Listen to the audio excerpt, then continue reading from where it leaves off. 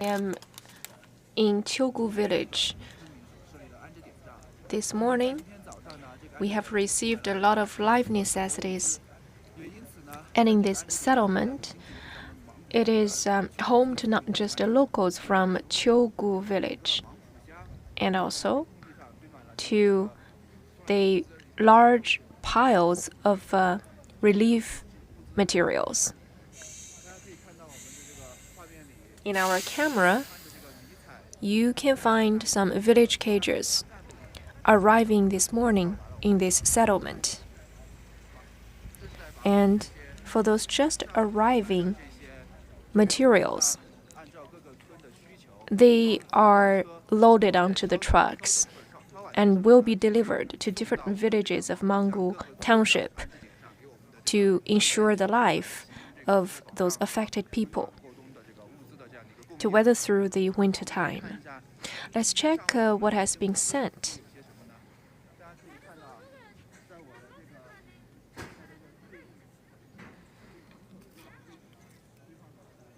It says the 18 square meters cotton tents.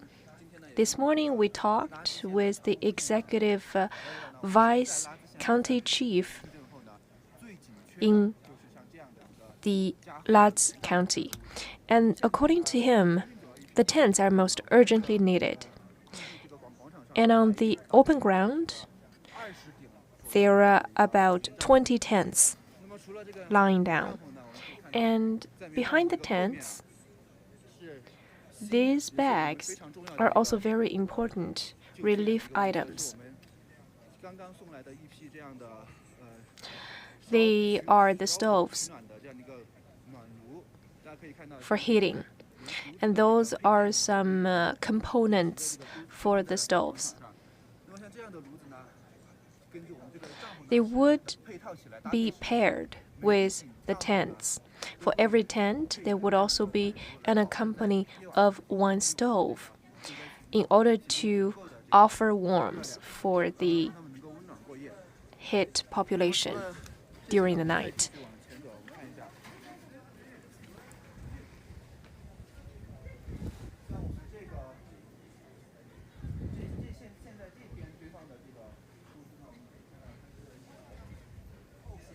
Those are cotton coats, so that the villagers during the daytime would not catch a cold when they are out.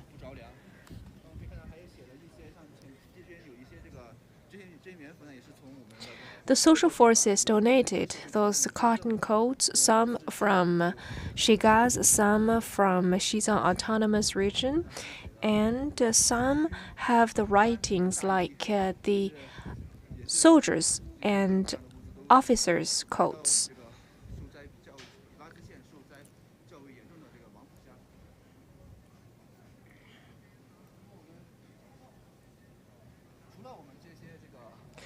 In addition to those items to keep warm, the trucks are also loaded with food and beverages. In the open land, there are about 100 bottles of the drinking water. And also there are some food.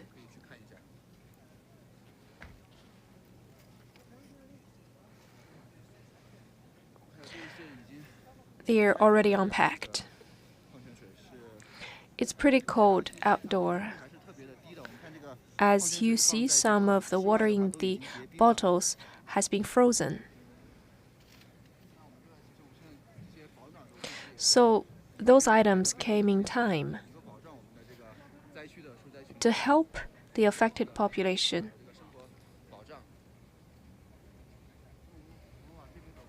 Now let's see what are the food provided.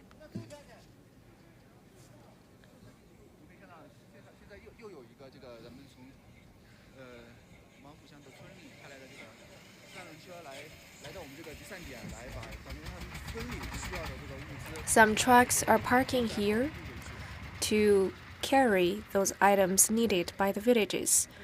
On the roadside, we can see some piles of instant noodles, the mineral water, and in front of us, considering the eating habits of Tibetans,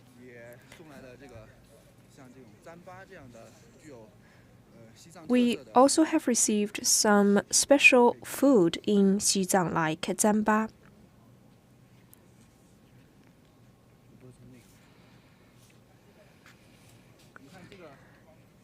In these bags, those are zamba packaged.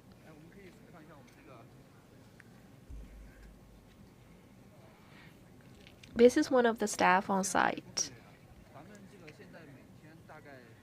How many trucks of items are here every day? 30 more. And which area are you responsible for this task?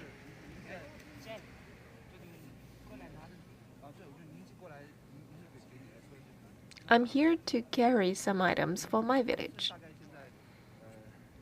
How many affected population are there in your village?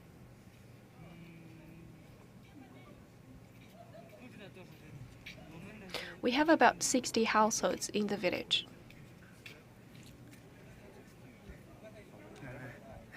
So according to him, his village is home to 60 households in need of those items.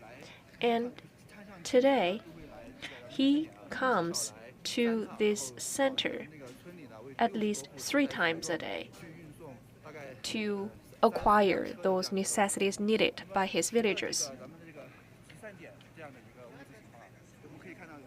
Yesterday afternoon, in this settlement, Qiugu village, as one of the first relocated village, stayed here, and let's check how things are going.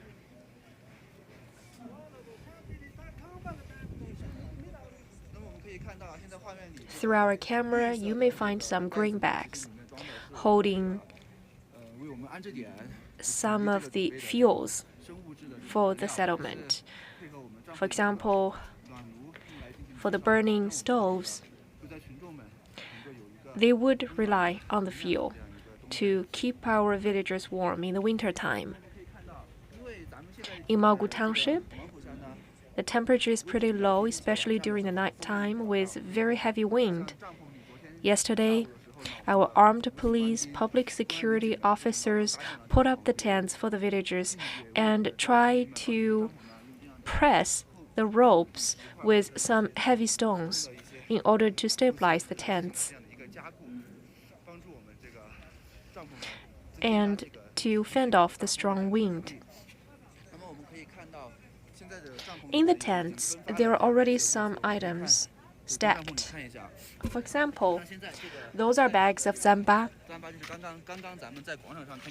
the same thing that we have seen in the plaza with bigger packages, but those are smaller bags of zamba.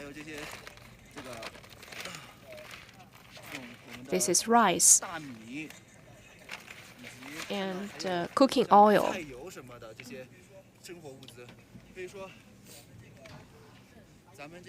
So, the settlement can basically meet the need of the population with diversified offerings of items.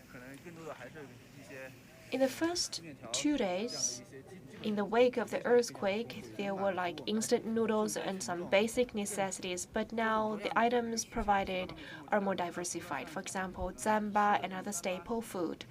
For example, at this corner, you can see some other beverages.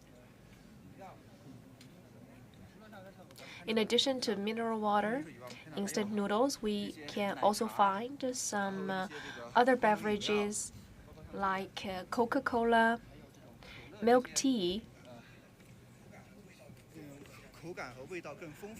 with better tastes for the affected people. At this time point, people get up and just had their breakfast in the settlement. Some are adding charcoal to the stoves, some are talking over the fire, and according to our knowledge, over there, some kid is calling his family member, possibly sharing about the situation in this place. So basically, this settlement is pretty favorable condition for the people to live.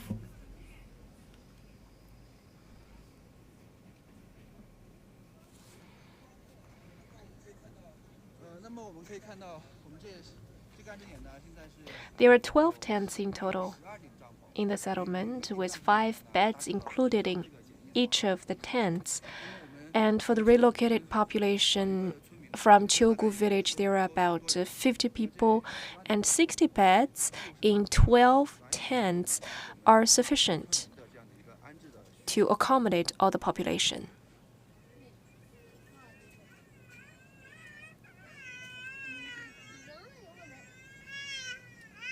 For another,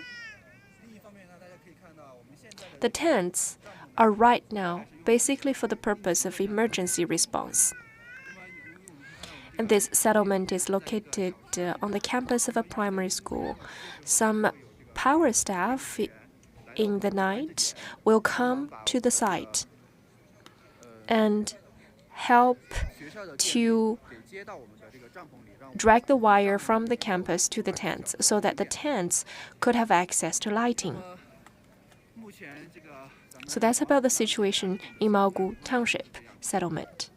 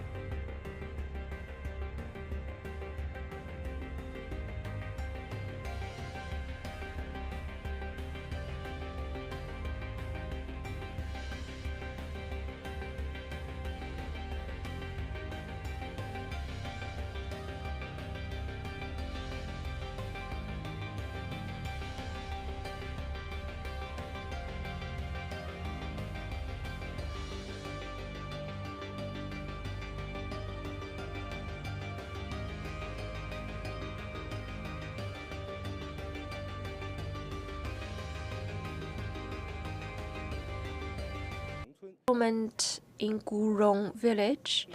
As you can see, the construction workers are handling those houses, and according to our knowledge, 9 movable houses are in place. The 10th one is under installation. After the hit of the earthquake, those boardrooms have been transported from everywhere as an emergency response.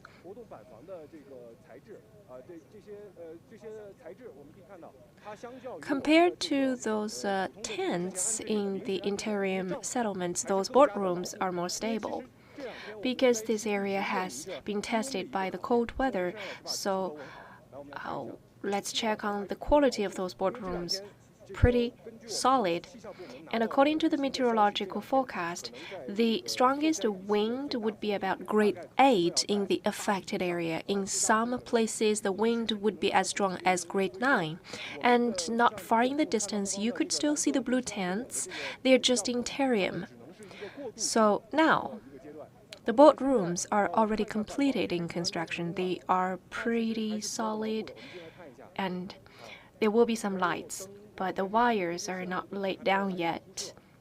The construction workers installed the boardrooms over the night. The switches are there, but the lighting is not connected because it's just finished in construction. So those are about the temporary boardrooms installation, and it is estimated there will be about 34 such movable boardrooms in this place.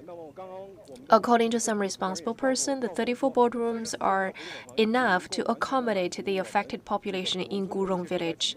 And as you can see, there are multiple big machines in operation.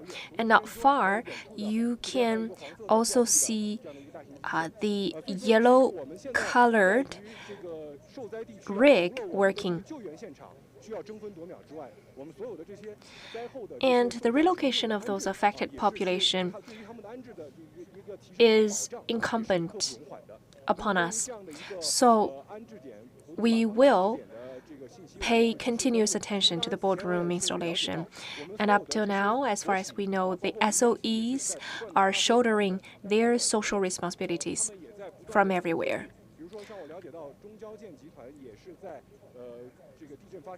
For example, according to my knowledge, ever since the outbreak of this earthquake, the CCCC has been reacting. Because at night time, it's about 10 Celsius degrees below zero. Even with the stoves and the tents, the locals still need further help. So we are responding actively to the situation. In addition to the freezing environment, there have been some aftershocks. So the boardrooms would be safer places to stay. We are looking forward to receive more materials. On our way here just then, we met some heavy-duty trucks carrying those planks and panels which are transported to different settlements for installation. And right now, the construction workers are pretty occupied with their jobs. I intended to interview them, but I don't want to drag. As we know, in the highlands, such big machine operation is a dangerous task. We've already completed 9 boardroom construction, but due to the landform, for example, the sandy environment must be improved. Once the environment is qualified for further construction, they would start the job to ensure that the houses can not only keep warm, but also can resist some tremors.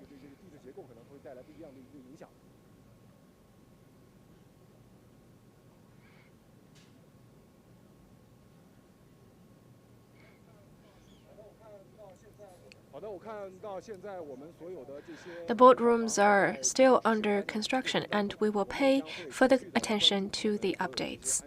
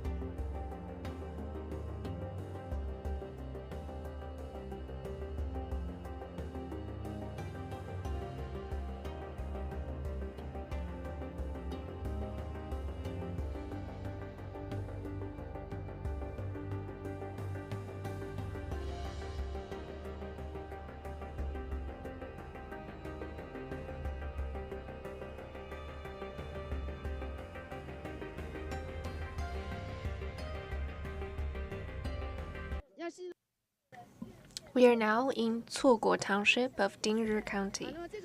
It's also very seriously hit by this earthquake. This is also a distribution center in a primary school, and as you can see, the rescue workers are giving out some Tibetan tea.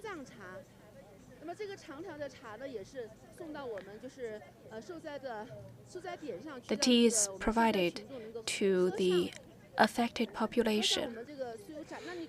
I think it's butter tea. And those are some cooking instruments for the highland environment.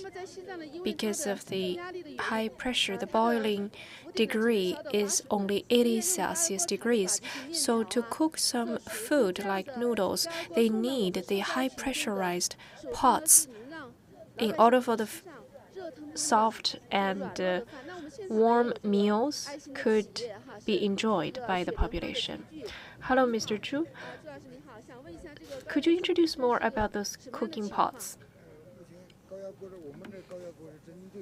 We specially designed this pot for the Xizang area. It has high capacity, and we also fully considered the eating habits and life habits of the locals. How much time does it take for the pressure cooker to cook the food? It's more suitable to cook some soup and noodles. We can boil to 100 degrees for noodles very quickly. And how many cookers are sent? 1,100. That's the number altogether. We plan to dispatch about 3,900 in total.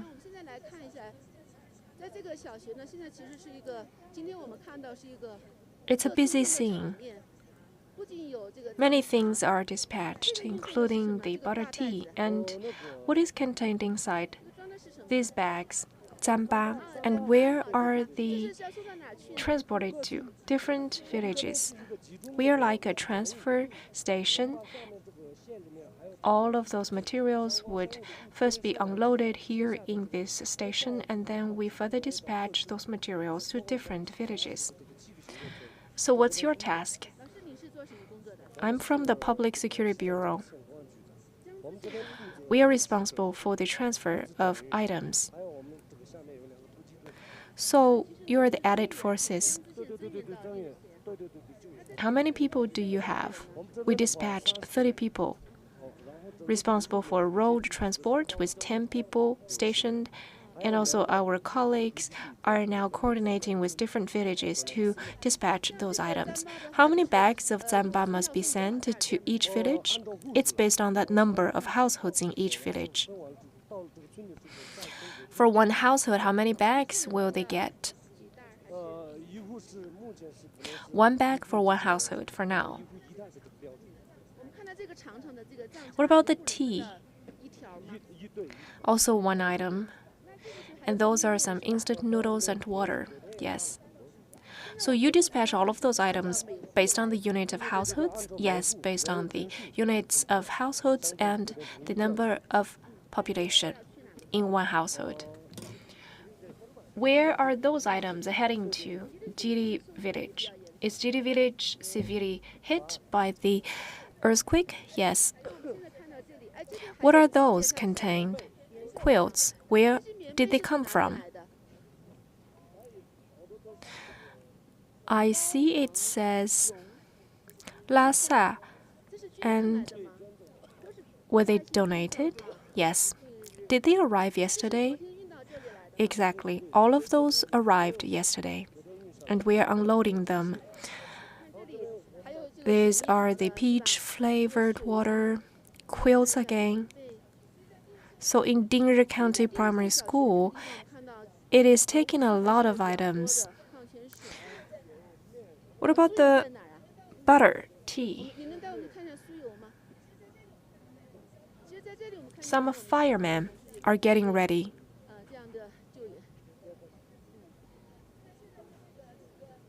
In Cuoguo Township Primary School, some rescue workers are working in an orderly fashion to dispatch those items. Let's move this way. On the truck, the banner says, "Help with the Shigas with Gaoxing Xuelian Limited Corporation." It's another entity doing some charity work. Those trucks all arrived today. In Cuoguo Township Primary School, the walls of the buildings have cracks. Be mindful of the vehicles. Let's check on the buildings in the primary school.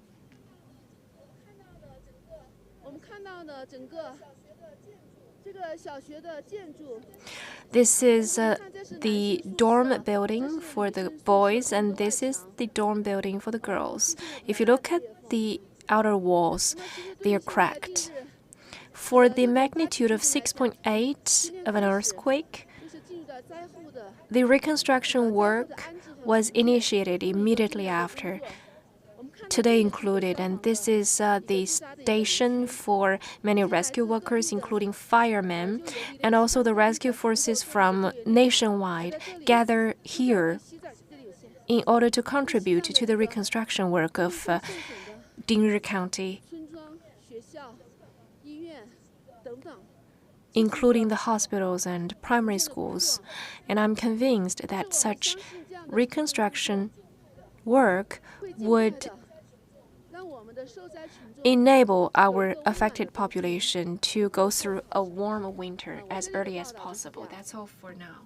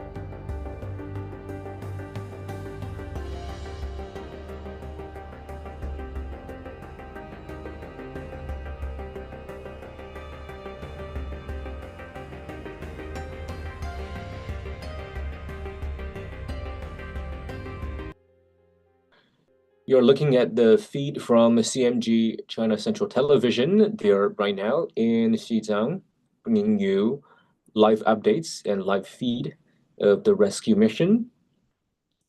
So here are some updates regarding the earthquake in Xizang. So this is from Xinhua. China earmarks 80 million yuan for agricultural production in a quake-hit Xizang area. China's Ministry of Finance on Wednesday earmarked about 80 million yuan, that's about 11 million US dollars, in disaster relief funds. That is to support agricultural production in the Xizang Autonomous Region after the earthquake. The earthquake there happened on Tuesday, which caused damage to agricultural production facilities. Very tragic. Meanwhile, the ministry said in a statement that the funding was earmarked in response to damage caused by the quake to farmland facilities, greenhouses, and livestock sheds, to be specific. It also said the damage also included the death of livestock. It also said the funding will support Xizang in disaster relief work related to agricultural production and the restoration of animal husbandry facilities damaged by the earthquake as well. The funding will also provide subsidies for the purchase of equipment for pest and disease control, fuel, forage, and other materials for post-disaster production resumption in an effort to restore agricultural production in the affected areas as soon as possible. That is to minimize losses there, of course. Just to give you A recap of the earthquake. A 6.8 magnitude earthquake jolted Dingri County in southwest China's Xizang on Tuesday morning. The earthquake has caused 126 deaths and injured another 188 people. Telecommunications, roads, and power have been restored in the quake-hit region, fortunately. Meanwhile, we have another piece from Xinhua as well. Resettlement, post-reduction construction, both become a focus of work after the earthquake struck Xizang. And the information is regarding medical team and medical work there. So a medical worker carries out disinfection at a village in Dingri County in Shikaza, southwest China's Xizang Autonomous Region. That happened on January the 8th. The search and rescue effort has entered its final stage after the 6.8 magnitude earthquake struck Dingri County that happened on Tuesday morning. And this information is reported by the regional government on Wednesday. The focus of work right now is shifting to the resettlement of quake-affected residents and post-disaster reconstruction. That's also according to regional government. A staff member of Social Work Service Center provides psychological counseling for children at a resettlement site of quake-affected residents in the village in Dingri County in the Shikaza.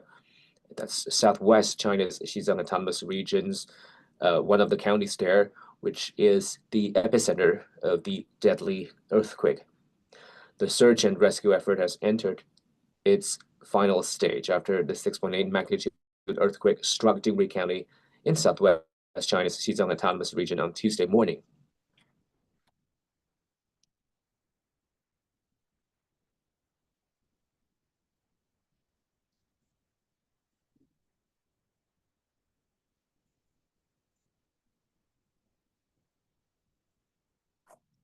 Those tents were put up with very short distance between them. And in the afternoon, we will try to improve the plan of their location, fully considering the fire safety. And to that end, we will try to keep a distance of 4 meters.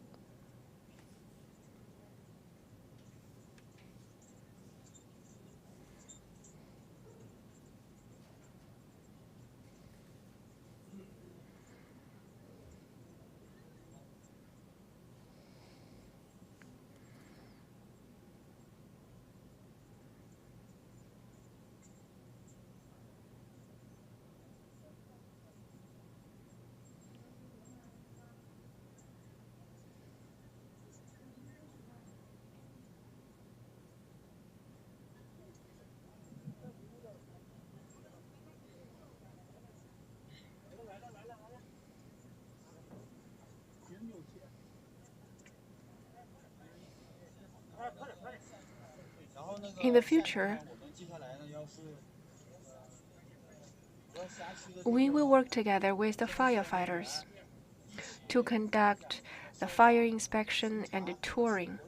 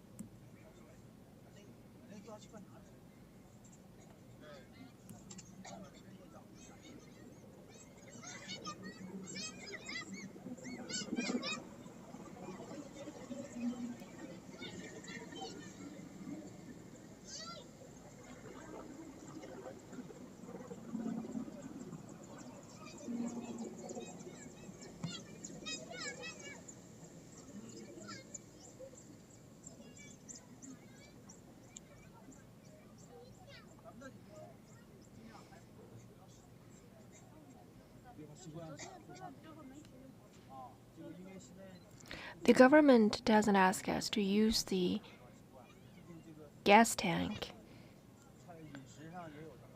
And also, we have a designated place to provide the meals, and it's not very cold now.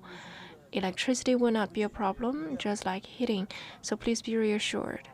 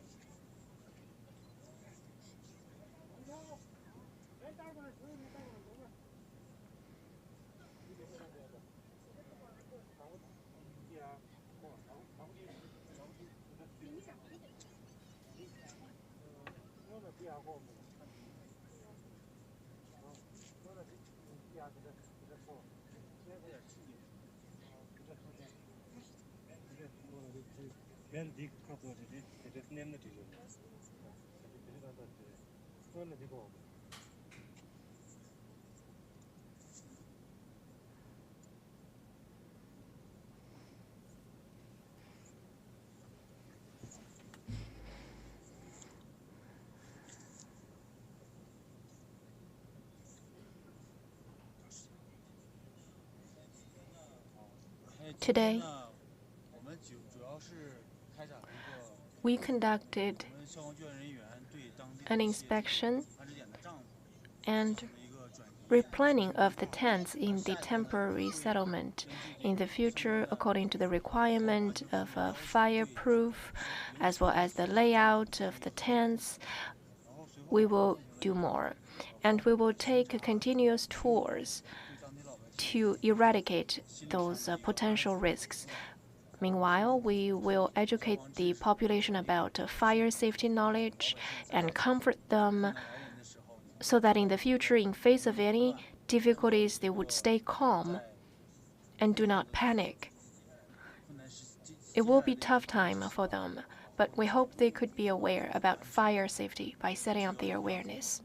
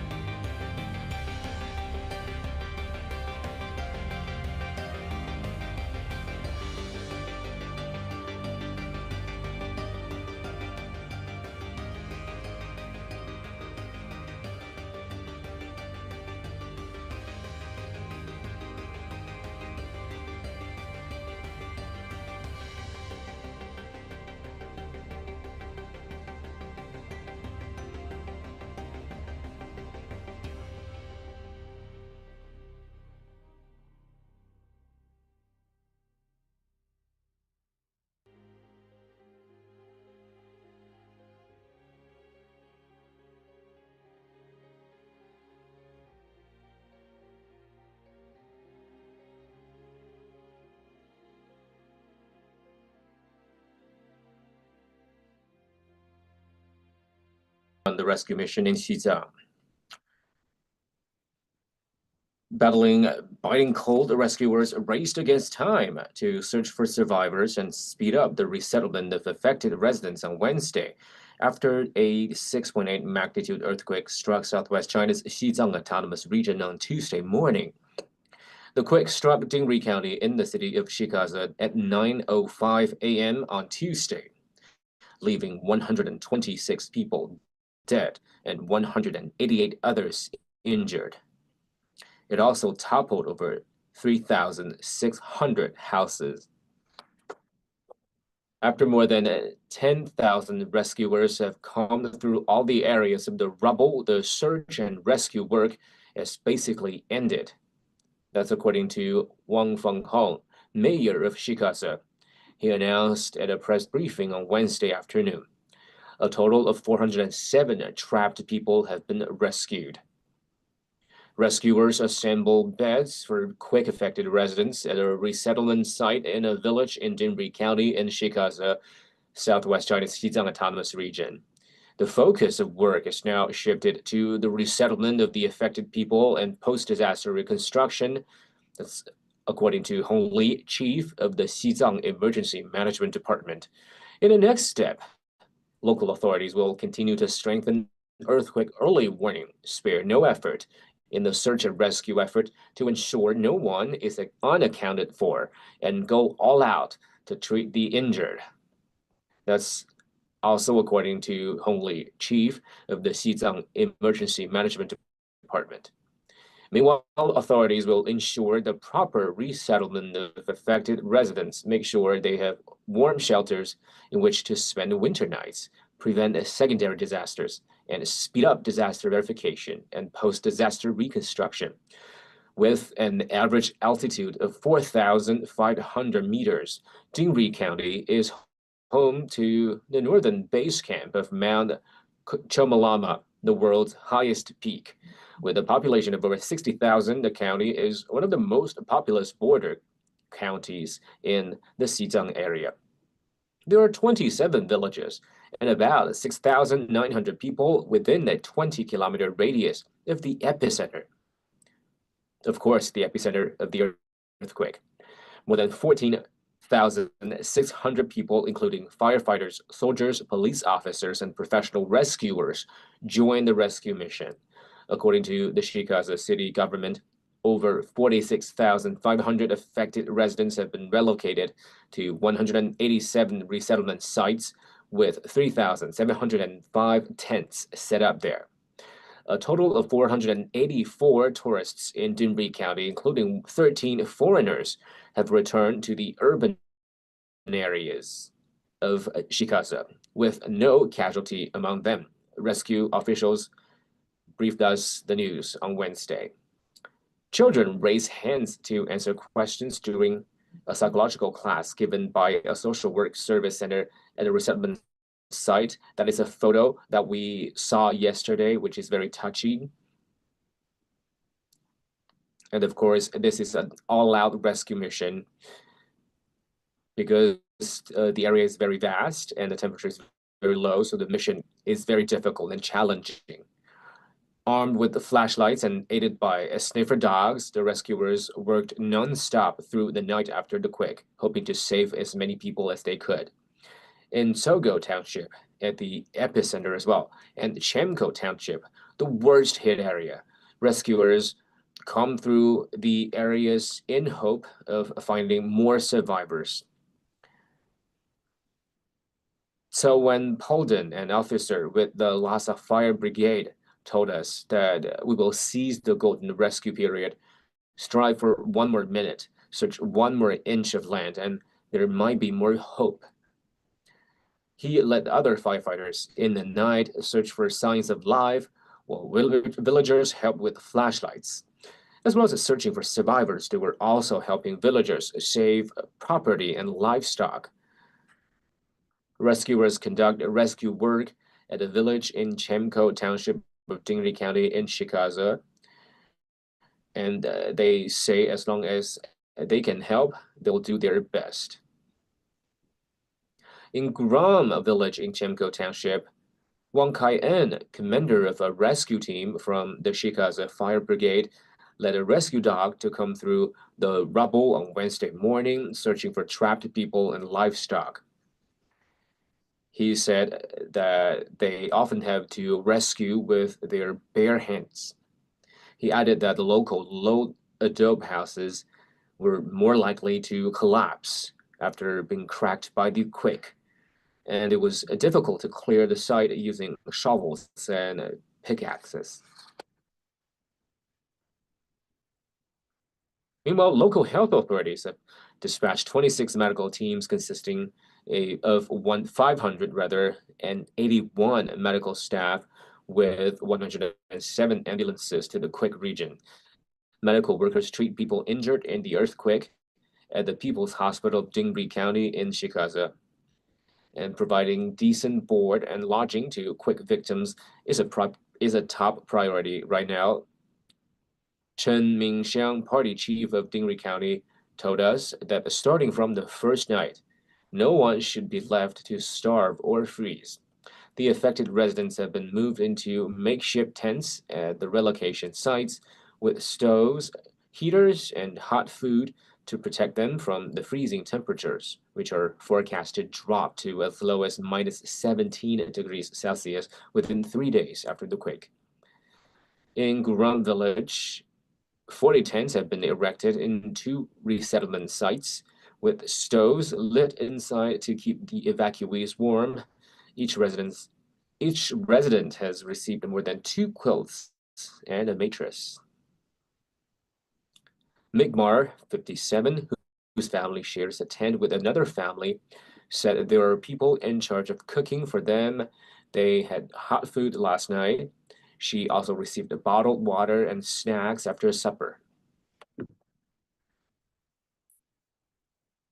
Tsering Pongsak, party chief of Guram village, who lost his 74-year-old mother, told us that his younger brother and sister were saved, and his villagers spent such a long night in the warm tents, which is fortunate.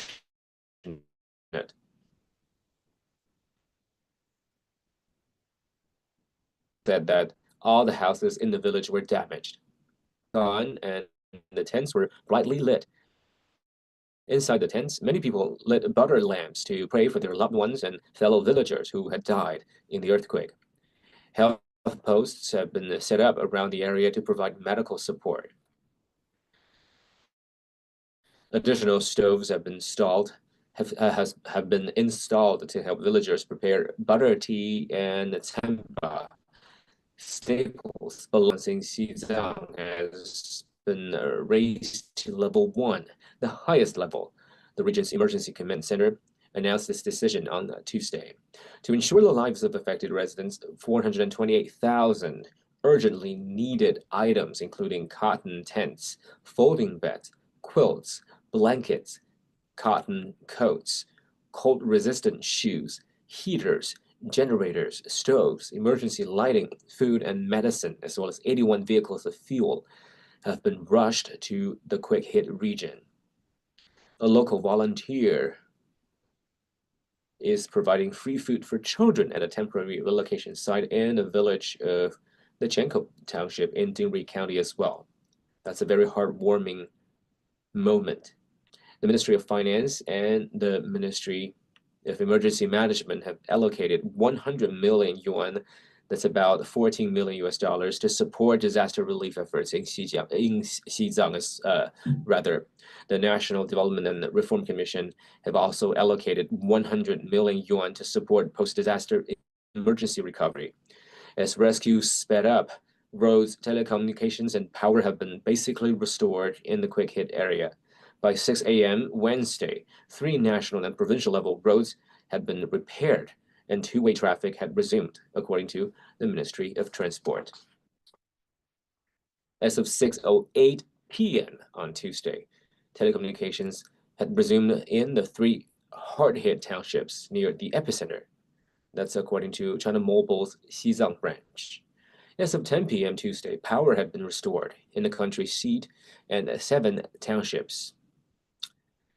Tendar, a local power grid worker who had worked for 17 hours when he spoke to Xinhua, said that as they put in extra work at night, the affected residents can feel more assured.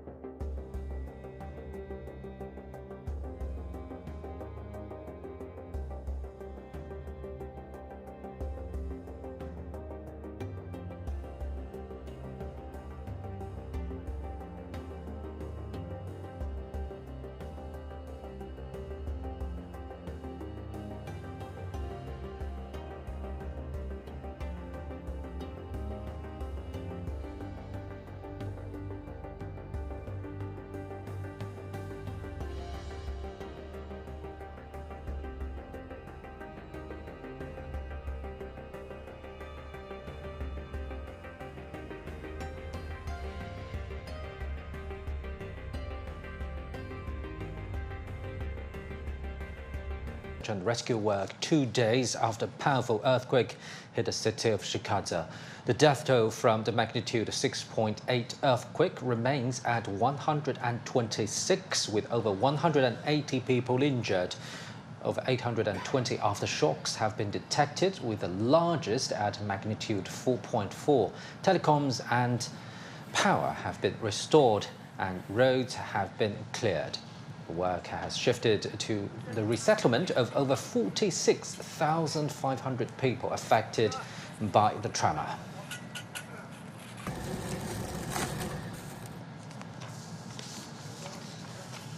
Meanwhile, medical teams from across the Xizang Autonomous Region have arrived at hospitals of the quake-hit area. Patients with minor injuries are receiving treatment in emergency tents. Patients in critical condition have been transferred to the Xizang People's Hospital in the regional capital Lhasa. The Xizang People's Hospital hosted a multidisciplinary team consultation to study the treatment plan for a 70-year-old man critically injured in Tuesday's earthquake. He has been transferred from the People's Hospital of Xizang to Lhasa. Consultations are part of China's efforts to save lives and minimize casualties. The patient was injured by a house collapse in the quake zone. He had a fracture and dislocation of the 6th and 7th cervical vertebrae. We have invited experts from various related disciplines, including respiratory, neurology, orthopedics, anesthesiology, and imaging. We have local senior experts as well as experts from Peking Union Medical College Hospital in the emergency consultation. These are part of our efforts to ensure that the patient receives the best possible treatment outcome and minimize the probability of complications. 3 patients critically injured in the earthquake have been transferred to the Xizang People's Hospital as well. The hospital has set a green channel for transfer of patients in critical condition while establishing a mechanism involving expert teams, treatment teams, and logistical support teams. The expert team consists of 29 experts from different disciplines. Sufficient emergency beds have also been prepared. Now let's bring in our reporter Guoqing, who joins us now from Changshuo Township in Dingri County, the worst affected area. Tianqi, it's good to see you over there. Hope you're well. Now, it is a very difficult time for both the rescuers and the residents. Tell us how the residents are coping at temporary settlement site where they are based now. Yes, we are here at the Sangha village resettlement site in Changshuo village, the worst hit area in the epicenter. And here the altitude is more than 4,400 meters, and also the lowest temperature at night can reach minus 18 degrees Celsius. So this place is providing shelters for about 1,500 people, and they're living in about 130 tents. And we've just talked about people living in here, and they say it's okay for us to come inside and have a closer look of what the situation is. And we can see that it's a quite big tent, and they told me that about 10 people living in here, all the quits, the beds, and the winter coats, all those foods and clear waters are all distributed by the rescue forces. We can see there are also electricity, and they told me that the stove and other heating devices will be delivered by this afternoon. Let's ask him if he can stay warm at night. 你晚上睡觉的时候冷不冷？不冷，真的不冷吗？真的。He told me that during the night it's not very cold.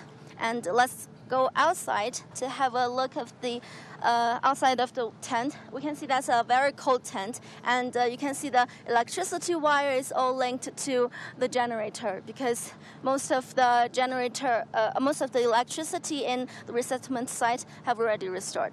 Back to you, Gas. Tianqi, it's Pandeng here. So still focusing on relief efforts. So we've seen all the tents, all the hardware. Tell us more about measures to ensure local residents' health and safety, because we've already heard reports on over 800 aftershocks. Yes, Pandeng. Well, in this resettlement site, you can see that different kind of rescue forces have arrived to provide different kind of services here. A little bit further behind me, you can see there are firefighters, police officers, also armed police, and a little bit further you can see there are China Mobile providing emergency communication to restore the telecommunication service at this place, and also different kind of medical services are also available in this tent. There are different kinds of medical tents. If you're not feeling so well, you can go to a doctor in no time. And maybe you have already noticed that inside the tents, the floor is a little bit wet because the disinfection professional teams already disinfected the whole place. And they've also distributing masks to them because in this resettlement site, it's very crucial to ensure that everyone is healthy. And as for the aftershock and the earthquake, as far as we know that most of the villages, they built their own household by themselves. These kind of traditional Xizang type houses are mostly made of mud and rocks. So it's not very strong to withstand such huge earthquake, and that's why most of the houses were damaged or collapsed during the earthquake, and that's why most of the people are transferred into this resettlement site. And about in the Dingri County in total, about 30,000 people are living in this resettlement site. Now, and also, as far as we know, and the first batch of portable houses have already the first batch of the portable houses have already finished the construction in Changshuo village, but they have to stay in those kind of resettlement houses, the temporary housing, for more than 1 year before their own house was restored. Now, pardon me for interrupting you. Tianqi, apart from relief efforts, I want to talk about restoration work as well. You talked about the impact on telecommunications and how it's being restored. So give us a sense of the damage in affected areas and how restoration work is getting on. Yes, as I just mentioned, most of the households were collapsed. For example, in this Senga village, they are evacuating almost every village to living in this resettlement site, and this resettlement site is providing 15,000 people, providing shelters for 15,000 people, and most of them, I believe, they will have to wait for another year to living in this kind of temporary housing before their own hometown is restored. Tianqi, thank you very much for giving us an update from the ground. Do take care. And that was Guo Tianqi from Changshuo Township in Dingri County, the worst affected area. Now, Lhasa County, adjacent to Dingri County, has also been affected by the earthquake. Mangpu Township, the closest in Lhasa to the Dingri quake zone, is home to Chugu village, which has faced housing damage from falling rocks due to ongoing tremors. The local government has relocated villagers to a temporary settlement.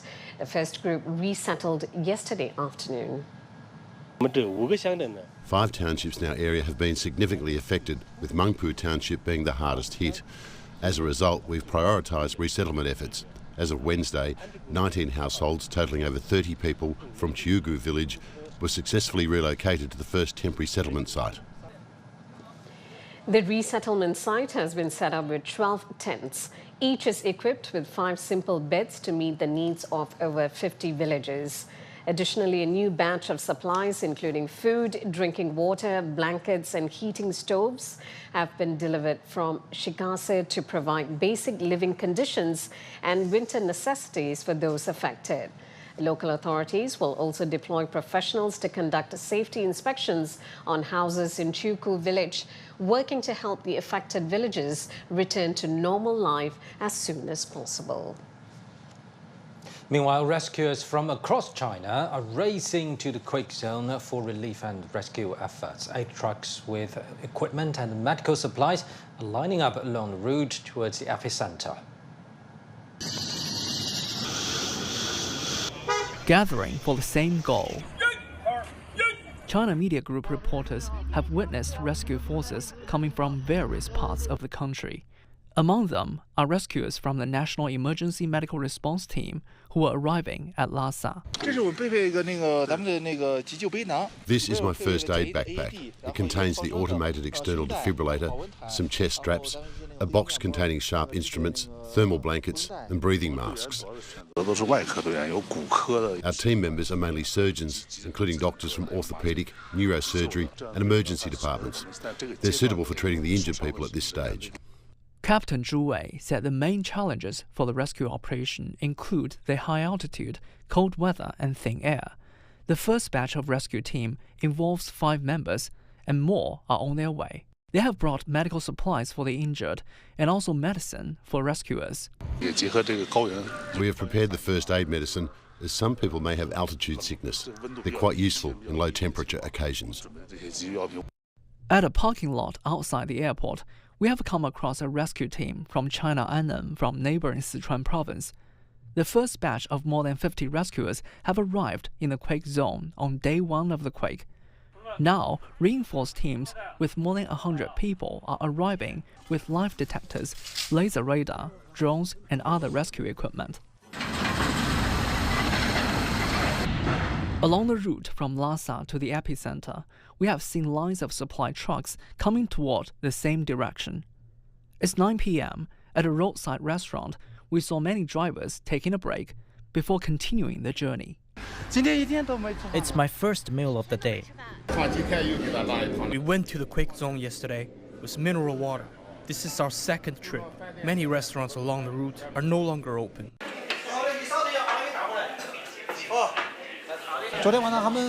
We were still open at 1 a.m. in the morning. Everyone is coping. They are rushing for Dingri County. We are also trying to speed up. We know they are in a hurry. The drivers can have as much as they want. We are not charging extra money. The stove helps with the heat, and the chargers are free for use.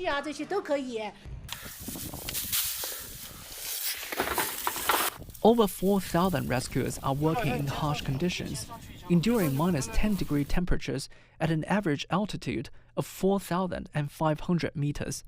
Authorities say mobile networks and power have been restored, and over 46,000 people have been relocated. Now, for more insights, let's cross live to Ms. Xu Shiling in Suzhou. Thank you very much for joining us, Ms. Xu. So, what do you make of the rescue and relief efforts so far on such a high altitude? Well, thank you for having me. Yes, we see multiple factors hinder the speed of response. So, as previously noted, high altitude, long distance, and especially the low temperature, all these unfavorable geographical conditions challenge rescuers. their movement and operations. Despite all these, we see, yes, nearly 2,000 rescuers from several sectors, several provinces mobilized and arriving in merely hours on the day one, successfully recovered 407 lives from rubble. So this is, I would say, efficiency and very strong commitment realized. Now, Ms. Xu, authorities are now dealing with a resettlement and reconstruction apart from rescue and relief efforts. What do you think should they pay attention to? Yes, we see even more pressing need for resettlement and relief. Also, to everyone's great encouragement, this morning we see the first dozens of portable houses are being built. These houses will provide much more better condition for warming and a sense of stability. This is very important.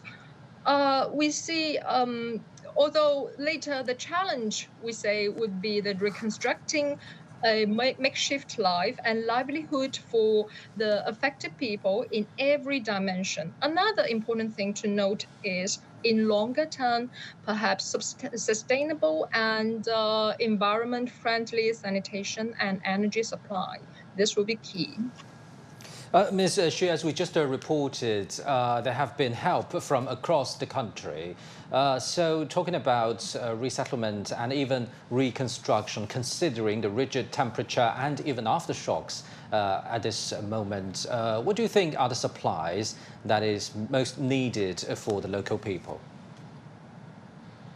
We have already witnessing the resettlement site, and we also see lots of warming supplies pouring into the affected area. But we would say for a short term, the supplies are very sufficient for the pressing needs. And now I would see the key is to forecast and to have foresight into a longer term for months, even for a future year, and to do the plan with proper consideration and sustainable consideration, technical consultant, all included, and so as to prepare for a better reconstruction and a better life for the future. Now, we have been hearing of aftershocks, and there are warnings in place for any future aftershocks. How can authorities better prepare themselves? While we dread about the warming, yes, we also see less vulnerability. This is a relief for when affected people are relocated, resettled, now in tents and portable houses. They are practically in a less dangerous house against the earthquakes. Here also lies opportunity. For this is the ideal time window for risk education and community-based evacuation exercises. So this would need organization and planning and foresight here. This could protect people in near and further future. Ms. Xu, thank you for your perspectives and for your time.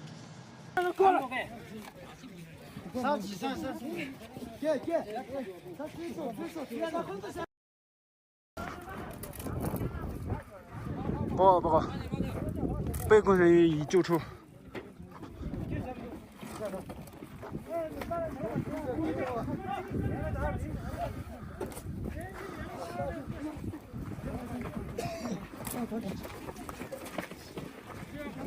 先放这，您先看一下。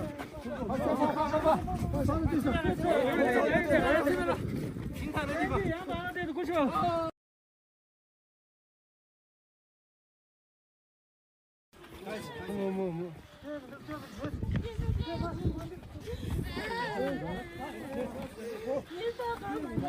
目前已交给医护人员。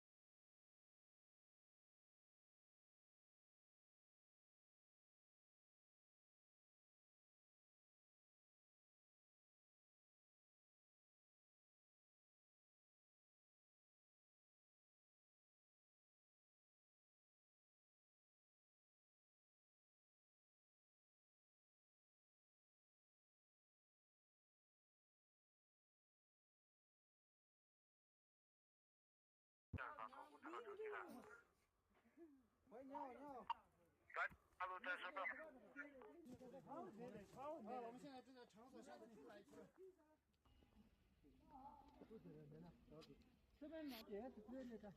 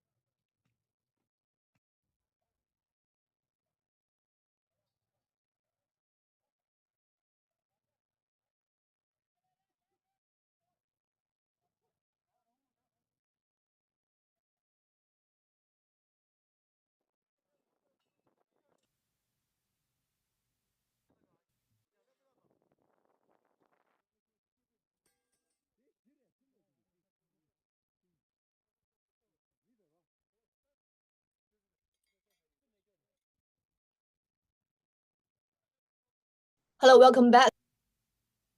And today we continue our special coverage on the rescue work after a 6.8 magnitude earthquake hit China's Xizang Autonomous Region. So today we continue focus on the rescue work as well as the reasons of the earthquake in southwestern China. So now joining me is our Professor Yao Jiayuan, who's from the Institute of Geophysics and Geomatics at China University of Geosciences, and he's actually at the Wuhan branch. Welcome to our show, Mr. Yao. 所以现在让我们来请进我们今天的嘉宾老师哈，他是姚家园教授，他是来自于中国地质大学地球物理与空间信息学院固体地球物理系的特任教授。欢迎您来到我们的节目中，姚教授。Geoscience Department. Welcome to our show. 好，那我们其实今天有非常多的问题想和您请教。那我们先从一个 We have pretty lots of questions to ask. First of all, we would love to know the causes of this earthquake. The magnitude is pretty big, and there are many tremors within a short period of time. So from your professional knowledge, what are the causes? First of all, the collision came from the crash between the blocks of the Eurasia continent. The earthquake is located in the southern part of the crack. Because of the crack, the earthquake happened. According to the satellite pictures, in the eastern part, there were some clear traces of the crack. So it is forecasted that 7 magnitude earthquake might happen as it did. Another big difference from before is that up till now, we have observed 600 aftershocks within just 3 days' time. So why is that? According to the updates, at 8 o'clock this morning,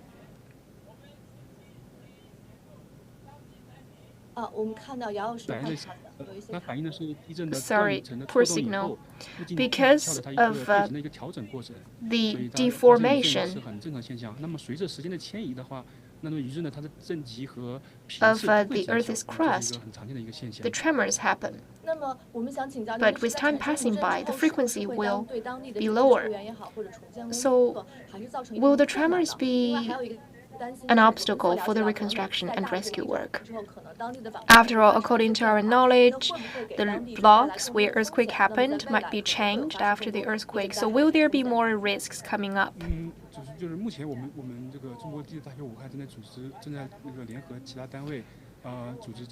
Now, the China University of Geoscience is working with the other authorities to analyze the hazards since January the 7th. We have started the work.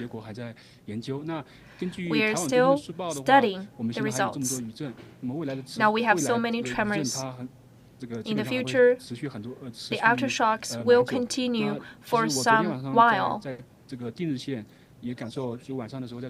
Yesterday night, we felt it in our beds for several times. I think the aftershocks will certainly continue.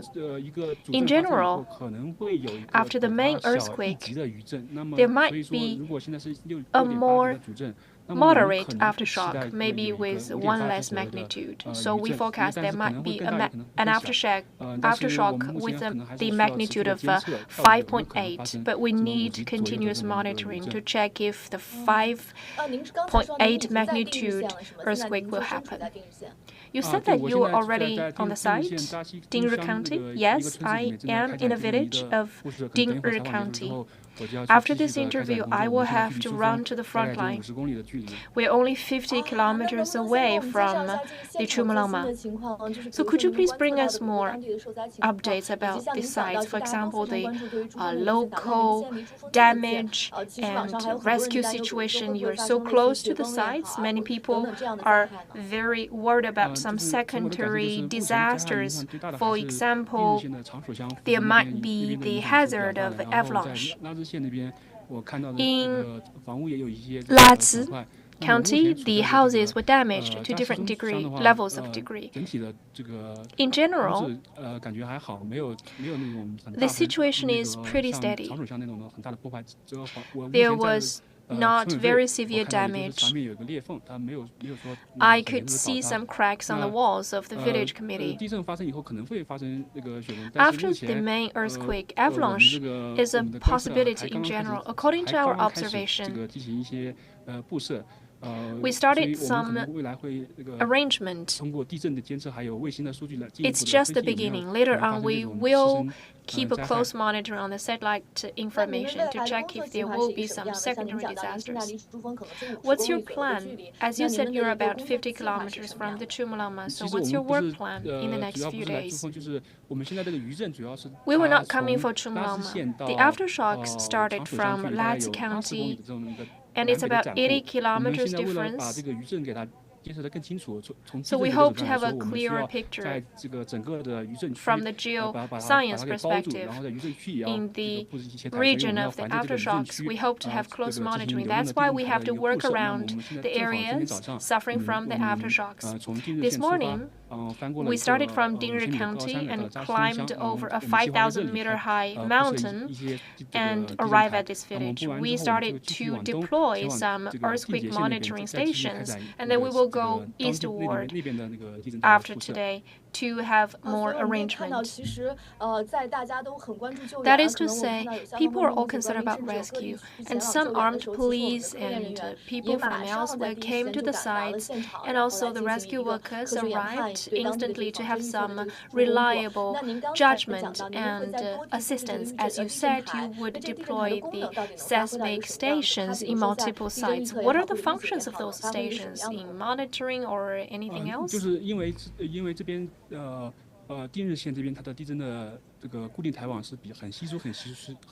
We have a very loose monitoring in Dingri County.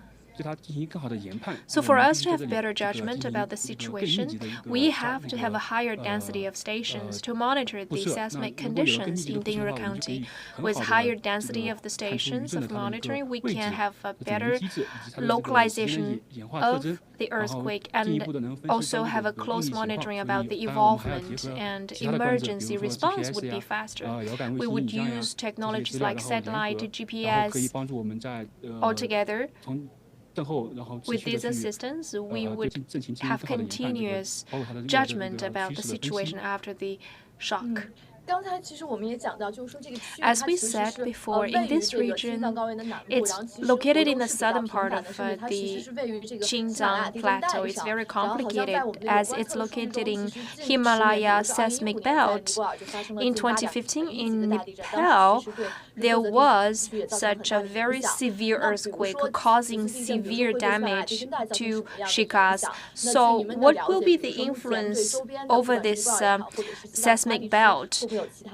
Do you think there will be some damage yet to come in the other areas of Xizang? Usually after such a severe earthquake, the energy would be released from below the ground. And in the seismic area, the strain energy will be changed, so the surroundings will be influenced as well. In some places, the risks of an earthquake might be lower, but in some other areas, the risk might be higher. In the past 2 days, many scientists have been working around the clock, centering on utilizing the remote data to have some regular measurement about the epicenter, for example, the location, the size of the crack. And another task is to deploy some other stations to acquire data. Only with sufficient data can we have better measurement about this region in the future. We would have some idea about the trend. For now, the major risk comes from Dingri County. As to Nepal, I'm not very clear about the situation. I haven't heard about any relation with Nepal from the media right now. Another follow-up question is, for the earthquake disaster, the location is quite unique. So we are curious whether there would be avalanche or landslide or some other secondary disasters. Landslide in the mountainous areas after the earthquake is commonplace. Yesterday in Changshu Township, I did my investigation there, and I found that there were lots of stones in the rupture zone, and I failed to enter into the zone.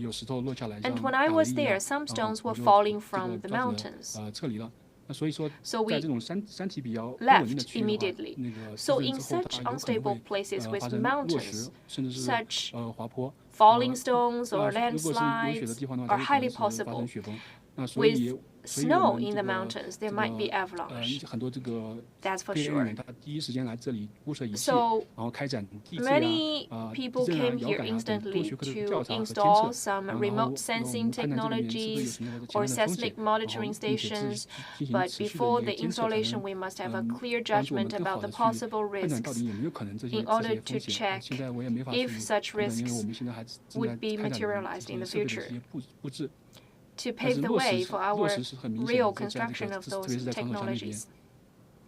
So falling stones are observed in Changshu Township. So watch out. We know that many rescue workers arrive on the sites. In addition, many scientists follow the steps. As you introduced, we truly understand the significance of your task. For example, to construct more seismic stations to observe the changes of the earthquake and to forecast future aftershocks or secondary disasters. That's truly a very significant task, but be mindful of the risks on your own. We didn't think that you are already on the site, but as you said, you are there and you must have some risk control measures in place. For example, aftershocks, falling stones on your way to your work site. Based on your observation, what is the difficulty confronted by the rescue workers right now? I started my journey in the noontime of the 7th of January, and I arrived in the county on the same night. And on my way there, I saw pretty good conditions of the road, but the houses were severely damaged because the houses were mostly made of the mud and bricks, very vulnerable and fragile in front of such seismic disaster.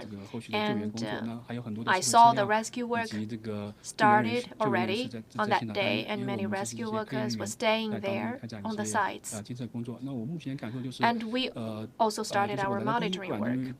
On my first night here, accommodation was an issue because of too many people affected.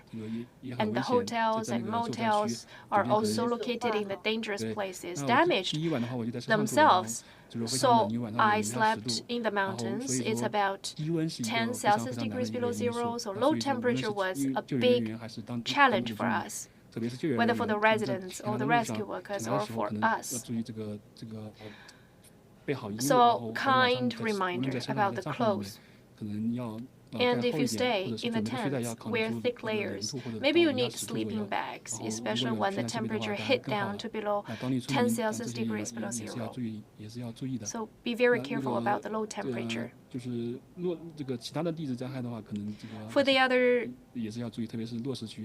disasters, falling stones, as I mentioned, they happen a lot. Maybe the stones were already there after the earthquake. As you said, you slept in your car on the first night in the mountains. And are the residents now living in the tents right now? We used to hear that those residents might live in open spaces like the schools.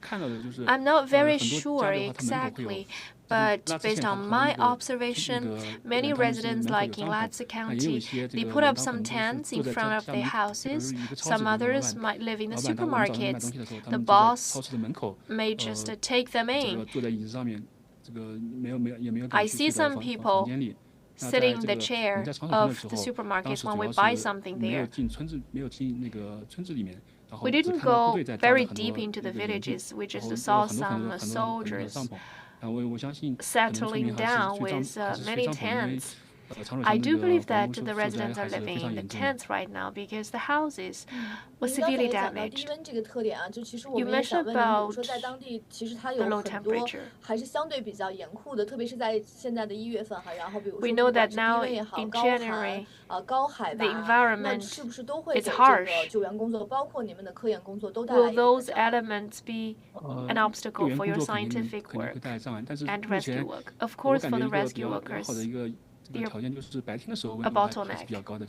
For us, we feel quite okay. The daytime is warm, but at night, the temperature change is huge. So the big challenge for us is because of the low temperature at night, we have huge difficulties when we lay down the equipment because of the frozen earth. Sometimes our hands are bleeding when we install the equipment. Some of our colleagues and from the sister entities have bumped into such difficulties. Could you share with us about more details? We are not very familiar about your equipment. What about the whereabouts of their installation? Do you need to use your bare hands to dig into the earth in order to install the equipment? So, what is happening there? I'm responsible for the seismic monitoring. For the other equipment, I'm not very familiar. For the seismic equipment I am using now, it's pretty small in size, possibly 15 centimeters distance is required, so I have to dig a hole underground with depths of about 15 centimeters. If I go deeper than 5 centimeters, the earth, since frozen, is very hard. I have to go very slowly deep down. As to my colleagues, maybe they have worked before in this place. They have some tools. They have to warm up the earth for half an hour before digging, but now we don't have such conditions. We have to use our bare hands. That's why it's very challenging. But of course, in the end, we can make it. For a scientific team like yours, you're responsible for seismic monitoring. You have to dig a hole with a depth of about 15 centimeters. How many members do you have in your team? Every day, how many equipment must be installed? Starting from the 7th of January. We started our scientific work in Ningqi, and I was in Ningqi. Back then, I was very close to the site, so I came directly and arrived at 2 a.m. And in Xizang County, we laid down an equipment immediately. We started the monitoring work since yesterday. Usually, our team has about 3 people, 1 driver, because the road is not premium. The other 2 would coordinate to handle the equipment. That's the situation now. I see. You mentioned that you started your work since yesterday. That's pretty quick reaction. The earthquake happened in the morning and you arrived on the same day and conquered so many difficulties to deploy those equipment. That's pretty efficient already. Now let's go to a bigger question. Xizang has seen frequent earthquakes in China, and the frequency of an earthquake in Xizang is right next to that in Taiwan since 1990. For earthquake with a magnitude of above 5, there were about 642. The biggest one happened in 1950s. An earthquake with a magnitude of 8.6 happened. That was also the most severe one in China.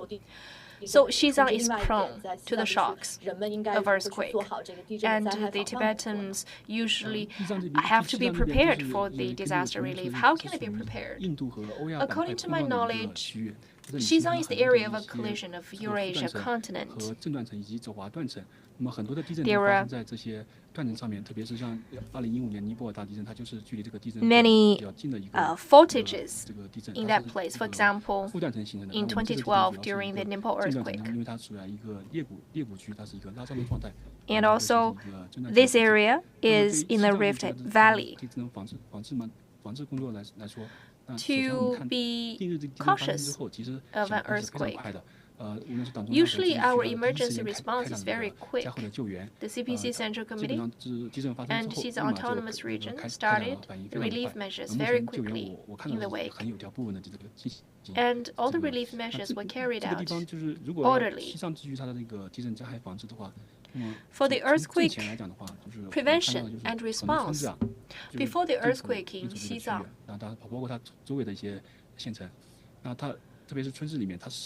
in the counties and villages, since the houses were made of mud and bricks, vulnerable to the earthquakes, the houses were less damaged in the counties than in the villages. So I think the first measure is to build more solid houses, but of course it requires financial input. We have to build up the income level of Xizang. And after the earthquake, in 2022, China has already completed the accelerometer deployment. There were about 18,000 such stations in the network. In Lhasa, they could have second-level monitoring capability. And reporting capability is also very strong. Once the earthquake hits, it takes about 20 seconds to report. 20 seconds is pretty quick.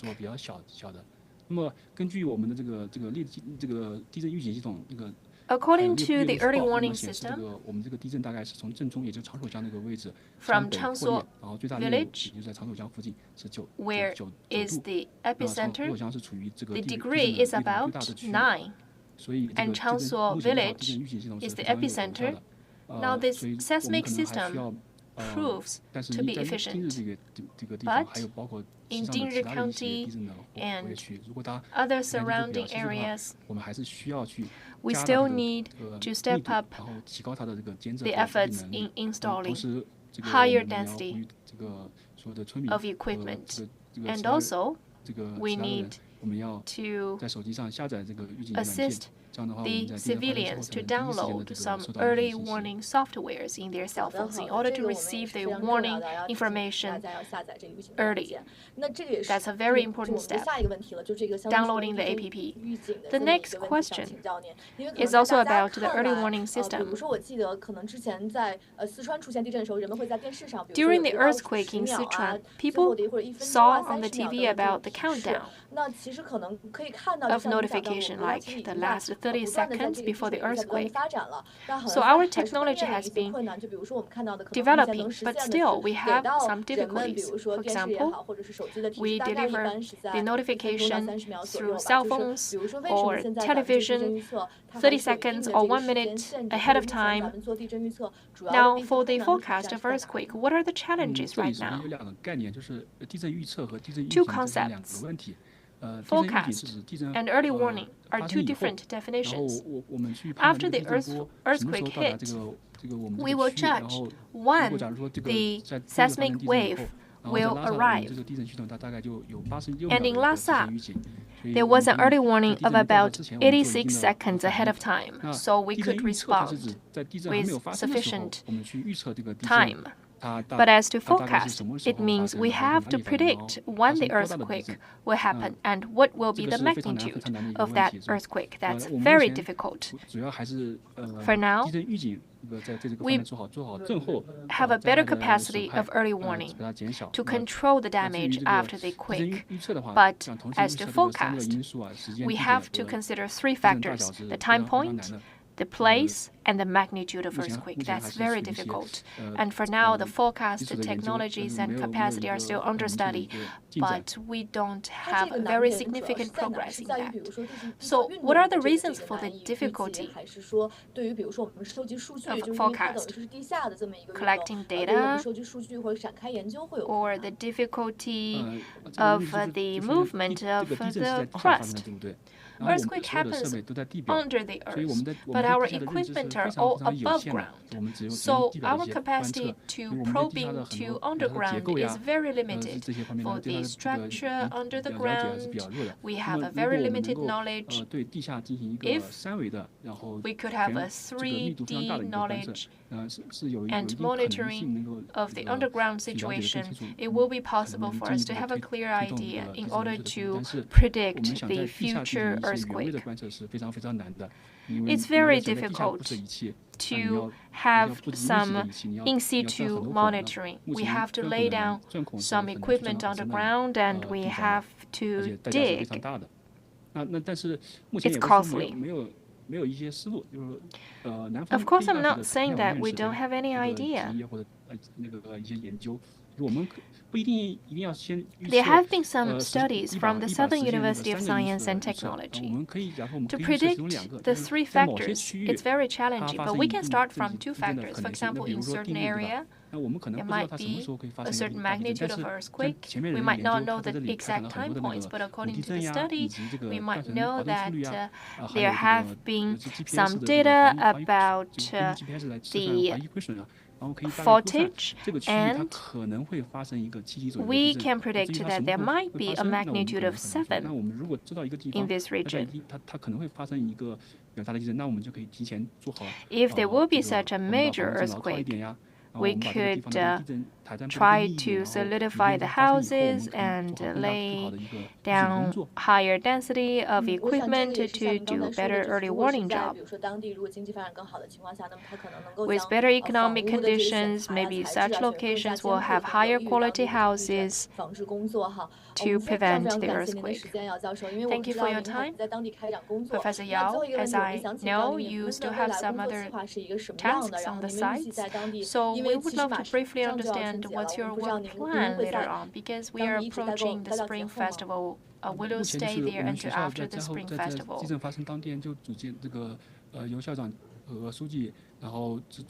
President You has summoned such a work team. We have many team members joining us later on to have more comprehensive work. For now,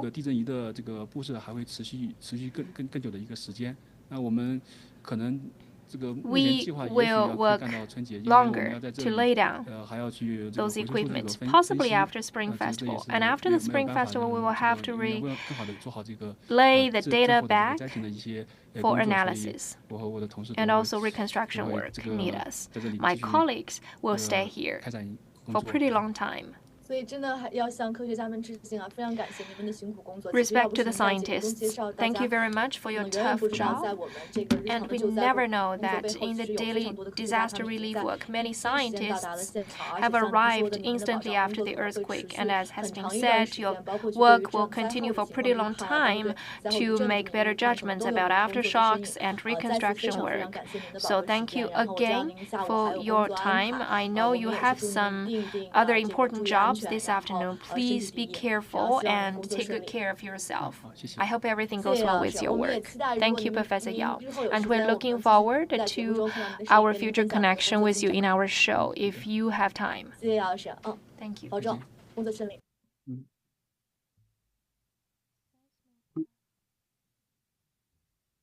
Okay, that's all for our this part interview. And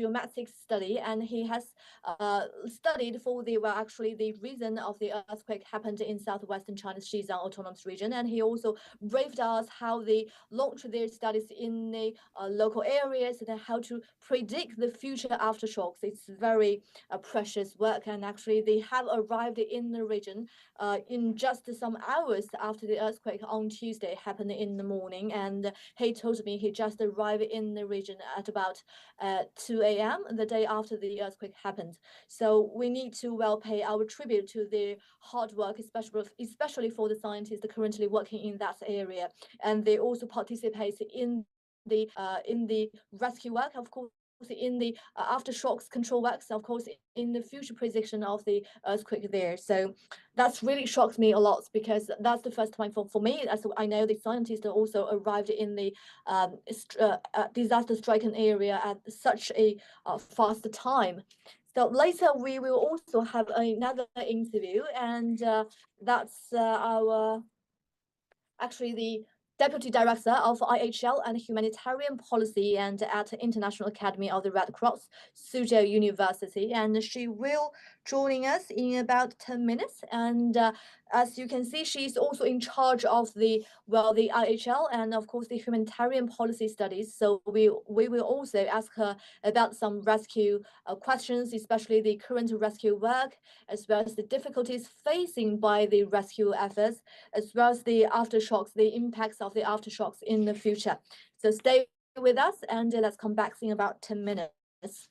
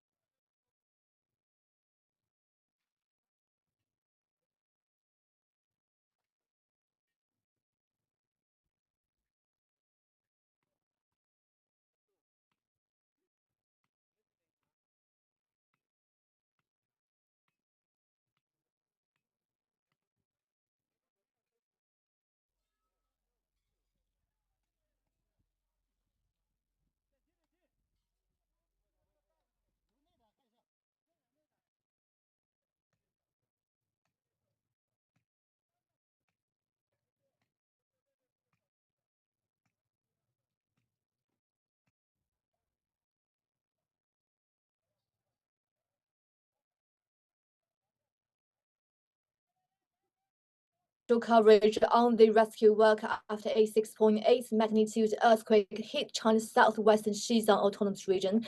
And in this hour, now joining me is Ms. Xu Shiling. She's the Deputy Director of International Humanitarian Law and Humanitarian Policy at the International Academy of the Red Cross Suzhou University. Welcome to our show, Ms. Xu. Thank you so much for your time. Thank you for having me here. Okay, so we'd like to ask you about your evaluation about the impact of the earthquake. What are the areas have been severely hit actually currently? Yes, now the earthquake mainly hit, we know, the Cuoguo township in Dingri County. Yep, but the strong shake then extend far more north, so as to affect also the Qulo township and Changshuo township, causing the largest casualties there. And then the strong shake also extends beyond into the Dingri County and to Lazi County, affecting 3 or 4 towns with dozens of villages there. So while the casualties in this county is relatively small, but houses are badly damaged and practically not habitable. So we see that people's lives there are also completely affected by the earthquake. Yes, indeed. And actually, this time we have observed lots of aftershocks, especially as of yesterday, and we have observed nearly 600 aftershock after this earthquake. So why is it? What's the reason behind those kind of aftershock in such a short period? This is normal process, I would say, of the Earth's crust activity. All this relates to a strong energy accumulated in years, decades, even centuries, due to movement of the plates. Then the energy wants to release. So we have here this time a big explosive shock, and then some remaining energy needs to come as well. So we have a series of smaller shocks, and we will hope for no more big shocks in the near future, though. Of course, and also let's consider about the geographical location of this stricken area. For example, we say it's located in the southern part of the Qinghai-Xizang Plateau, and it seems that this region is quite vulnerable to earthquake activities. Why is this? Here we must look into several factors existing before, during, and perhaps after the earthquake. So the key vulnerability lies in local architectural structures. So that's before the earthquake, already existing for years, existing in the habits and customs there. Houses tend to be built with earth, rocks, bricks, with very simple structures that would not sustain strong shakes. This is, of course, related to this very remote geographical location of this area, which does not support convenient access of construction materials of quality. It also relates to the high altitude and cold climate there, which limits the seasons or limits the months that allow construction labor. There are also some coincidental factors this time. For example, for one thing, the earthquake is in the deep winter.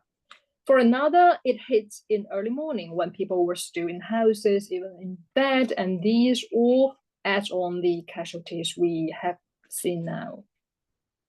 Yes, indeed. You have given us so many elements about the why the region is vulnerable to the earthquake. And on the other hand, you mentioned about the quality of houses and, of course, the climate, especially there in the deep winter and the cold weather, of course. So are these elements also cause difficulties in the reconstruction work? You mean the reconstruction work facing the challenge of the weather?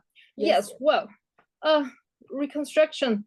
We would expect the reconstruction would be lasting for quite a long time, perhaps longer than, let's say, previous cases of similar earthquakes. So yes, let's see.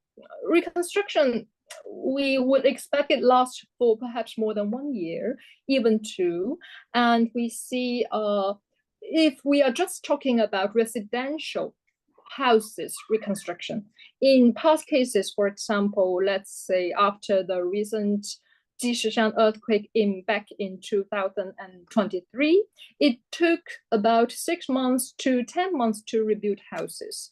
But here in Xizang, the building construction window, as we have mentioned, is shorter. And there are, yes, also the transport issues. So we have to expect more than a year or more.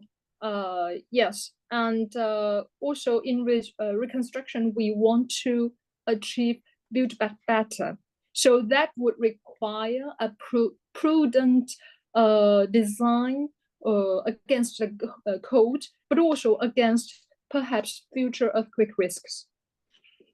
Indeed, it's going to last about 1 year or even longer. That's indeed quite time.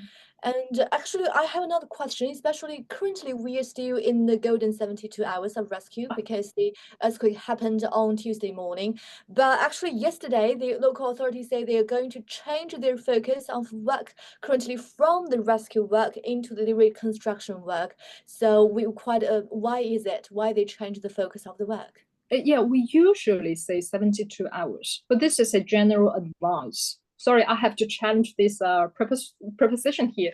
The rationale is in this very low temperature, people trapped in collapsed houses do not tend to sustain for very long. Yes, but the freezing cold could kill here. So the rescue window left for the rescuers for their search and rescue operations are extremely short, merely say hours. Usually we would say 5 to 10 hours at most. So we see the similar casualty patterns in still December 2023 in Gansu, Xizang earthquake. Also earlier in February in the same year in Turkey. So the specialties here is still the winter. So also we see the pressing need still placed by the winter itself for resettlements. So here we see a need for speedy resettlement and relief efforts against the cold. For here, the cold could kill. So speedy resettlement here would save lives also. Indeed, totally understood. As you mentioned, the weather indeed posed a huge challenge for the rescue work. As you mentioned, for human body, is quite tough to be sustainable, and such a low temperature, especially when you're covered by the ruins, is quite understandable. And as you mentioned about resettlements work, so currently maybe the most important work is for the resettlements because people need the places to be resettled. So will the weather still be the biggest challenge for the resettlements work? Yes. We have been always talking about the key challenge, the coldness, right? So thinking of thousands of those surviving and driven out of their houses by the earthquake. The winter temperature, just as it once pressed the life below the rubbles, again pressed the need of the people for shelter, warming, and sufficient food. In this condition, we would need a very speedy logistic support and speedy mobilization of relief items to support the resettlement of life and recovery of a relatively stable organization of life there. And I would say to everyone's great encouragement, this very morning, we already see the first dozens of portable houses are being built there. So portable houses would provide much better conditions for warming and importantly, a sense of stability. So although later the challenge would be reconstructing a makeshift life for the affected people and the livelihood in every dimension. But we would also trust in the resilience of local community and the creativity facing all these challenges of the local network. Yes, indeed. Well, besides weather, do you think will the aftershocks as well as the falling rocks will pose more challenges for the resettlements work? Especially, actually, 1 hour ago, we have talked to Professor Yao Jiayuan. He was actually at the spot, and he told us, well, he still observed lots of falling rocks and of course the aftershocks in that area. So, do you think those kind of issue will pose even more challenges for the resettlements and for people's livelihood there? We would say yes, but also this is a commonly known secondary disaster risk after earthquakes. If we trust in the professionalism of the rescuers and relief workers and local authorities there, I would say they are already well aware of this risk and have the appropriate mechanisms in place to deal with it. This includes perhaps choosing camps and carefully and having safety officers on their operation sites. Now, in this situation also, of course, more importantly, we have to consider the impact or the possible impact of these secondary disaster risks on the affected people. So this would call for, again, more precaution in the site selection or for resettlement camps and perhaps a better time window for risk education. So, in your assessment, how long will such kinds of aftershock last? Well, I'm not the expert here, but usually these aftershocks can last over a month.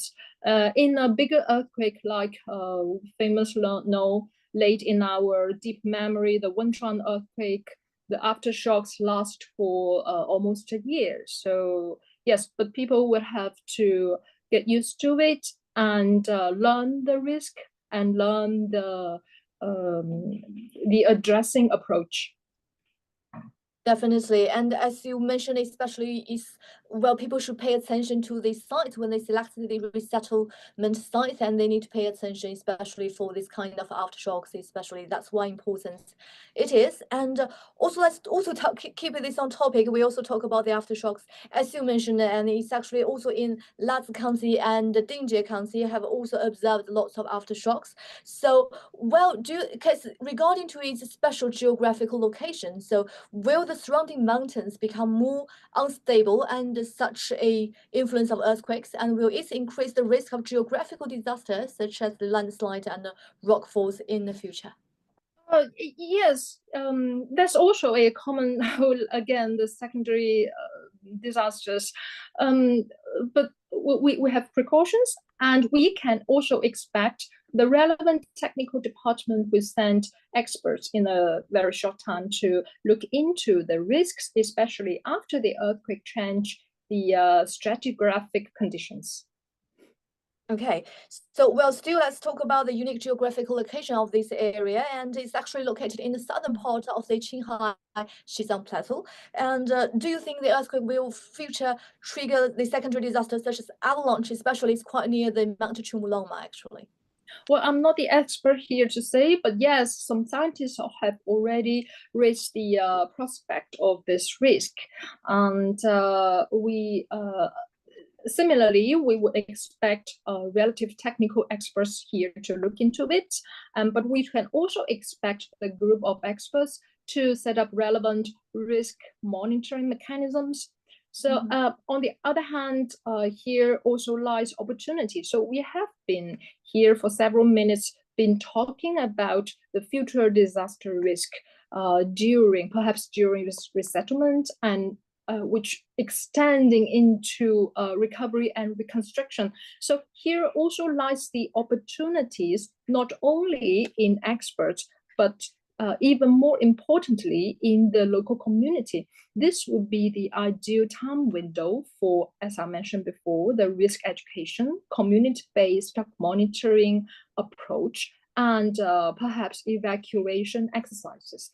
And this, in a longer term, could protect people in near and further future against various disaster risks.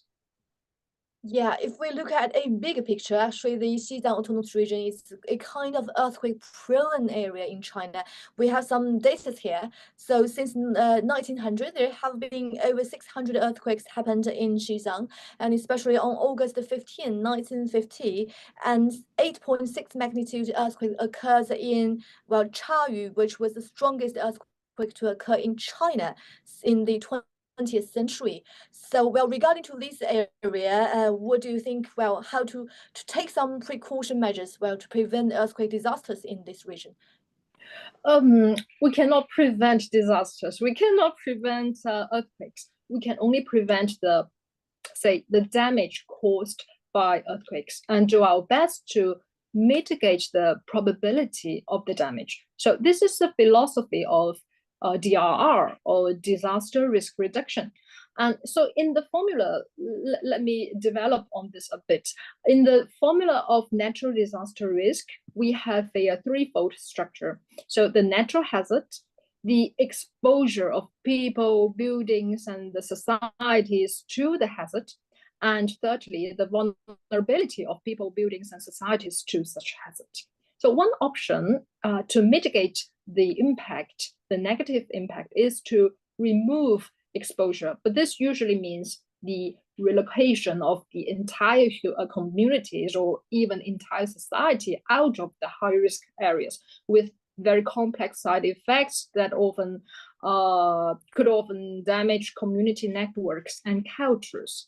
So another option is to reduce vulnerability. In the case of earthquake risk in Xizang region, as we are talking about, this means building more earthquake-resistant houses despite of unfavorable natural conditions.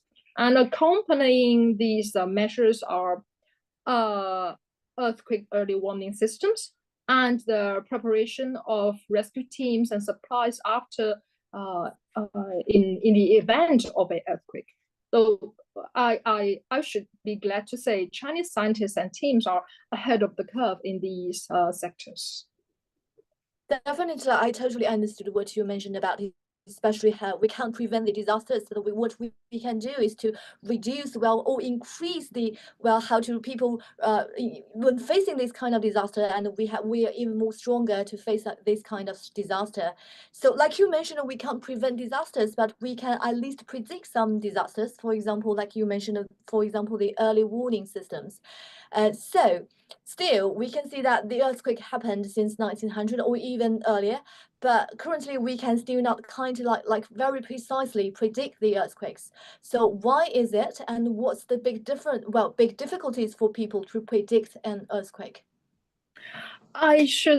This really go beyond my expertise. I would advise, perhaps recommend another expert, more senior one to you. But I would say we are trying internationally. The scientist community are trying in some early warning system of earthquakes. So this may allow the evacuation time window for utmost of perhaps 15 seconds, enough for you to do at least something. But the challenge here is once a earthquake explode, hit the epicenter, the time window for evacuation is always shorter. So this constitutes the dilemma of earthquake early warning system, and this is the main obstacle to overcome. Yeah, I guess so. Because talking about the early warning system, I remember well in one of the earthquake happened in Sichuan province, and I think people received some kind of early warnings on TV program. Yeah, indeed. Yes. And for example, even much longer, it's about 30 seconds even before the earthquake happened. So how does this kind of early warning system established, and how does it work? And what are the space for us to make more progress in the future? Maybe we can have even a much earlier warning, even a day before it happens. Is that possible? A day before is, I would say, unlikely. Yes, but to leverage this early warning system, whether it is already in the status in the technical level as we have now, or to expect some more advanced technical level in the near future, usually, for one thing, one part of the task is for the scientist, right, to predict or to calculate the upcoming earthquake event. And for the other is for the public communication channels. So you have mentioned the early warning messages sent on TV, but also we can also see many apps on our cell phones that may convey these messages. Very convenient for everyone now in such a society, modern society, urban societies as we are now. Everyone carries the cell phone everywhere. So this utilize the ICT technologies. We may even expect some more advanced communication technologies being used in this area. And also, now the third part is for ourselves of utilizing these early warning messages to know how to respond. On receiving such a message, what would you act? Yeah, what would you do? Where would you run? How would you protect your loved ones? So this part is for ourselves. So this task, if we are talking about the successful task of a early warning, say earthquake, we are talking about a multiple joining forces of various sectors. Well, talking about, you mentioned about where shall we run? I got a question here. Is that restroom still a best choice for people to be hidden? Yes, but all depends on where you are. Once we should go, especially outside. That's the best choice. Yes, but also how you run. When you run, yeah, it will be not wise to. Well, we are running far. Give us more tips, especially on this part. Yeah. Yes, but yes, it depends on. For example, it will be not wise to run right at the moment when the earth is still shaking, right? But also, if you are in a group of people, say in schools, in a hospital, it would be critical to choose the running route, the evacuation route, and it would be critical for the collaboration or cooperation, the organizing of this mass of people, how they will be organized to evacuate from the building. And otherwise, the evacuation exercise itself could become a damaging event. Yes, and for some individuals who stay just at homes, for example, this time it's happened such a early morning and most people staying at home. So as you mentioned, we should not run when the shaking still happens. So when should people run actually during this kind of disaster? If you are in a strong enough building. This is all the precondition here, right? So explore the main advice would be to explore, to understand the building that you are in, whether it's your house, your workplace, or the places where you would entertain yourself. So to understand the structure and the strength of this building against earthquakes, perhaps also to understand the earthquake risks in your area. For some area, it could be higher risk. For some other areas, say Shanghai, it would be lower risks of earthquakes. So this knowledge and this understanding would be primarily. And then is to decide when the shaking stops, whether you will be run or you will stay. You will have to stay in a perhaps damaged house to wait for rescue. Thank you so much, and thank you so much, Professor Xu. It's very for us. It's very useful, especially for this interview. And we have covered the topics ranging from the damages of the earthquake, from the reconstruction work, and even for the rescue measures. Thank you so much for your professional ideas, and we do appreciate your time. And as you mentioned, in the future, we hope to talk with you, continue on this topic, especially on the reconstruction work, and even you have more your colleagues who can recommend it to us, especially on the prediction systems for the earthquake. We would love to welcome to our show. So thank you very much, Ms. Zhu, and really appreciate our time. Yes, again, thank you for having me here. Thank you so much.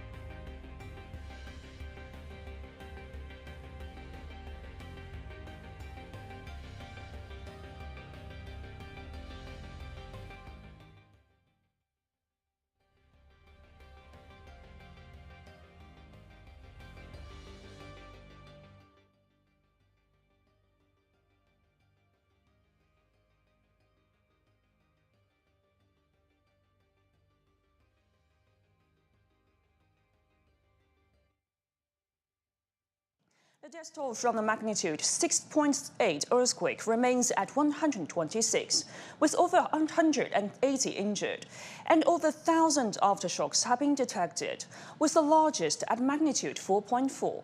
Telecoms and power have been restored, and the roads have been cleared. The work has been shifted to resettlement of over 46,500 people affected by the earthquake.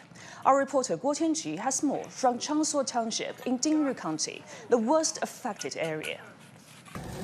We are here at the Sangha village resettlement site in Changshuo village, the worst hit area in the epicenter.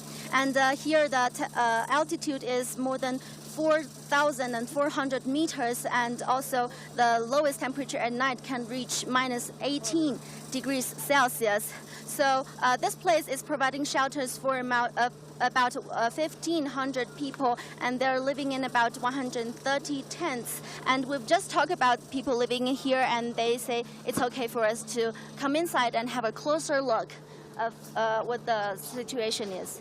And we can see that it's a quite big tent, and they told me that about 10 people living in here, all the quits, the beds, and the winter coats, all those foods and clear waters are all distributed by the rescue forces. We can see there are also electricity, and they told me that the stove and other heating devices will be delivered by this afternoon. And let's go outside to have a look of the outside of the tent. We can see that's a very cold tent, and you can see the electricity wire is all linked to the generator, because most of the electricity in the resettlement site have already restored. Well, in this resettlement site, you can see that different kind of rescue forces have arrived to provide different kind of services here. A little bit further behind me, you can see there are firefighters, police officers, also armed police, and a little bit further you can see there are China Mobile providing emergency communication to restore the telecommunication service at this place, and also different kind of medical services are also available in this tent. And inside the tents, the floor is a little bit wet because the disinfection professional teams already disinfected the whole place. China Unknown Construction Group's rescue and relief team was one of the first to reach the earthquake-hit area. And CGTN will go live to Zhou Gang via phone call, and he's the commander of the rescue team on the site. And just a reminder to our viewers, as our guest cannot speak in English, we will talk with him in Chinese in our interview. In the meantime, we will have simultaneous interpreter to do the translation for you. Mr. Zhou, thank you very much for taking the time to receive our interview in a very busy schedule. After the earthquake jolted the place, an unknown group sent the team immediately. We know that you sent the professional team to the scene. I understand right now you are in Dingri County, Changshuo Township, Gadang village in the Xizang Autonomous Region. So what is your main task there, and what's the progress of rescue and the resettlement work? Right now, the rescue of the trapped people almost finished, and the main task right now is for resettling the people. We help set up the tents, make sure that they receive the relief supplies, and we could restore their life back to normal as possible. And also we help to restore the telecommunication and the power supply. So what are some of the difficulties of on-site rescue work, and how did your rescue team overcome them? The most difficult part is the whole environment. Actually, it's very tough. So these places, is very high altitude, it's above 4,200, and the temperature is minus 15 degrees Celsius. So we talk about here is just around 60% of the air pressure of the normal condition. A lot of our team members from Beijing and other places, so they first need to get used to this kind of environment. So how to overcome all these difficulties? First of all, we have the well-defined the working tasks, and also we have that the medicines with us, make sure that we have the sufficient supply and also guarantee that the health of our rescue team member. In terms of personnel and supplies, what have you done in this regard? Judging from the conditions and our local demand, we also dispatched around 180 personnel from Lhasa and the nearby places, and we also prepared some very special equipment with us. In terms of searching and rescue, the work needed the materials and the equipment, and also the equipment for transportation and also for digging. So make sure that we do everything we can to fulfill the needs there. So what is the focus of the rescue efforts next? What preparation have you done? Talking about our next step, we will also work with the command center. Right now, the focus is still to resettle the affected people. So the resettled people right now still live inside the tents. We talk about we would like to do everything we can to improve their living standards in these resettlements, and also we are also speed up our efforts to build up the makeshift houses for them. And in Changshu village, right now we have finished that the flattening the ground for that 1,500 square meters, and this afternoon we will start to build up that makeshift houses so they could move in as soon as possible, and we provide a better home for them. Thank you very much, Mr. Zhou Gang. Please take care, and thank you for your hard work, and I wish that rescue work go on successfully. Thank you. And Lazi County, adjacent to Dingri County, has also been affected by the earthquake. And Mangpu Township, the closest in Lazi to the Dingri earthquake zone, is home to Qiugu village, which has faced housing damage from falling rocks due to ongoing tremors. The local government has relocated villages to temporary settlement, and the first group resettled yesterday afternoon. 5 townships in our area have been significantly affected, with Mangpu Township being the hardest hit. As a result, we've prioritised resettlement efforts. As of Wednesday, 19 households totalling over 30 people from Qiugu village were successfully relocated to the first temporary settlement site. The resettlement site has been set up with 12 tents, and each is equipped with 5 simple beds to meet the needs of over 50 villagers. Additionally, a new batch of supplies, including food, drinking water, blankets, and heating stoves, has been delivered from Shikazi to provide basic living conditions and winter necessities for those affected. And local authorities will also deploy professionals to conduct safety inspections on houses in Qiugu village, working to help the affected villagers return to normal life as soon as possible. Rescuers across China are racing to the earthquake zone for relief and rescue efforts. And aid trucks with rescue equipment and medical supplies are lining up along the route towards the epicenter.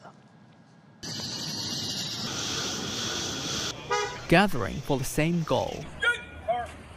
China Media Group reporters have witnessed rescue forces coming from various parts of the country.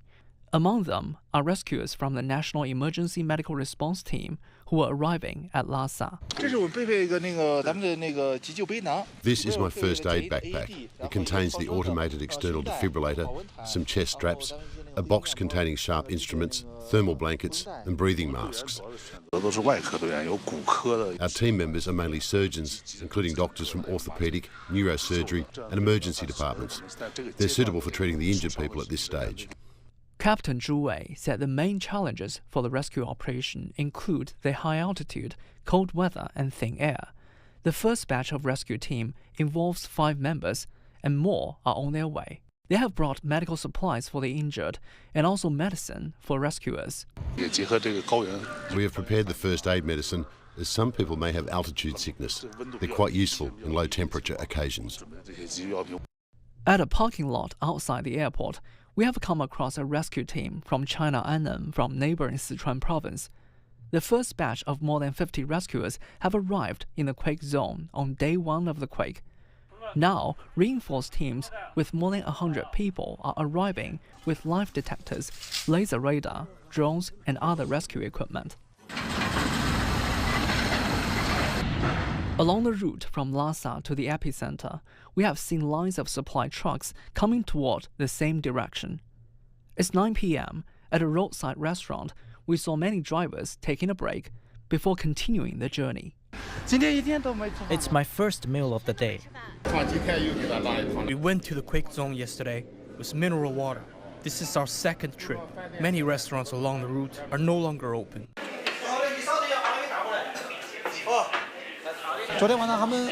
We were still open at 1 a.m. in the morning. Everyone is coping. They are rushing for Dingri County. We are also trying to speed up. We know they are in a hurry. The drivers can have as much as they want. We are not charging extra money. The stove helps with the heat, and the chargers are free for use.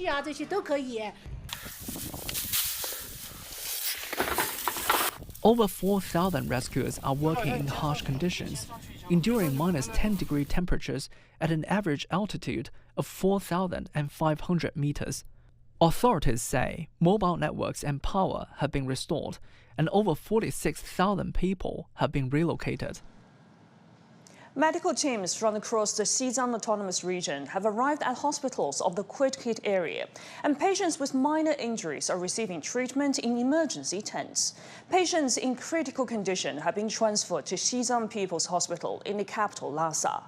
The Xizang People's Hospital has hosted multiple disciplinary team consultation to study the treatment plan for a 70-year-old man critically injured in Tuesday's earthquake.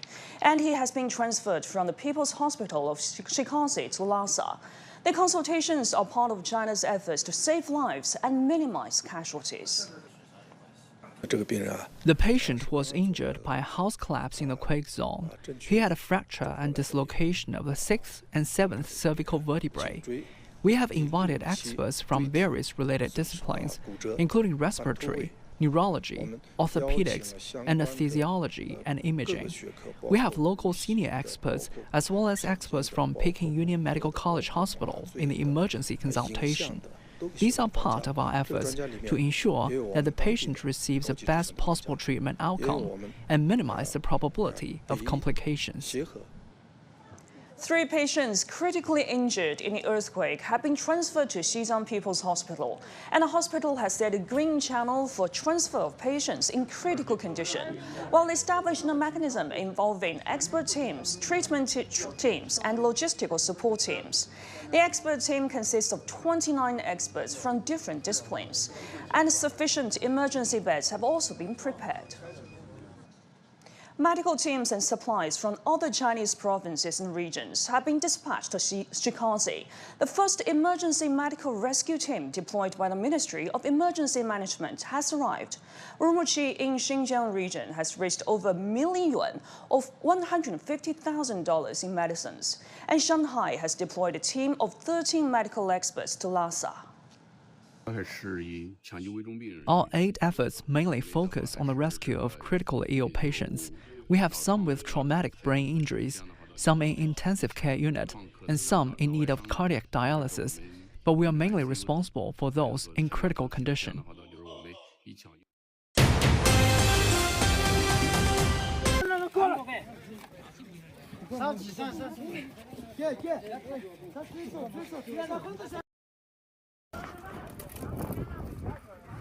报告，被困人员已救出。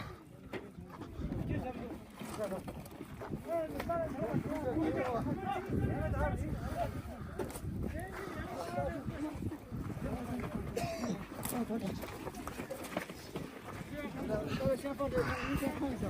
好，放上地上。平坦的地方。这个过去。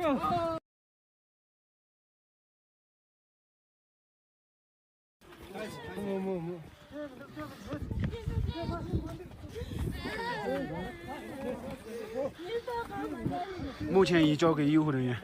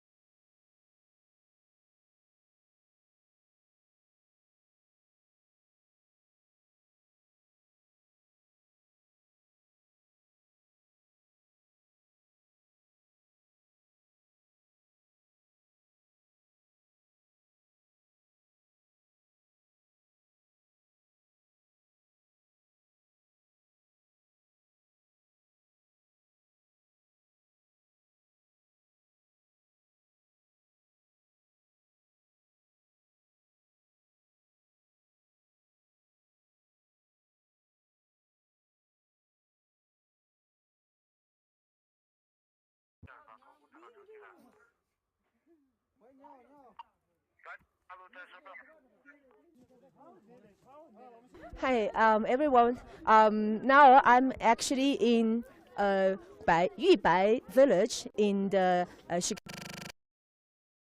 Shikaja this time, and this area is one of the areas severely affected by the earthquake. And today we're gonna check and visit this resettlement and to check how the people in this area to live and to cope with the cold winter right now. And so today we also have a guest who gonna join me with to introduce the things for the life. He is the China immigration officer who in charge of this area, and they actually arrived in this area the first time when the earthquake happened. 来，张警官跟我们网友打个招呼嘛。大家好。好 ，So so today 今天呢，你能给我们介绍一下，就是目前就是这一块安置区它的一些基本的情况，就是它的居民啊什么。好的，主持人，我们现在所在的是定日县长所乡玉白村，我们整个村子呢有28户人家，也166人。现在整个呢，从昨天到今天，我们的工作的重心就是帮助我们当地的老百姓恢复正常的生产生活秩序。Okay, so actually this village has in total has 26 families with over 100 people, and now their focus the importance in their work is shifted to helping the local residents to have a normal life, and also to provide the necessities for the villagers. 那我们就是这个安置点，大概它的一个规模怎么样？然后它目前的一些情况是什么样的？相对来说，我们这个安置点的规模不是很大。现在我们是一共有31顶帐篷，包括我们的储备物资的一个帐篷，还有一些老百姓生活的帐篷，一共是31顶。Okay, yeah, he actually introduced, like you can see also surround us, they already has set up 31 tents for 26 families, including some tents for storing the food.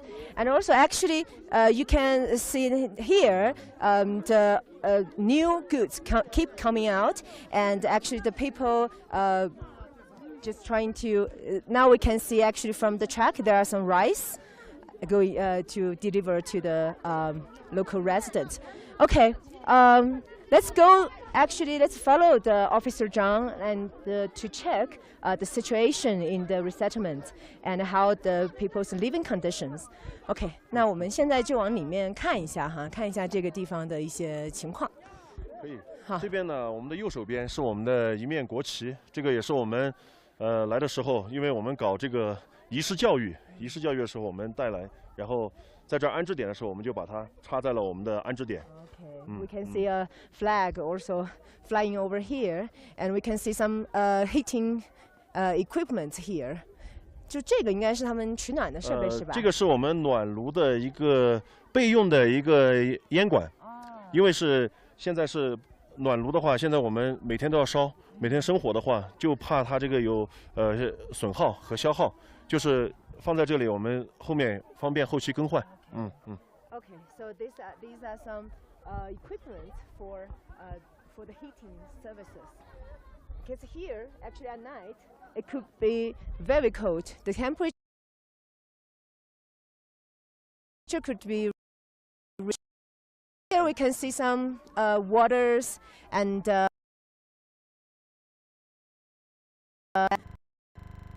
this all the goods for help the local residents winter. Oh, here we saw this equipment. 这是我们的那个炉子，就是我们的火炉，用来晚上取暖用的。这个是今天我们新到的。昨天我们31顶帐篷，每个帐篷都配备了一个这样的炉子。昨天晚上已经升起火了，炊烟已经升起来了。第一个是方便我们群众温暖过冬，第二个是可以生火做饭。Here we can see the new batch of heating equipment the fireplaces and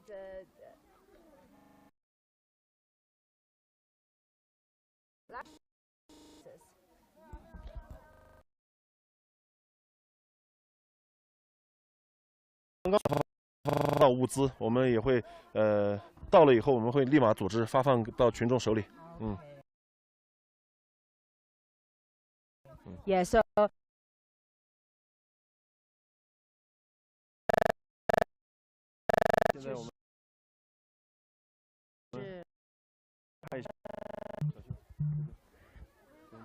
okay. Now we are actually entering these tent areas.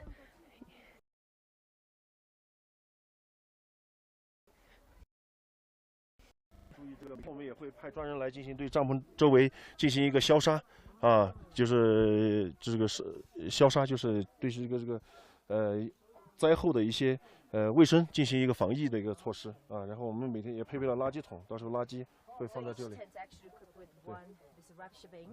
And for the hygiene and cleaning issues. 这一户帐篷呢，也是我们昨天搬进来以后第一家生起火做起饭的一户。我们的群众小刺蛋家啊。So now let's go into one of the tents and to see the living conditions inside. Okay. 刚刚才做饭，他们。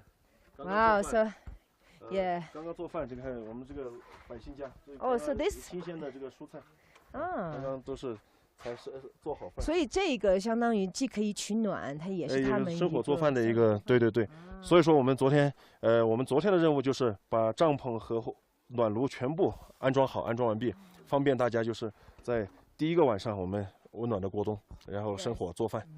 So actually all these equipment already finished last night. So it's the first night actually after the earthquake. So it's make sure like the people here can have a nice warm meal and also have a heating equipment in this cold winter. 物资也是很多。So 你们觉得这里能就是问一下他们觉得就是说这里的这个生活条件怎么样？就是可以了，可以。Good. So wow, that's nice. So 在晚上他们会觉得冷吗？我们跳过山的。长的了。Yeah, so they say they feel actually warm at night. 那你们现在就是的这个生活的话呢，还会有一些什么样的困难吗？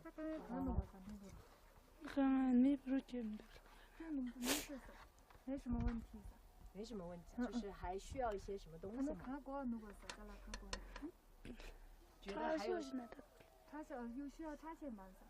插线板。对，这个我们刚刚在那个。我们在协调，正在对，正在协调。So the chargers, yeah. So 他们they said one of the things they need now is chargers.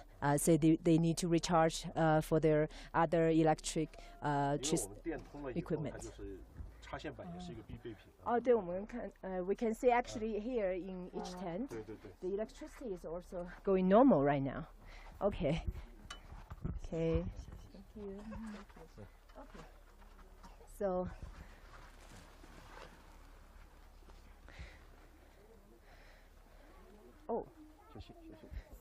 像我们这个安置点一共是12顶帐篷，现在家家户户都通起电了。然后现在就是昨天我们已经发放了6、7个插板，现在是不够。现在就是大家陆陆续续就是有这个通电以后，就是有这个插线的需求了。Yeah, they said actually in this area there are chargers to each tent, but it's not enough right now because after the electricity is going through, so more a need for the chargers. Okay, so let's go up at hand. So we can see actually, yeah, at the back side is the houses destroyed in the earthquake. So 那么现在的话就是他们就是刚才你也提到，就是现在就你们还在陆陆续续做一些攻关，对，做些什么样的工作？第一个就是我们先把老百姓的正常的生产生活秩序先帮他恢复起来。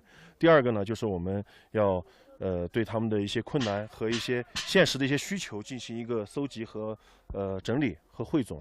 第三个呢，就是我们要积极的协调，就是把他们的困难和问题反映到我们的指挥部，然后统一来统筹解决。你说到就是好像要帮他们有些财务好像还在这里。对，今天的话，那就是我们今天的一个主要任务。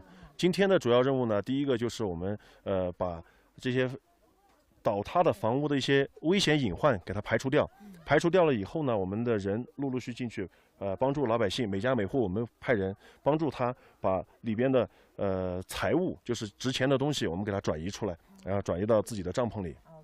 Yeah, so actually, Officer Zhang told me, like today, their main work is trying to also doing the inspection of all these dangerous buildings, and also now still there are a lot of properties of the people that are still buried or still hiding in those barriers. So they are trying to help them to find all these properties and trying to give back to them. Yeah, so 其实在这之后还是会有很多工作还需要做哈。对，后续的工作量还是挺大的。就是我们这儿是28户人家，28户人家的话，我们要每户人家我们要有我们的人在场，要有我们排险的人在场，还要有户主在场，我们三方在场，在这样一个共同的一个情况下，把风险排除以后，老百姓和我们一起把他的财物转移出来。那就是像这样子的帐篷，它是临时性的，那就是说他们接下来的一个规划是怎么样子？他们大概会在这里住多久呢？根据我们抗震救灾指挥部和我们上级的统一部署，我们的板房就是已经在调配、在调运了。昨天我们已经到了一批，就是目前的话，我们的这些板房设施可能还要从内地运过来。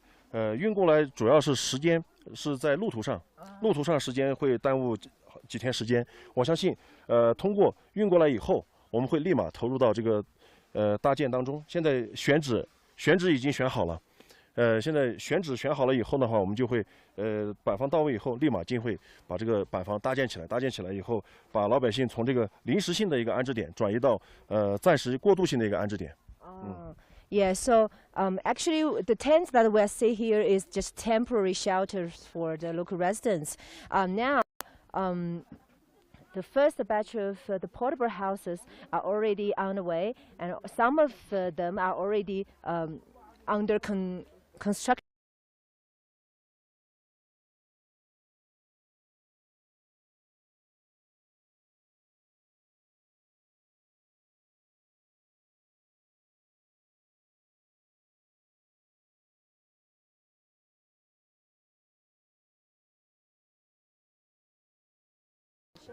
对，就是那就地震之后的话，这些怎么样去帮助他们来那个管理这些牲口呢？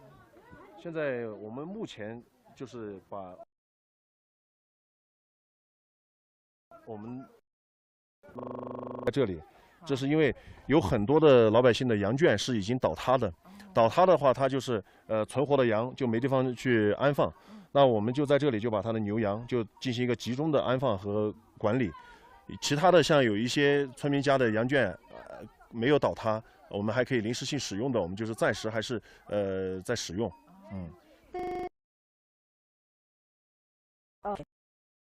Both sheep and the cows in this area because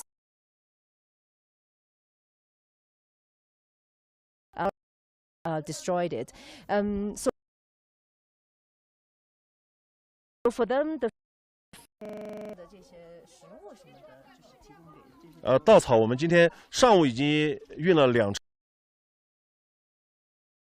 车稻草，就是陆续还会到一些，就是我们基本上能够满足我们包括是我们群众的，还有我们牛羊的这些吃的都是没问题的。Other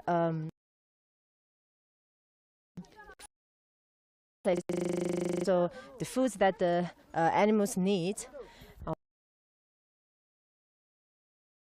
OK。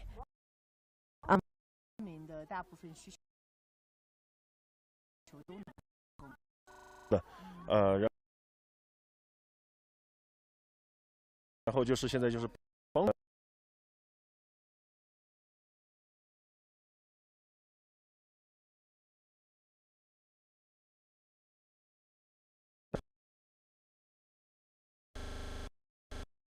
这些就是他常用的一些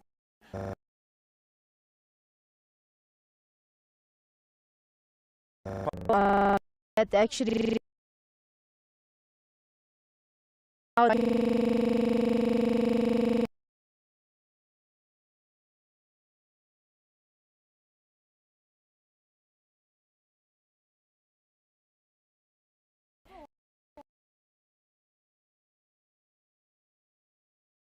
another part that also started to living in those.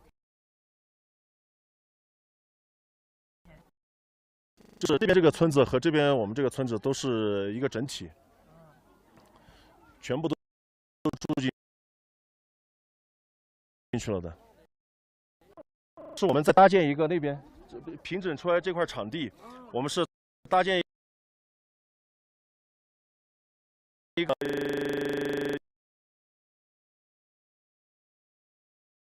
这个对对对。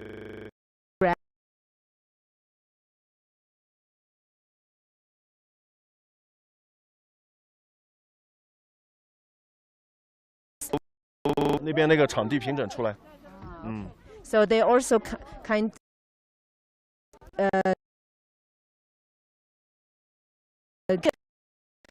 place to set up all these tents for cooking and also set up the public toilet and to provide better living conditions here. Oh.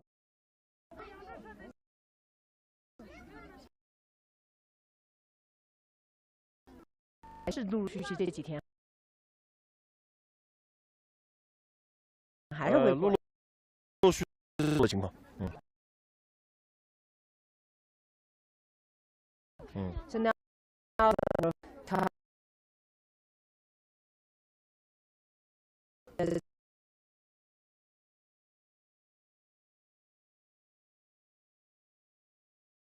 necessary.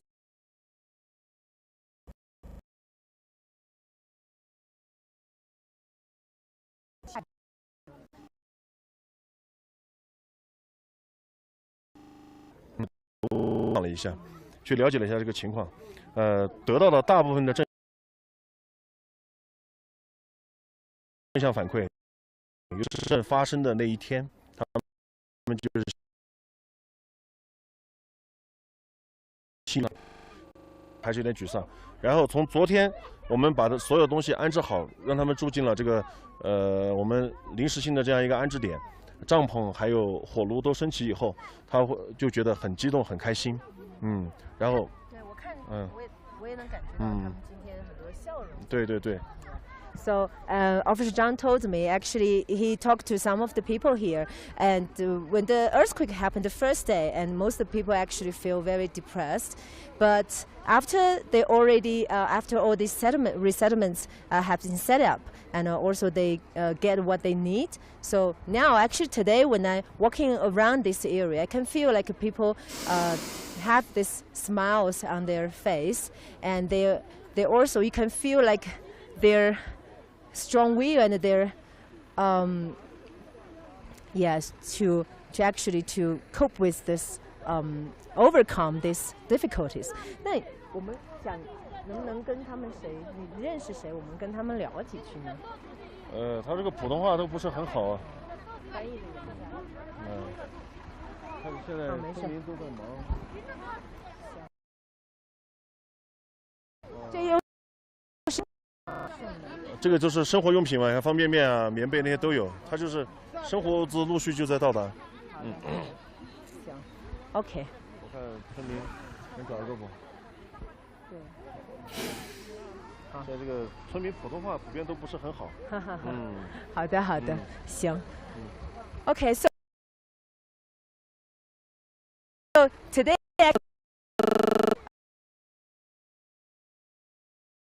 how the situation. So yeah, that's all for today's live, and just maybe in the next few days we'll bring more updates.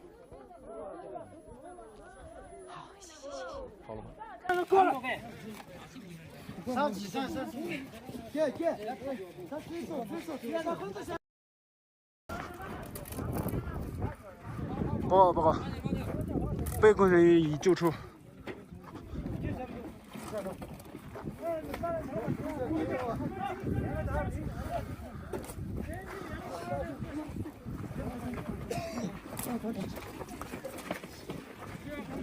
先放这，您先看一下。好，放在地上。平坦的地方。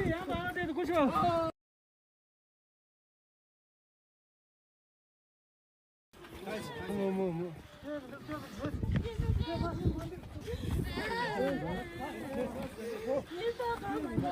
目前已交给医护人员。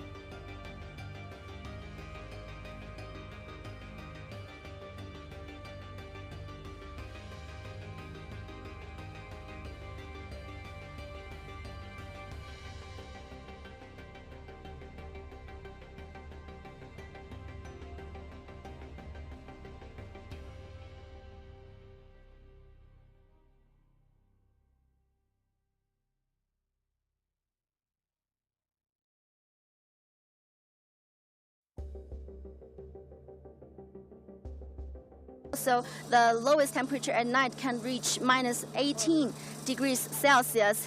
So this place is providing shelters for about 1,500 people, and they're living in about 130 tents. And we've just talked about people living in here, and they say it's okay for us to come inside and have a closer look of what the situation is.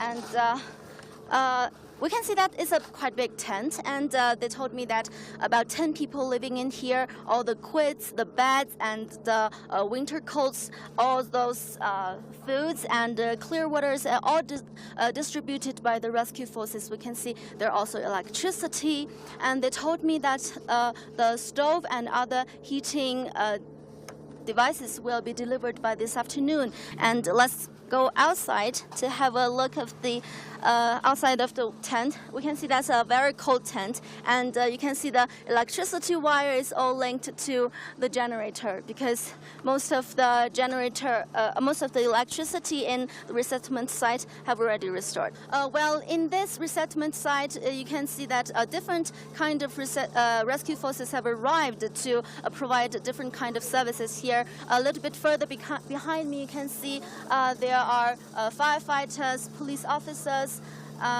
also armed police, and a little bit further you can see there are China Mobile providing emergency communication to restore the telecommunication service at this place, and also different kind of medical services are also available in this tent. And inside the tents, the floor is a little bit wet because the disinfection professional teams already disinfected the whole place. That's Guotian for us there. More than 10,000 rescue workers have been deployed to Dingri County in Shigaza. Villagers hail their assistance and support. Zheng Sengwu takes a look at rescue efforts and the recovery process. Changsuo Township was one of the 3 most affected areas by the earthquake. Tonglai Village, which is in the township, has a population of nearly 500. Some houses here completely collapsed, while others were severely damaged, and 9 people lost their lives in this community. We knew how severe the situation was because people's houses collapsed. There was dust everywhere. We helped the trapped people out of the debris and worked with the township government. We arranged ambulances to send those injured to receive medical treatment. The township government sent relief supplies, including tents, quilts, stoves, and warm clothing to affected areas. Rescue workers also helped to build temporary shelters. Temporary shelters are important for locals after earthquake, and these rescue workers have been helping villagers for 2 days since the earthquake struck the village, and so far they've built more than 90 temporary shelters for locals. Pasan Droma lived alone in Tonglai village. She was in another county when the earthquake struck her hometown.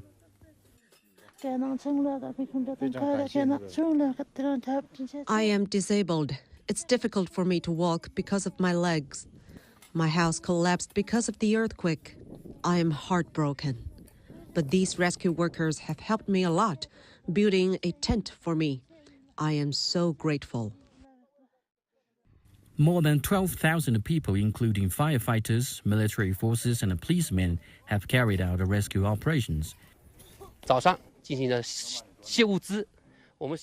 We've been unloading the relief materials since this morning. So far, we have unloaded 35 tons worth of supplies.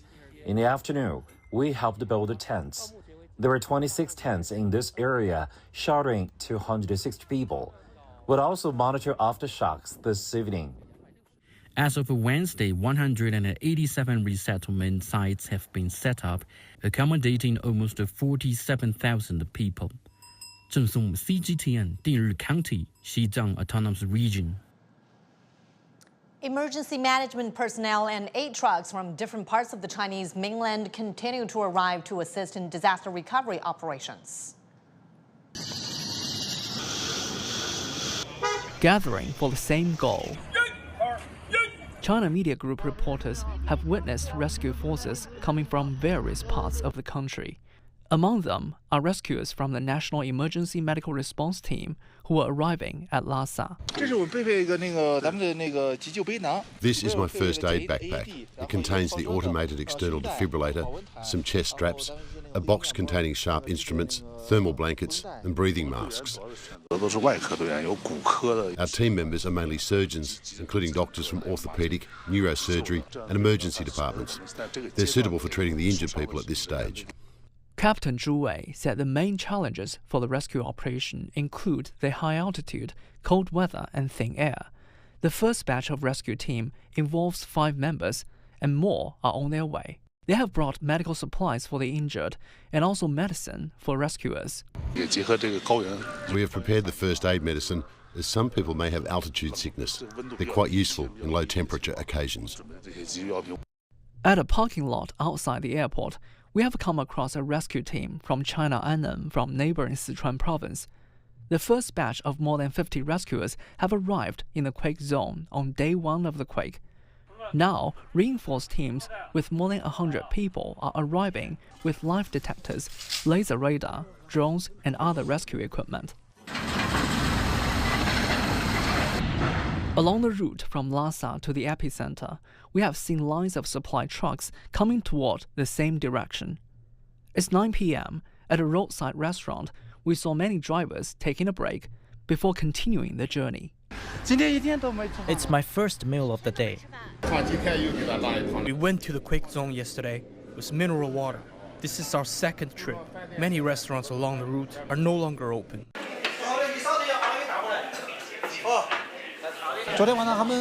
We were still open at 1 a.m. in the morning. Everyone is coping. They are rushing for Dingri County. We are also trying to speed up. We know they are in a hurry. The drivers can have as much as they want. We are not charging extra money. The stove helps with the heat, and the chargers are free for use.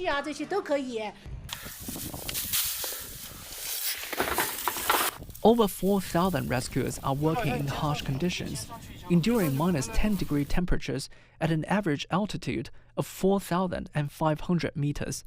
Authorities say mobile networks and power have been restored, and over 46,000 people have been relocated. The China Anneng Construction Group's rescue and relief team was one of the first to reach the quake-hit area. Earlier, CGTN spoke to Zhou Gang, the commander of the on-site rescue team, about the ongoing relief efforts. Right now, the rescue of the trapped people almost finished. And the main task right now is for resettling the people. We help set up the tents, make sure that they receive the relief supplies, and we could restore their life back to normal as possible. And also we help to restore the telecommunication and the power supply. The most difficult part is the whole environment. Actually, it's very tough. So these places, is very high altitude, it's above 4,200, and the temperature is -15 degrees Celsius. So we talk about here is just around 60% of the air pressure of the normal condition. A lot of our team members from Beijing and other places, so they first need to get used to this kind of environment. So how to overcome all these difficulties? First of all, we have the well-defined working tasks, and also we have the medicines with us. Make sure that we have the sufficient supply and also guarantee that the health of our rescue team member. Judging from the conditions and our local demand, we also dispatched around 180 personnel from Lhasa and the nearby places, and we also prepared some very special equipment with us in terms of searching and rescue. The work needed the materials and the equipment, and also the equipment for transportation and also for digging. So make sure that we do everything we can to fulfill the needs there. Talking about our next step, we will also work with the command center. Right now, the focus is still to resettle the affected people. So the resettled people right now still live inside the tents. We talk about we would like to do everything we can to improve their living standards in these resettlements, and also we are also speed up our efforts to build up the makeshift houses for them. And in Changsu village, right now we have finished flattening the ground for that 1,500 square meters, and this afternoon we will start to build up that makeshift houses so they could move in as soon as possible, and we provide a better home for them. Meanwhile, medical teams and supplies from other Chinese provinces and regions have also been dispatched to Shigaza. The first emergency medical rescue team deployed by the Ministry of Emergency Management has also arrived at the site. Rimchi in Xinjiang region has raised over $1 million yuan, or about $150,000 in medicines. Shanghai, in the meantime, has deployed a team of 13 medical experts to Lhasa. Our aid efforts mainly focus on the rescue of critically ill patients. We have some with traumatic brain injuries, some in intensive care unit, and some in need of cardiac dialysis, but we are mainly responsible for those in critical condition.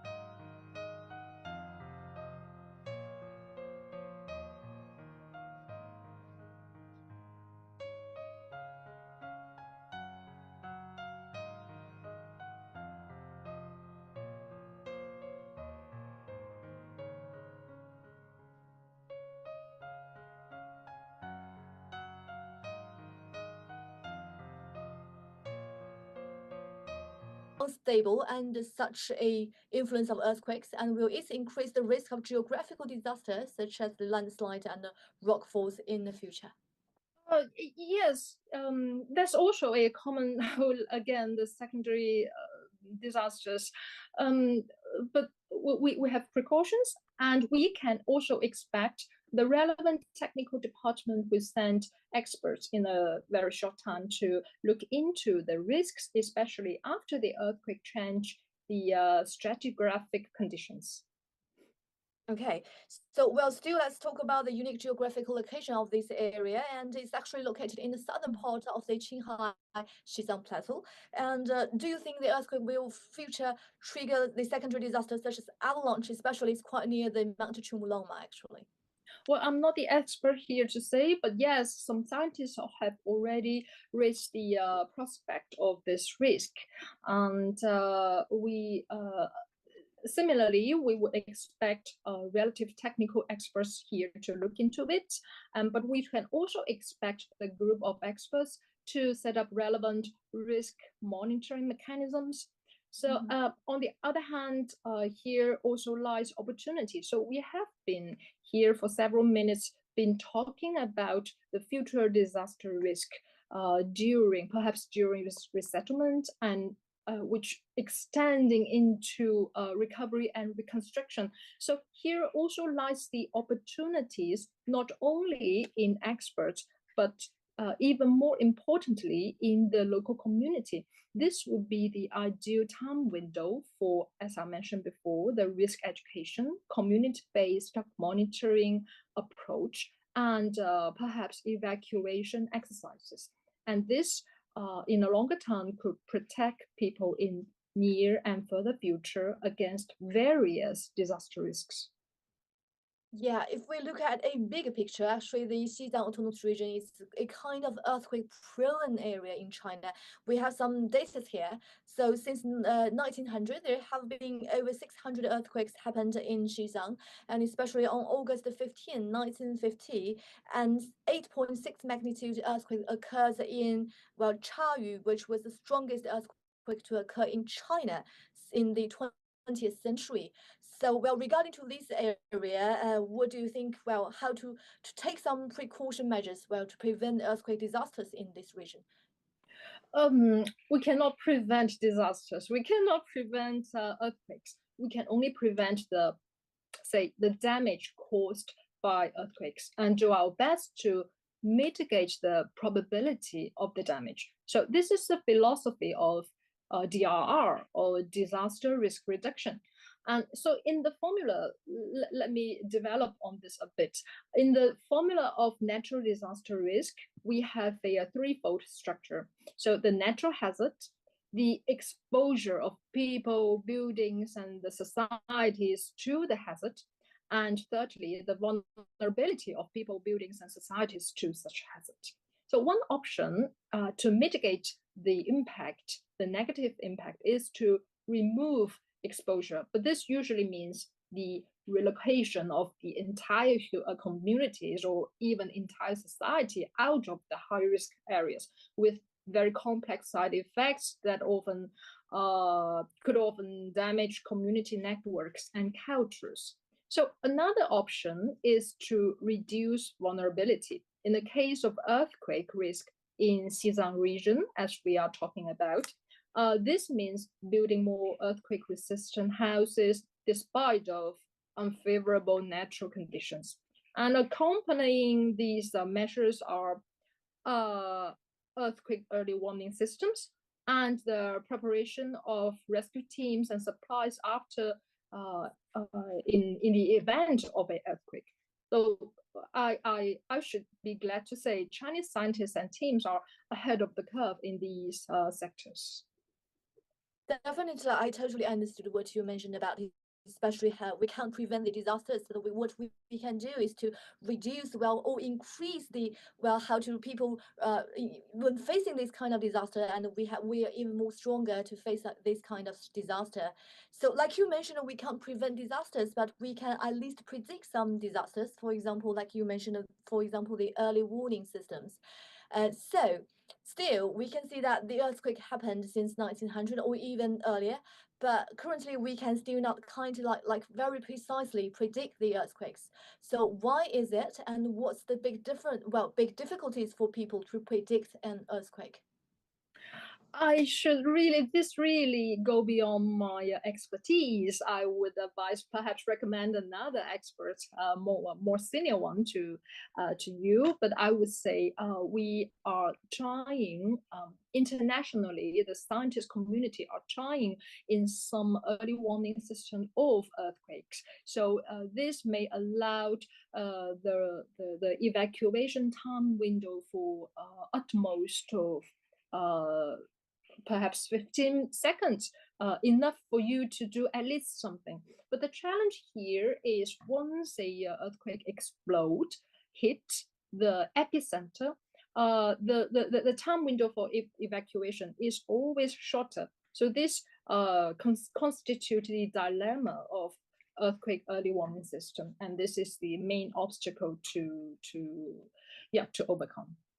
Yeah, I guess so. Because talking about the early warning system, I remember in one of the earthquake happened in Sichuan province, and I think people received some kind of early warnings on TV Yes. Yeah, indeed. And for example, even much longer, it's about 30 seconds even before the earthquake happened. So how does this kind of early warning system established, and how does it work? And what are the space for us to make more progress in the future? Maybe we can have even a much earlier warning, even a day before it happens. Is that possible? A day before is, I would say, unlikely. Yes, but to leverage this early warning system, whether it is already in the status in the technical level as we have now, or to expect some more advanced technical level in the near future, usually, for one thing, one part of the task is for the scientist, right, to predict or to calculate the upcoming earthquake event. And for the other is for the public communication channels. So you have mentioned the early warning messages sent on TV, but also we can also see many apps on our cell phones that may convey these messages. Very convenient for everyone now in such a society, modern society, urban societies as we are now. Everyone carries the cell phone everywhere. So this utilize the ICT technologies. We may even expect some more advanced communication technologies being used in this area. And also, now the third part is for ourselves of utilizing these early warning messages to know how to respond. On receiving such a message, what would you act? Yeah, what would you do? Where would you run? How would you protect your loved ones? So this part is for ourselves. So this task, if we are we are talking about the successful task of a early warning, say earthquake, we are talking about a multiple joining forces of various sectors. Well, talking about, you mentioned about where shall we run? I got a question here. Is that restroom still a best choice for people to be hidden? Yes, but all depends on where you are. Once we the should go, earthquake, especially outside. That's the best choice. yes, but also how you run, when you run. Yeah, it will be not wise to, well, we are running far. Give us more tips, especially on this part. Yeah. Yes, but yes, it depends on. For example, it will be not wise to run right at the moment when the earth is still shaking, right? But also, if you are in a group of people, say in schools, in a hospital, it would be critical to choose the running route, the evacuation route, and it would be critical for the collaboration or cooperation, the organizing of this mass of people, how they will be organized to evacuate from the building. And otherwise, the evacuation exercise itself could become a damaging event. Yes, and for some individuals who stay just at homes, for example, this time it's happened such a early morning and most people staying at home. So as you mentioned, we should not run when the shaking still happens. So when should people run actually during this kind of disaster? If you are in a strong enough building, this is all the precondition here, right? So explore the main advice would be to explore, to understand the building that you are in, whether it's your house, your workplace, or the places where you would entertain yourself. So to understand the structure and the strength of this building against earthquakes, perhaps also to understand the earthquake risks in your area. For some area, it could be higher risk. For some other areas, say Shanghai, it would be lower risks of earthquakes. So this knowledge and this understanding would be primarily. And then is to decide when the shaking stops, whether you will be run or you will stay. You will have to stay in a perhaps damaged house to wait for rescue. Thank you so much, and thank you so much, Professor Xu. It's very for us, it's very useful, especially for this interview. And we have covered the topics ranging from the damages of the earthquake, from the reconstruction work, and even for the rescue measures. Thank you so much for your professional ideas, and we do appreciate your time. And as you mentioned, in the future, we hope to talk with you, continue on this topic, especially on the reconstruction work, and even you have more your colleagues who can recommend it to us, especially on the prediction systems for the earthquake. We would love to welcome to our show. So thank you very much, Ms. Zhu, and really appreciate our time.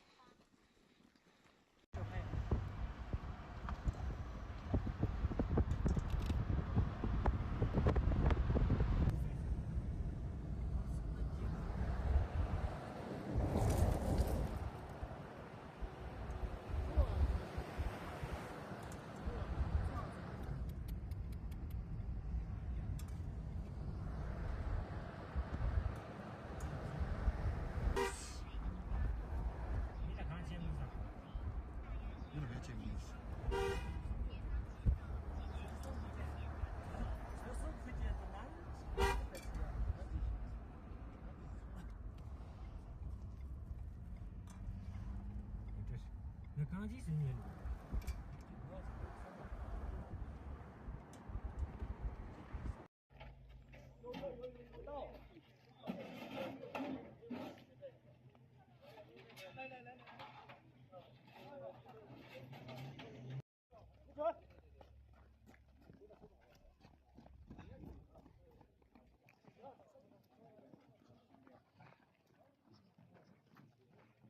注意安全了，各位，咱们说一定要注意安全，还有余震，对，还有余震，还有余震要在这。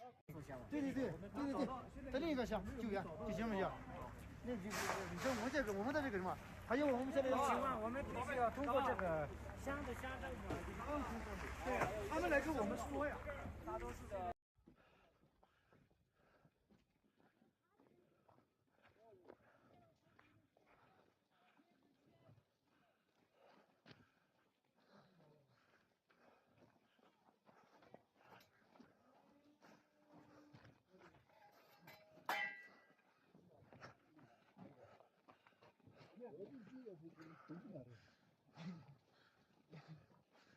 先不要往上进啊！跑这人往上跑。你跟你走，你别进去，你别。好，那个来几个人在后面跑过来。你见不得爬的，见不得爬，而且这个光的就弄死的了，没有的。哦。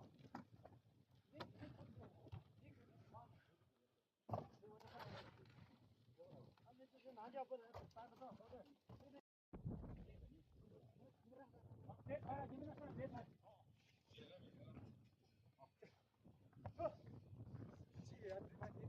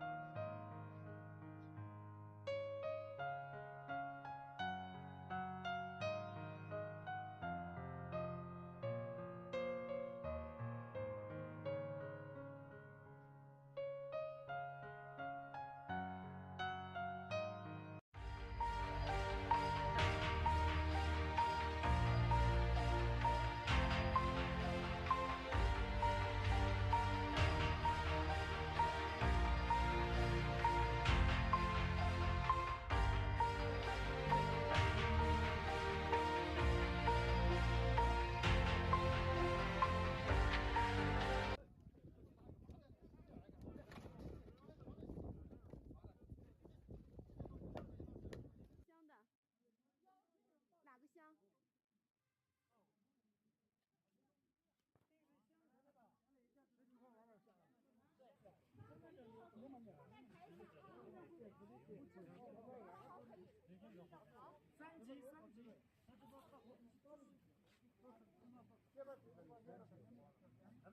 平着抬，平着抬。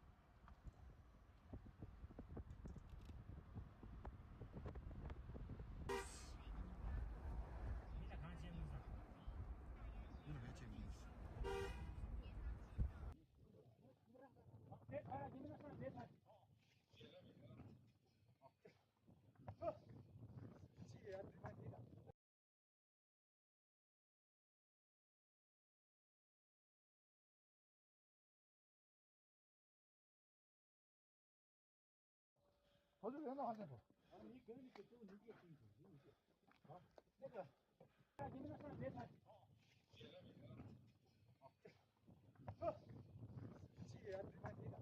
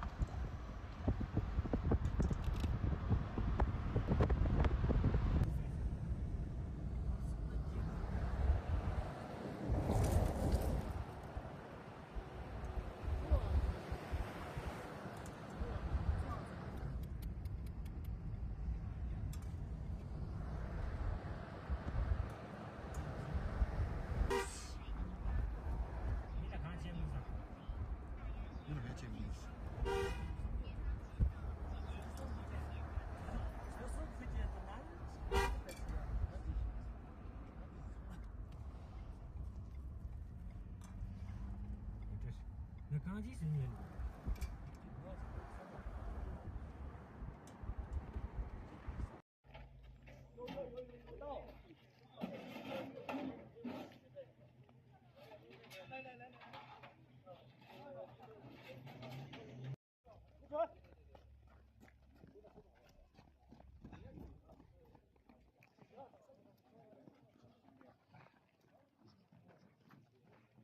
注意安全，老黑，他们说一定要注意安全，还有一个，对，还有一个，还有一个要在这。对，在另一个乡救援就行不行？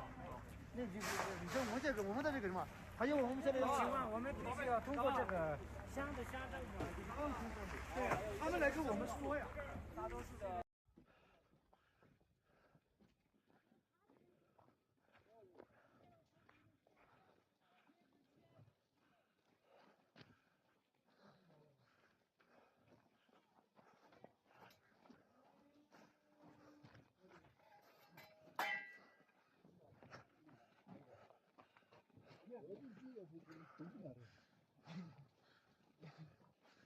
先不要往上进啊！跑这边的话再跑。你跟着走，你别停住，你别。好，那个来几个人在后面跑过来。你这边爬的，这边爬，而且这边过面的就。弄死的，对呀对。哦。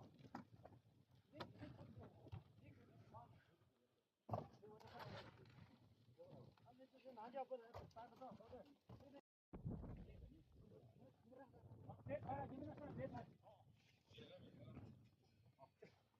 好，记得慢点的。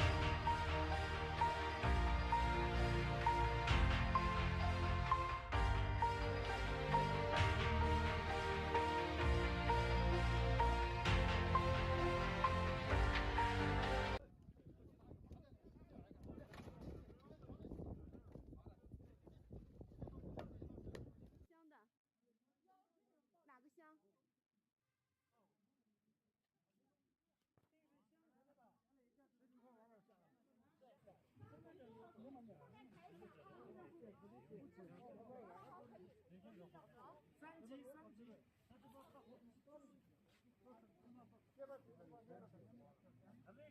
着抬，平着，平着抬。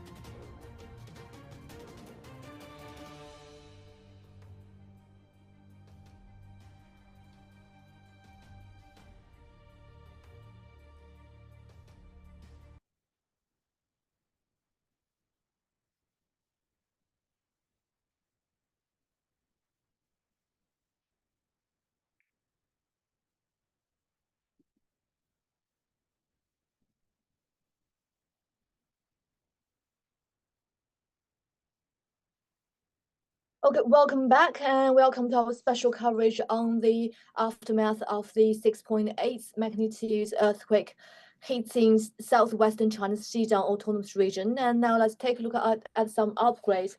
For example, China's Ministry of Finance on Wednesday has embarked about 80 million yuan, that's about 11 million US dollars, in order to provide helps in disaster relief funds to support agricultural production in the Xizang Autonomous Region after the earthquake hit that area. On the other hand, the ministry said in a statement on its website that the funding was earmarked in response to damage caused by the quake to farmland facilities, greenhouses, and livestock shells. It said the damage also included the deaths of livestock. So on the other hand, Chinese President Xi Jinping has ordered all-round rescue efforts to save lives and minimize casualties following the 6.8 magnitude earthquake that took a heavy toll after jolting the county in southwest China's Xizang Autonomous Region. And she also the General Secretary of the Communist Party of China. And he has made an important instruction demanding utmost efforts to carry out search and rescue and provide medical treatment for the injured. He also urged the effort to prevent secondary disasters, properly resettle affected residents, and handle the aftermath effectively. On the other hand, in the Tuesday instruction, Premier Zhang, also a member of the Standing Committee of the Political Bureau of the CPC Central Committee, urged efforts to swiftly check the disaster situation and the extent of the casualties, organize all-out search and rescue operations, and minimize casualties. He said as the quake-stricken area is located in the cold plateau region, every possible means must be employed to ensure the basic livelihoods of the affected people and help them to stay warm during the winter. And Vice Premier Zhang Guoqing, a member of the Political Bureau of the CP Central Committee, led a team to the quake site to guide the rescue and the relief efforts. As we can see, the rescue work continues in that area, and they're all from firefighters and the People's Armed Police from other areas and organizations of the disaster relief work, and they continue rescue work here at the very cold Qinghai Xizang Plateau. As we mentioned, there's some updates about the numbers. Currently, the earthquake has caused 126 people dead and 188 others injured. It's actually leaving also topped over 3,600 houses. So after more than 10,000 rescuers have combated through all areas of Rubel, the search and the rescue work has basically ended. And if we take a look at the press briefing on Wednesday afternoon, which is the latest information we received so far, a total of 407 people has been rescued, and rescuers assembled beds for quake-affected residents at the resettlement site in the village of Dingri County in Shekazi, southwest China's Xizang Autonomous Region. So on the other hand, local authorities believe the focus of work has now shifted to the resettlement of the affected people and the post-disaster reconstruction. As we mentioned this morning, and the reconstruction work may take at least 1 year or even 2 years. In the next stop, local authorities say they will continue to strengthen earthquake early warning, spare no efforts in search and rescue efforts to ensure no one is accounted for and go all out to treat the injured. Meanwhile, authorities will also ensure the proper resettlement of the affected residents, make sure they have warm shelters in which to spend the winter nights, prevent secondary disasters, and speed up disaster verification and post-disaster reconstruction. Let's say that with the average altitude of over 4,000 meters in that area is actually the home to North Base Camp of Mount Chumoloma, the world's highest peak. With a population of over 60,000, the county is one of the most populous spruce counties in Xizang. And there are 27 villages and about 6,900 people within a 20-kilometer radius of the epicenter. And let's say more than 14,600 people, including firefighters, soldiers, and police officers and professional rescuers, joined the rescue operation, and it has been continuous throughout the operation so far. And as we mentioned this morning, the scientists also arrived at the site to carry out the scientific work, to carry out more research on the future aftermath. So according to the Jakarta City government, over 46,000 affected residents have been relocated to nearly 200 resettlement sites, with over 3,000 tents has been. As we mentioned earlier, the region is very, very cold with high altitude. So most of people affected has been relocated to tents, which are they need to keep them warm.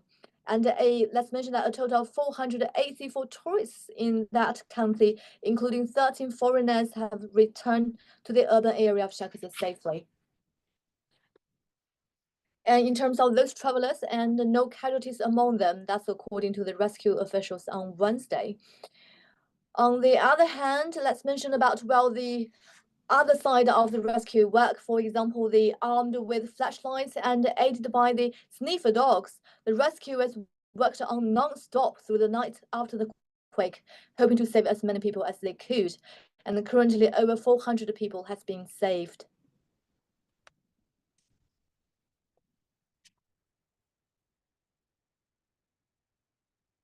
Meanwhile, in terms of the injured, as we mentioned, they need to be treated properly, and local health authorities have dispatched a 26 medical team consisting of over 500 medical staff, 107 ambulances to the quake region. That's indeed much. And medical works treat people injured in the earthquake at the People's Hospital of Dingri County in Jakarta. So, as we mentioned earlier, authorities believe currently the focus of the work will shift it from the rescue and the searching work to the resettlement and relocation work. So, providing border and the tents is very important for currently the work's focus. And the affected residents have been moved into makeshift tents at relocation sites with stoves, heaters, and hot food to protect them from the freezing temperatures. So that is why this afternoon we have talked to some experts on why the rescue work has been halted here, because although it's still in the 27 golden hours for saving people, but taking into the cold weather into consideration at that area, so it's quite hard for people to continue finding some survivors under such a cold weather. So that is why local authorities decided to change their focus of the work from rescue and searching into resettlement. So let's see. Currently, the temperature there at the affected region will be hit at least -17 degrees Celsius within 3 days after the quake. So, for example, in another village called Gurgun, and 40 tents are being erected in 2 resettlement sites with stoves lit inside to keep the people warm. And each resident had received more than 2 quilts and a mattress.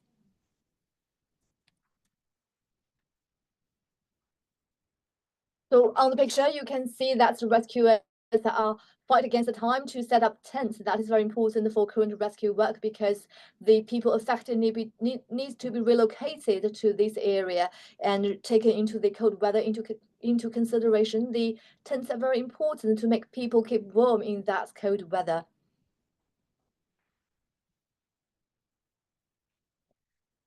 And of course, the earthquake emergency response in Xizang has been raised to level 1, the highest level, of course.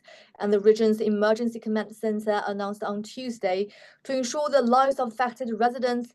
About over 400,000 urgently needed items, including cotton tents, folding beds, quilts, blanket, cotton coats, cold-resistant shoes, heaters, generators, stoves, emergency lighting, and food and medicine, as well as 81 vehicles of fuel have been rushed to the quake-hit region. And let's see, some local rescuers are providing food for people affected because the earthquake happened in very early morning, so that is why people are not quite prepared for this kind of disaster. So many of them have left their homes without food and supplies. That is why the rescue work needs to compromise with the food suppliers. So on the other hand, the efforts has been made at the national level. As we mentioned earlier, the Ministry of Finance and the Ministry of Emergency Management have together allocated 100 million yuan, that's about $13.9 million to support disaster relief efforts in Xizang. At the same time, the National Development and Reform Commission has also allocated about 100 million yuan to support post-disaster emergency recovery. So as rescue sped up, roads, telecommunications, and power have been basically restored in that quake-hit area. That's good news. On the other hand, the Ministry of Transport also announced that 3 national and provincial level roads had been repaired and two-way traffic had resumed in that area. And that's very important for transporting goods, food supplies, and even medicines to that areas. And we can see, well, according to local authorities, the telecommunications has resumed in the 3 hot-hit townships near the epicenter. And they have put in extra work at night, and affected residents can feel more assured according to these kind of efforts.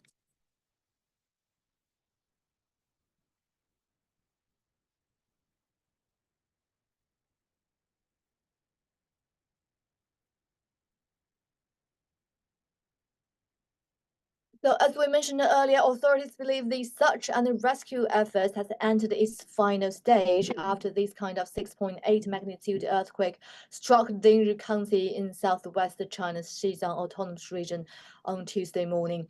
And currently their focus of work has shifted to the resettlement and relocation of the people affected. And for example, we know that from the cities all across China, including Shanghai, they have all dispatched medical staff to the disaster-stricken areas, and they all help local people to get medicine and medical helps. On the other hand, the medical worker is carrying a disinfection at the villages in Dingri County in Xiaogazi, because the region after the earthquake, they need to make sure the disinfection work has been carried out smoothly.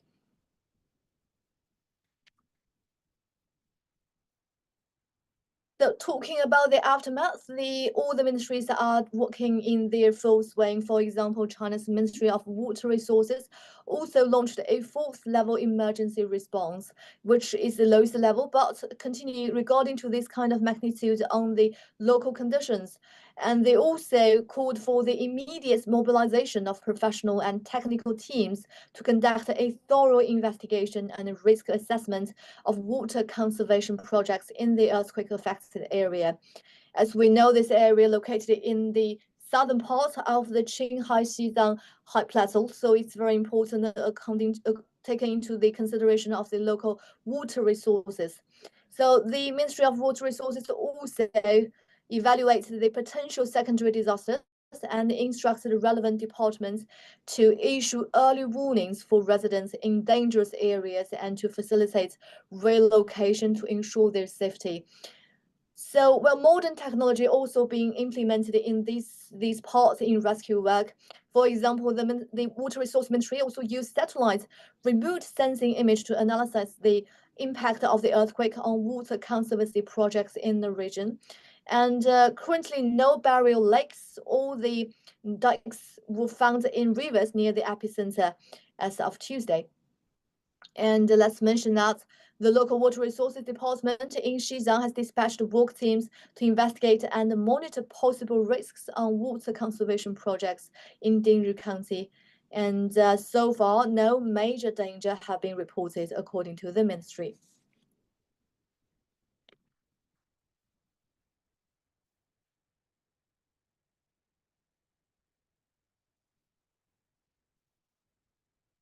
So still, the latest data shows that over 10,000 rescuers has been put into the operation of the rescue work at this area, and about over 400 people has been saved.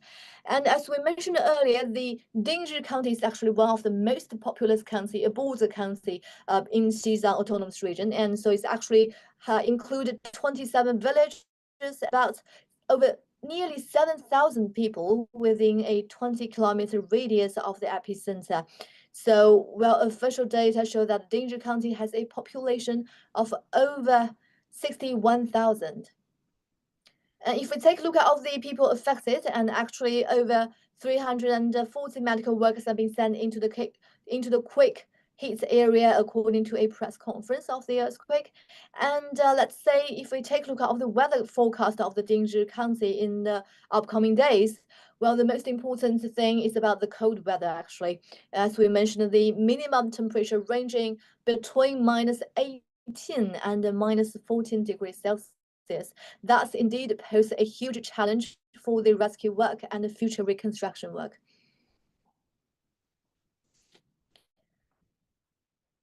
So as we mentioned earlier, all the ministries actually in China are posing gathering efforts to consider efforts for the rescue and disaster relief work. For example, let's mention that the Ministry of Finance and the Ministry of Emergency Management said they allocated 100 million yuan, that's about 13.9 million US dollars, to support disaster relief work in Xizang. At the same time, the National Development and Reform Commission also allocated 100 million yuan to support the post-disaster emergency recovery work. On the other hand, the Red Cross Society of China has initiated an emergency response to send 4,600 items of relief supplies to the quake-affected area, those including cotton tanks, quilts, insulted jackets, and folding beds. So the county of Dingri actually lies on the northern slope of Himalaya and bordering Nepal to the south, with an average altitude of over 4,000 meters. It's actually the home to the north base camp of Mount Chomlama, the world's highest peak. The Mount Chomlama scientific area has been temporarily closed, and tourists and staff members are in a safe condition. That's according to Dingri Culture and Tourism Bureau. So let's see, and Chinese ministry, of course, has put into effects to aid rescue following that earthquake, and we can see also the People's Armed Police also puts into efforts for disaster relief and rescue work. Well, here we have some history recorded in that area. As we mentioned earlier, the Dingri County located actually in the southern part of the Qinghai-Xizang Plateau, and it's a region quite vulnerable to earthquake. Well, in the history of China, of the new China actually, and the times of earthquake happened in Xizang Autonomous Region is actually just less than the Taiwan province. So let's take a look at the history of the earthquake happened on that plateau. For example,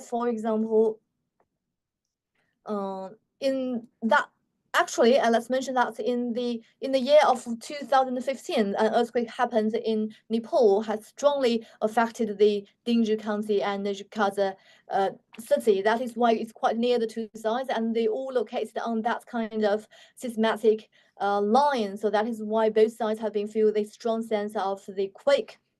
So besides that, I remember in this morning we have mentioned that since the year of 1900, over 600 earthquakes have been recorded in this area. That is because that's also in that kind of plateau, and it was easily to be affected by the activities of the plateaus in the under the earth actually.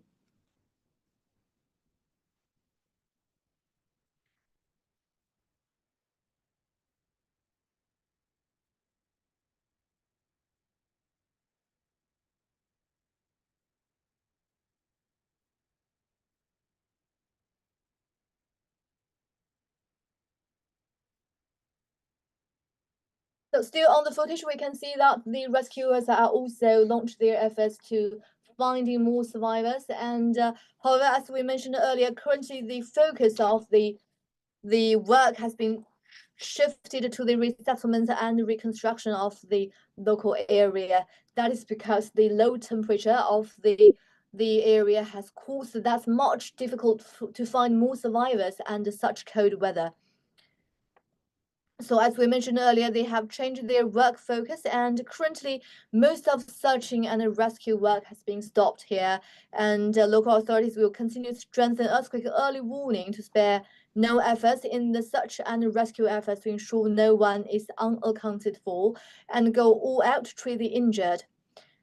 On the other hand, the authorities will gear up efforts to resettlement and affected residents, make sure they have warm shelters in which to spend the winter nights. And they also aim at preventing the secondary disasters and speed up disaster verification and post-disaster reconstruction. Let's say that with an average of altitudes of over 4,000 meters, the Dingri County is home to the northern part camp of Longma, the world's highest peak. With a population of over 60,000, the county is one of the most populous border counties in Xizang Autonomous Region. And local authorities say there are about 27 villages and about 6,900 people within a 20-kilometer radius of the epicenter. On the other hand, more than 14,600 people, including firefighters, soldiers, the People's Armed Police, and police officers and professional rescuers joined the rescue operation. And that's according to the Shakhsa city government.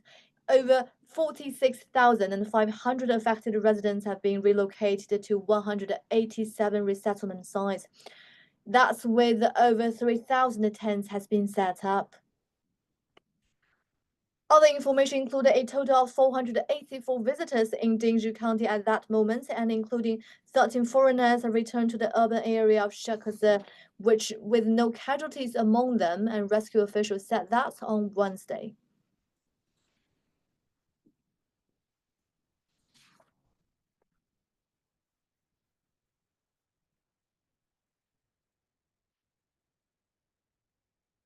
However, the weather condition on the site is still very extreme. For example, according to the weather forecast, Dingri County will experience mostly sunny weather over the next 3 days, with a minimum temperature ranging between -18 and -14 degrees Celsius.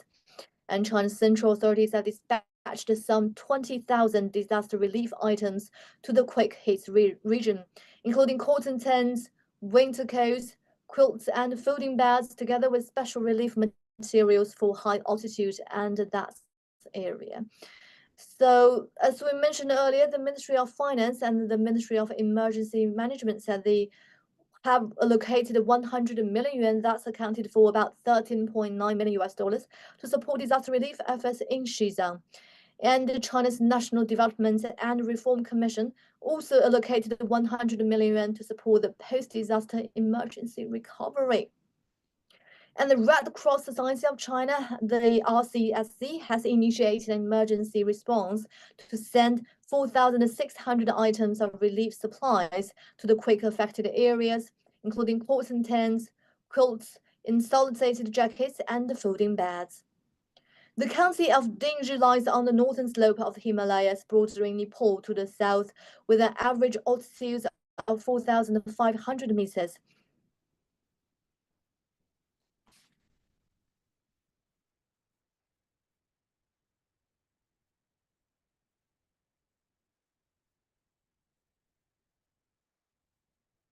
And some good news for the reconstruction and resettlement work is about the village street lights are back on and the tents were brightly lit.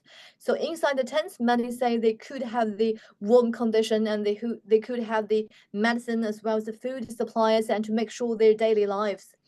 And additional stoves are being installed on help villagers prepare butter tea and a staple beloved by the local people.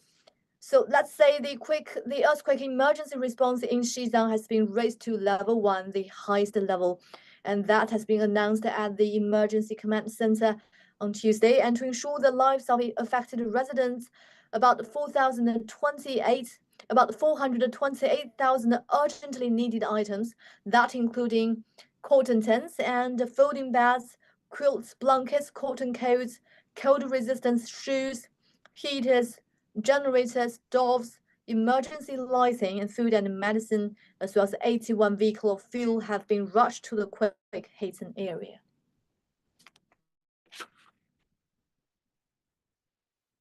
So in about less than 30 minutes, and the People's Government of Xizang Autonomous Region is going to hold another press conference to brief on the latest of the earthquake, especially on their current work, including rescue work as well as relocation work. So CGTN will keep you updated about that press conference. Stay with us.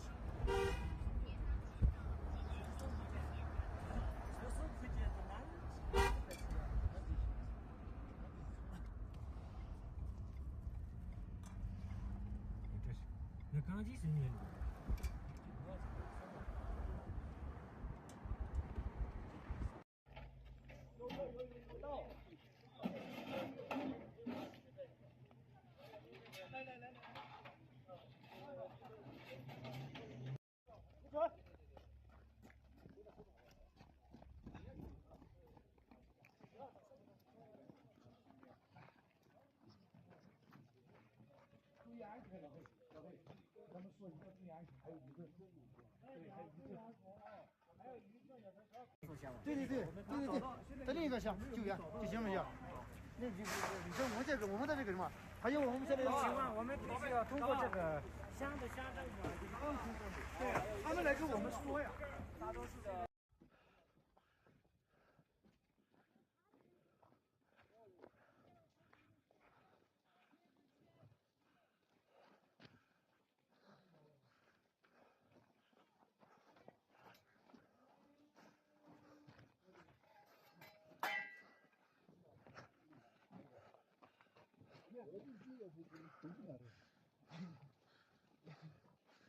先不要往上进啊！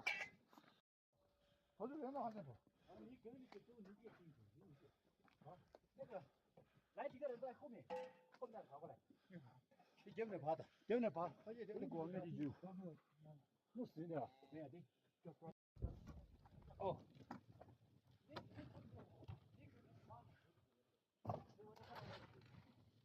他们就是拿脚不能搬不上，别抬，你们那上别抬。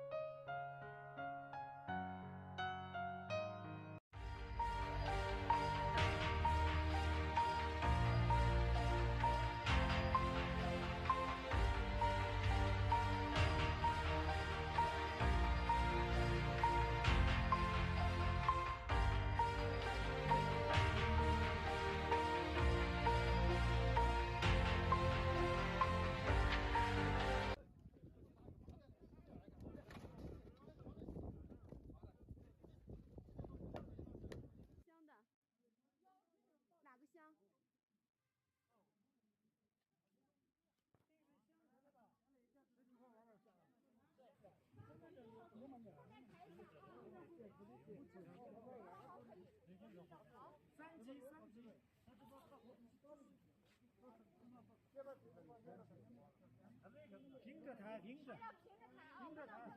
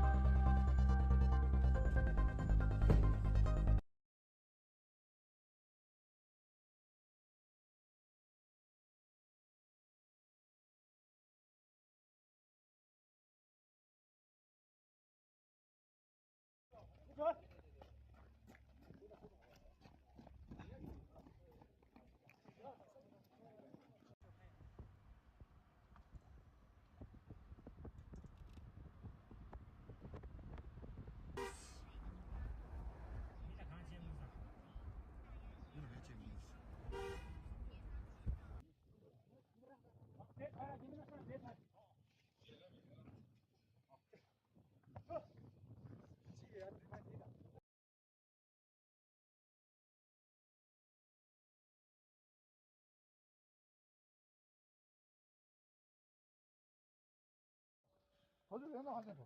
你跟着走，你别停住，你别。好，那个，你们那上别踩。好，记得看你的。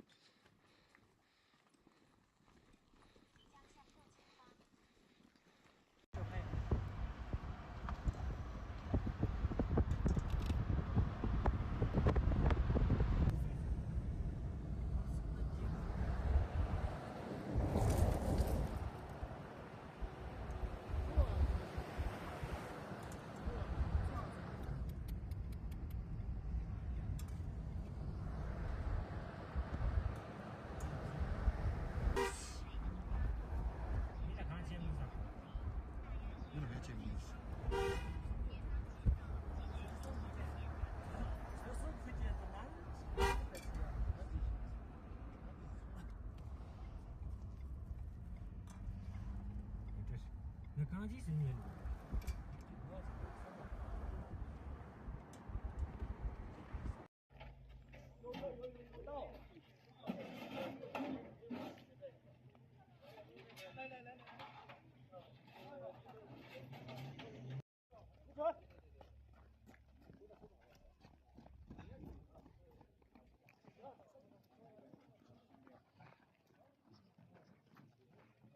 注意安全了，他们说一定要注意安全，还有一个，对，还有一个，还有一个要在这。对，在另一个乡救援就行不行？那你我们这个我们的这个什么，还有我们现在的情况，我们必须要通过这个乡的乡政府，对，他们来跟我们说呀，大多数的。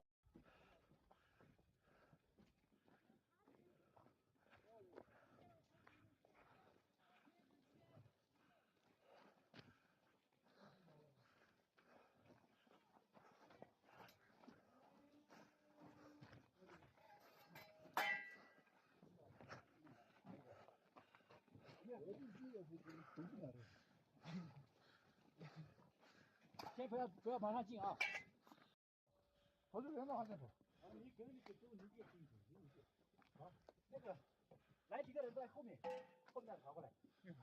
你这边爬的，这边爬，而且这边光的就弄死的了，没有的。哦。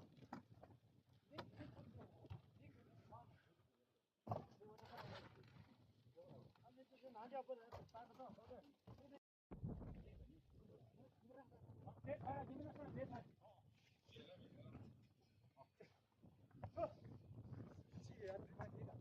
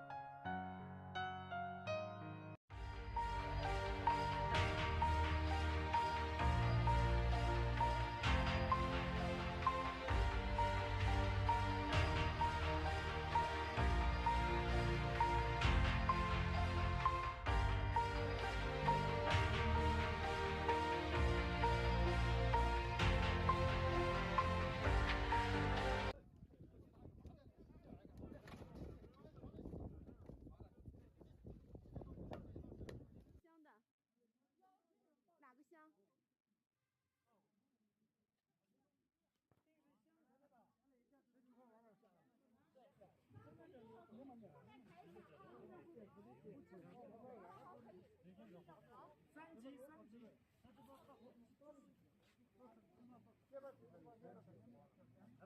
平着抬，平着抬。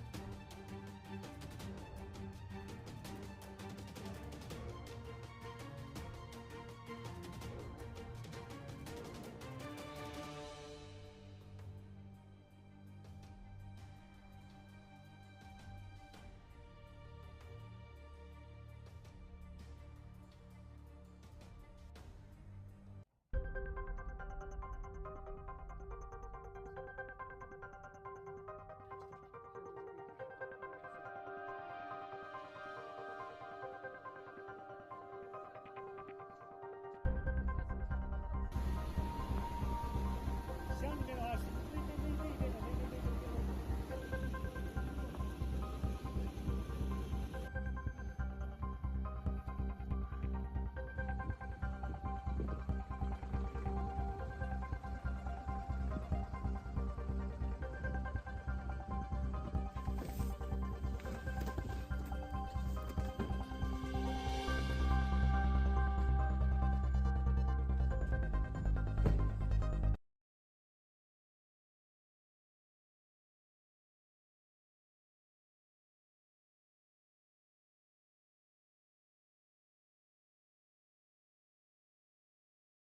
走。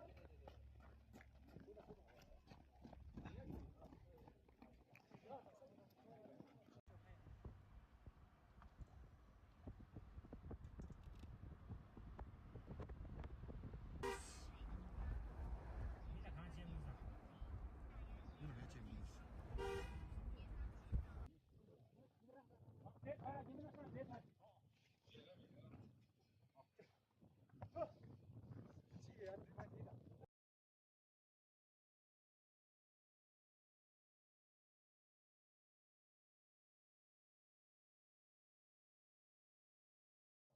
跑这边的话再跑。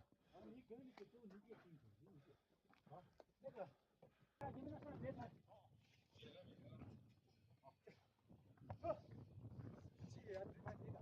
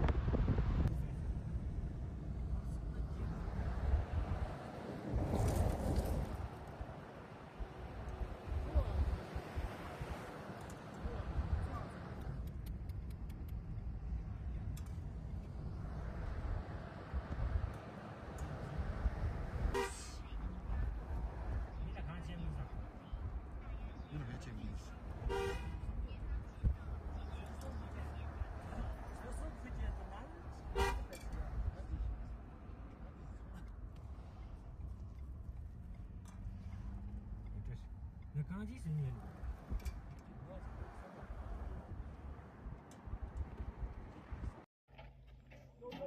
到。来。不准。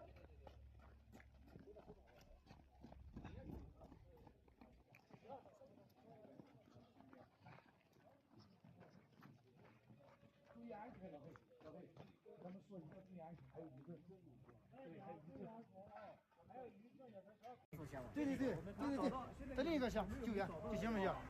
那我这个我们的这个什么，还有我们这里的情况，我们必须要通过这个乡政府，对，他们来跟我们说呀，大多数的。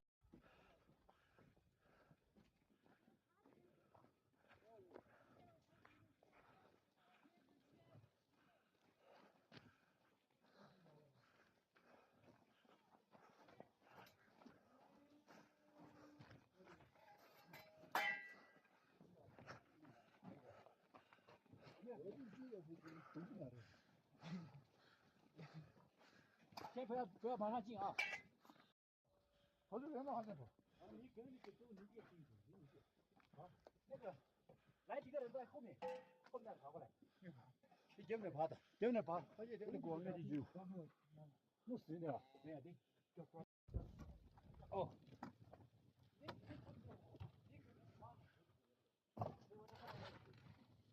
他们这些男家不能搬不上，对。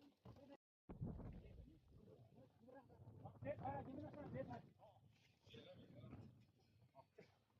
好，既然对方你的。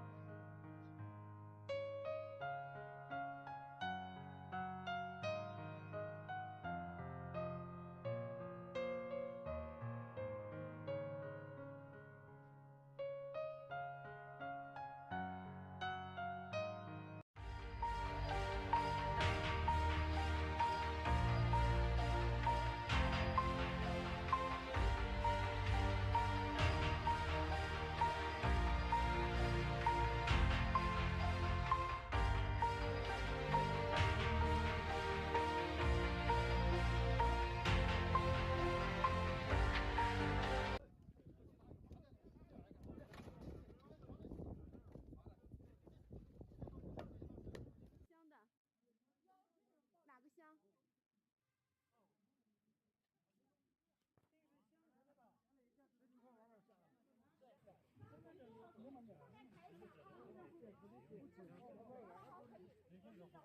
三级。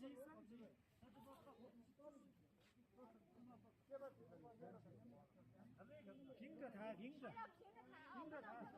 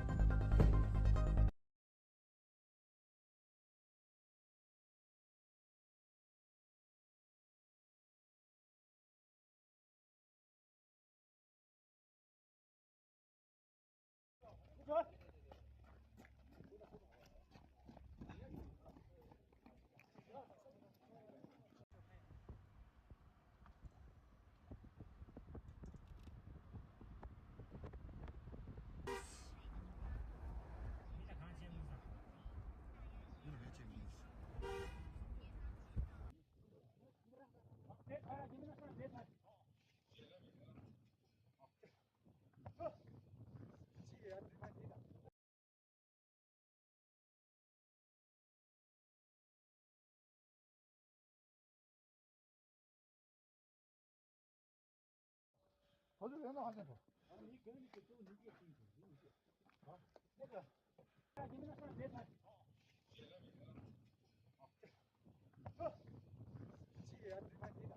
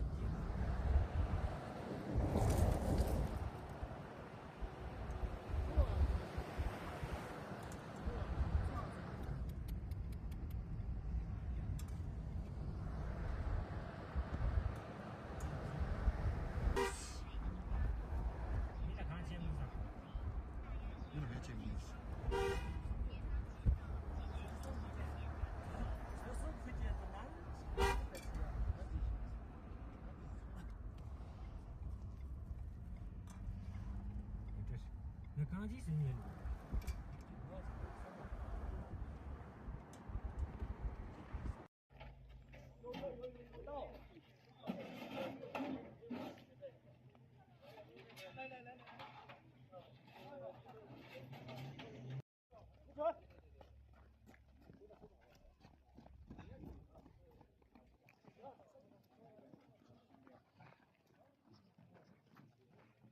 注意安全了，他们说一定要注意安全，还有余震，对，还有余震，还有余震的在烧。对，在另一个乡救援就行不行？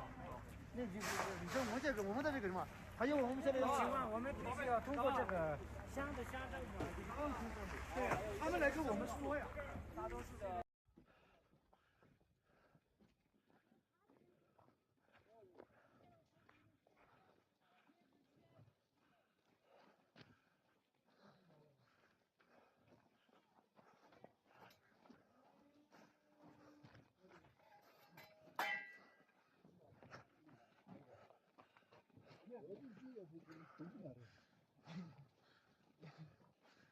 先不要往上进啊！跑这边的话再跑。你跟你走，你别进去，进去。好，那个来几个人在后面跑过来。你前面爬的，前面爬，而且这个光面的有。弄死的了，没有的。哦。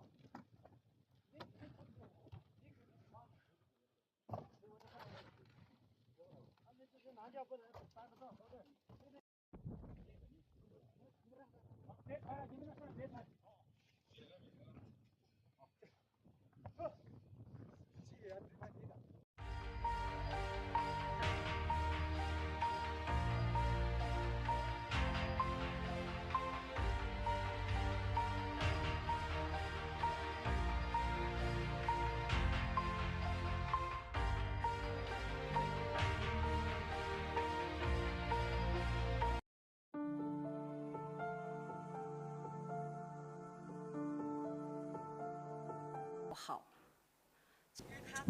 Today we are at the Xizang city and we are hosting the third press conference to brief you on the disaster relief work of the earthquake occurred in Dingri County, Xizang city. And today we have the Party Secretary of the Emergency Management Department of Xizang, Mr. Hao Tao, and also the Deputy Party Secretary of Xizang city, Wang Fanghong, and also the Party Secretary of the National Health Commission of Xizang Autonomous Region, Xizang Autonomous Region. Also the Party Secretary of the Housing Department of Xizang, Mr. Li Xingwu. And also we have the Director of the Xizang Power Grid Company, Zhang, and they will brief us on the disaster relief work of the earthquake occurred in Dingri County, Shigaza City, and also they will take your questions.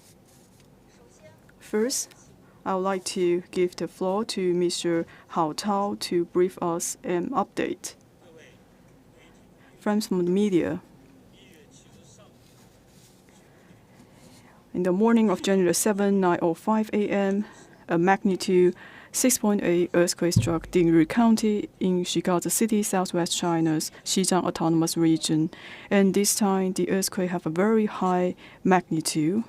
As of 6 a.m. this morning, this earthquake has caused 126 people dead,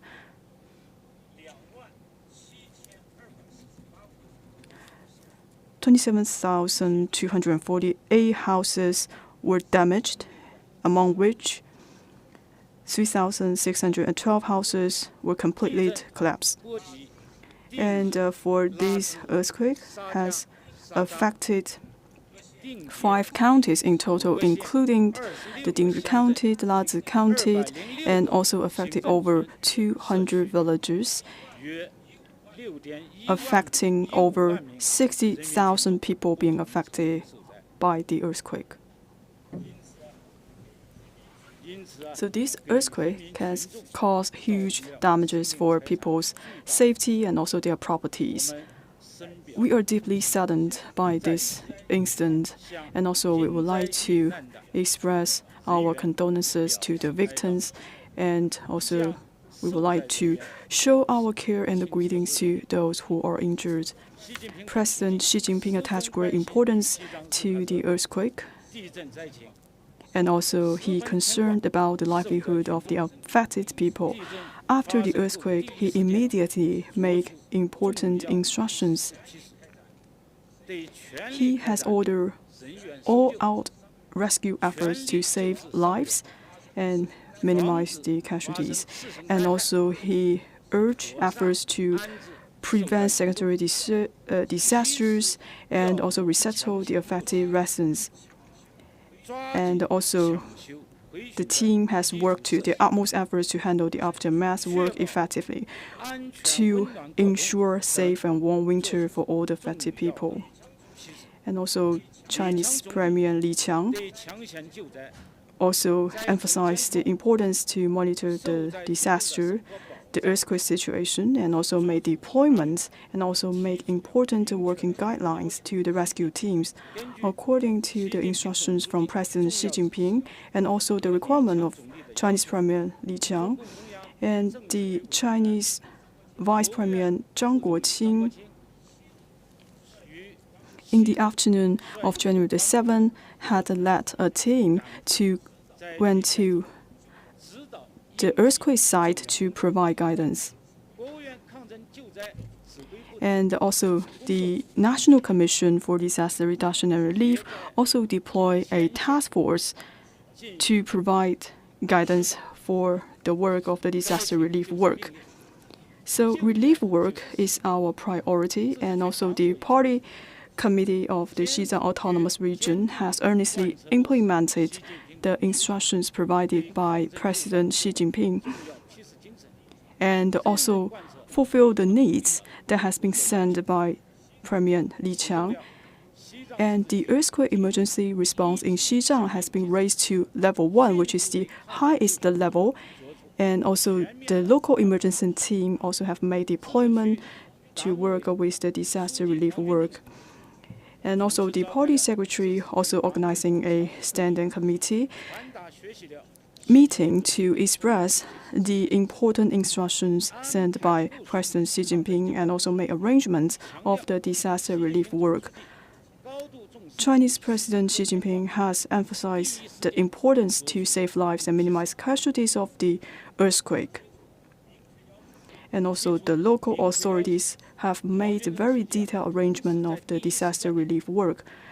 For the party secretary Wang Junzheng, by no time has deployed work and also raced to the epicenter to provide guidance of the work. He went to the Gulong village of the Chongkou township, and also he went to the Jiding village of the Sogou township, which are hardly hit by the earthquake. He tried to learn the latest information and situation about the affected people. They have bear in mind the concern from the party secretary and also to send the care to the people affected in the region.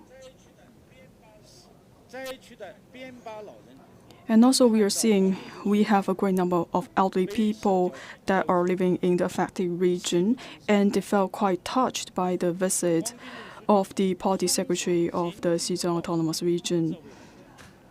For the party secretary, he hugged these elderly people and also expressed their concern and greetings to the local people. He said, with the strong leadership of President Xi Jinping, we are confident that we can rebuild our homes and our lives will be better.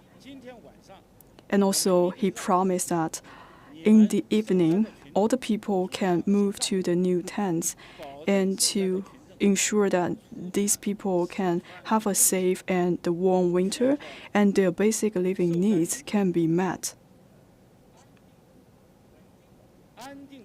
Also to ensure that they can live well during this critical time. For the Xizang Autonomous Region, also establish a headquarters to handle the disaster relief work, and also we have 10 groups to support the disaster relief work. We also work with the PLA forces and also the armed police in Xizang Autonomous Region, and these rescue forces raced to the epicenter to provide support of the disaster relief. Within 24 hours, they are checking the changes of the situation of the earthquake, and also they get the latest information about the real-time situation of the earthquake. And also we have 43 units gathered to analyze the situation, and also they establish a cross-disciplined task force to respond to the earthquake. And also we mobilize the public forces to participate in the disaster relief work.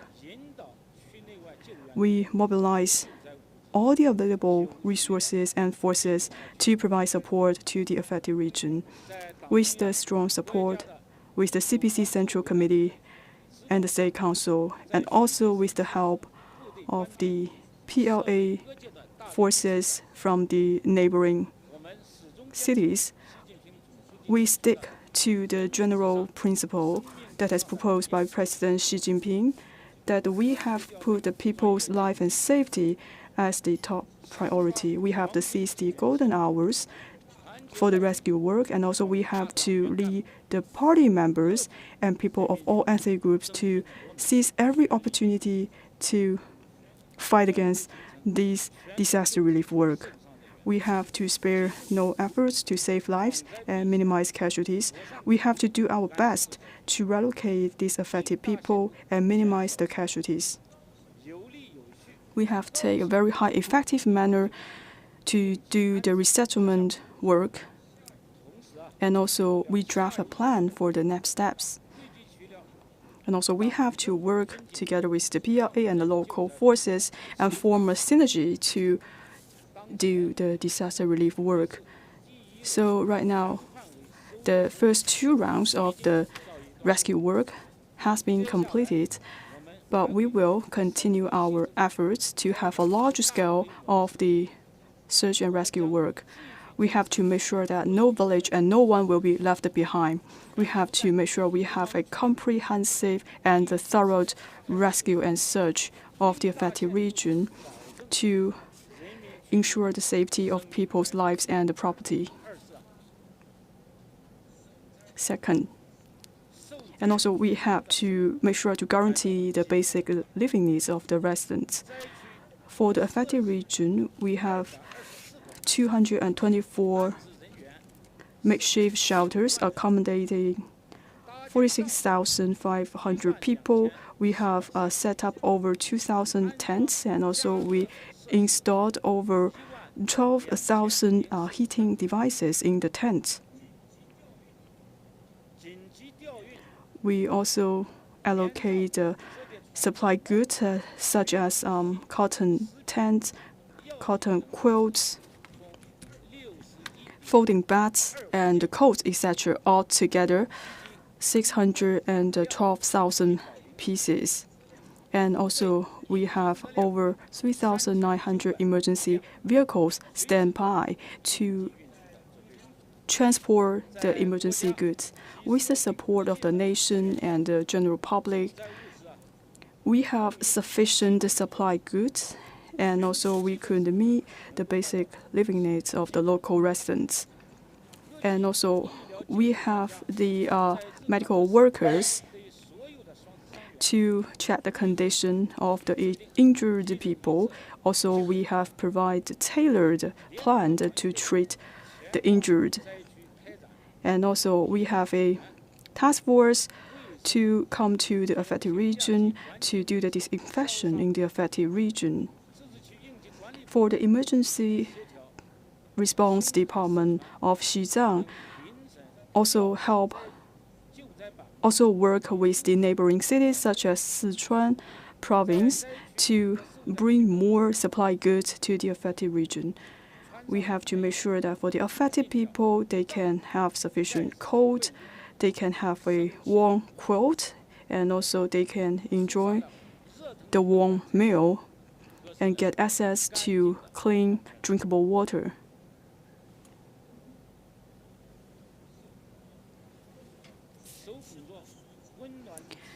We can see for these people, they are also holding the hot tea in the evening, and also for the injured people, they could be treated in due course.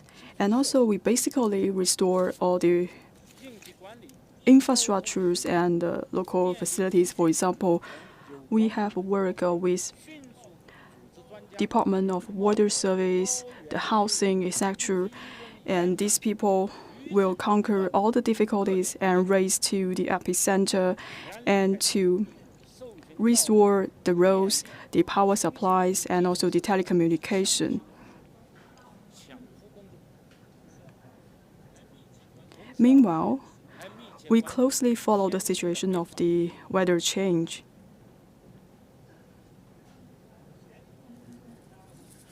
We have to make sure that there's no secondary disasters, to make sure that no property and lives will be lost because of the secondary disaster. The Ministry of Emergency Management have set 2 batches of the experts to provide guidance of the disaster relief work to the affected region. For the Natural Resources Ministry, also sent experts to screen out the risks of the geological disaster. And for the Water Service Ministry, also sent experts to check the damage condition of the water reservoirs. And for 2 places, they have lowered the water service level, and for the other 2, they are in normal operation. As for the power supply restoration, one of the primary schools has resumed the power supply. In the Chenkong Township, we will also provide the power supply. And for the Sogo Township, the electricity has been restored. And also for the telecommunication area, they also send out over 2,000 people and 200 vehicles. And also they provide 450 mobile phones and also the drones to make sure that the telecommunication services can be restored in the affected residents. And also, we have large scale of the drones that has been sent to the affected region. So it could provide surveillance of the overall situation of the affected region. This could also provide support to the disaster relief work. And for the last railway has been restored. we have over 1,000 people to check the security of the railway and also the safety of the bridges, and also they check the highways safety. And for the 5 national and the provincial highway has been resumed. And also we have realized the single-way transportation of the national and the provincial highway. Even though the disaster is cruel, but still we have our joint efforts to fight against this disaster. For people from different areas of the society, they have responded to the disaster immediately and show the utmost support to the affected region. For the NDRC, the Finance Ministry, and also the Emergency Department altogether, they have issued over 200 million yuan to support the disaster relief work.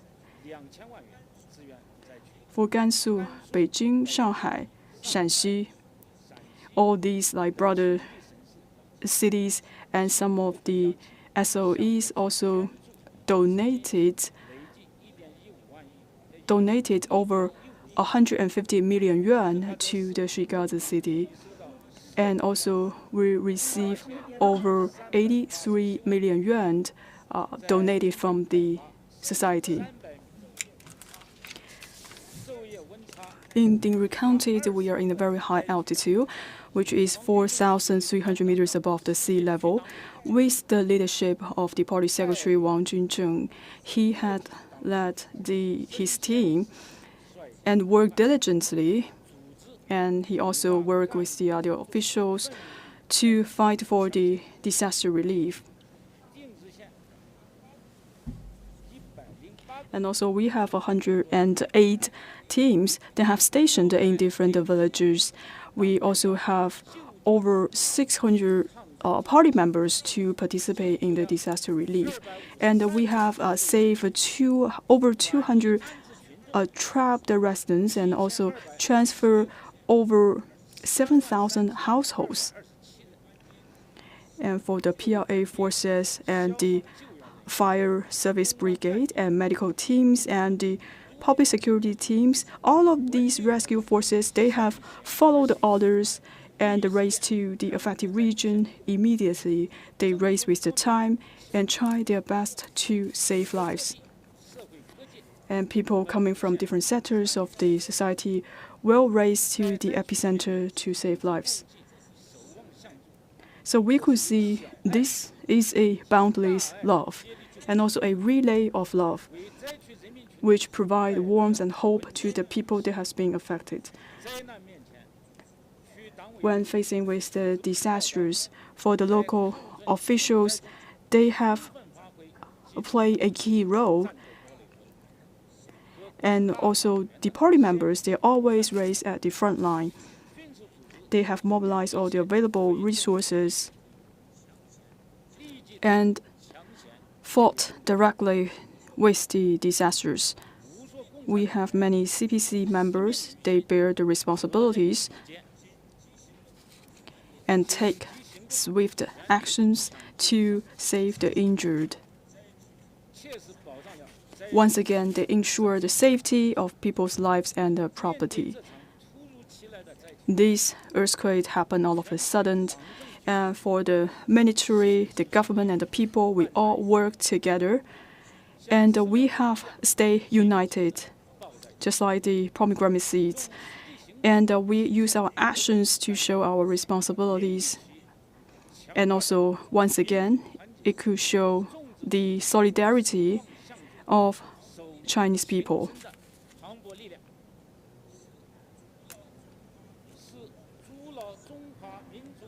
And also, it also shows the great spirit of the Chinese nation. Going next, we will continue to follow the situation of the earthquake. And also, we have to make sure that all the affected people can spend a safe and warm winter. We have to make sure that we could follow the instructions that has been sent by the party secretary, party committee of the Xizang Autonomous Region. the most important thing is to ensure the safety of people's lives and the property, and also to do a good job for the resettlement and the post-disaster construction. And we will coordinate with the other cities to receive the supply goods. Also, we want to improve the livelihood for people that have been affected to ensure that they could have a safe and warm winter. We will provide services to these people and also provide psychological counseling to the affected people, especially for those elderly and the children and also those who are living in difficulties. We will prioritize their needs and also offer their utmost support. Second, we will continue to monitor the situation of the aftershocks to check the situation and the potential risk of the damaged households, and make sure that for all the fields are safe. We have to prevent the occurrence of the secondary disasters. Third, we will continue to check the situation of the geological risks and also to take scientific way to evaluate the situation of the affected region. We all believe with the strong leadership of the CPC Central Committee with Comrade Xi Jinping at its core, and with the support of the CPC Central Committee and the support of the central government and the national ministries, and the support of the different localities, we are confident that we can lead the people in the local region and gain victory in fighting this disaster. So right now, the order in the affected region is stable, and also we have a steady condition in the affected region. We believe that we will have a brighter future of the Dingri County. Here, on behalf of the Disaster Relief Headquarters in Xizang Autonomous Region, I would like to express my gratitude to the CPC Central Committee and all the people who have fought at the front line for the disaster relief work. Thank you. Now the floor is open for questions. Please raise your hands before you ask the question.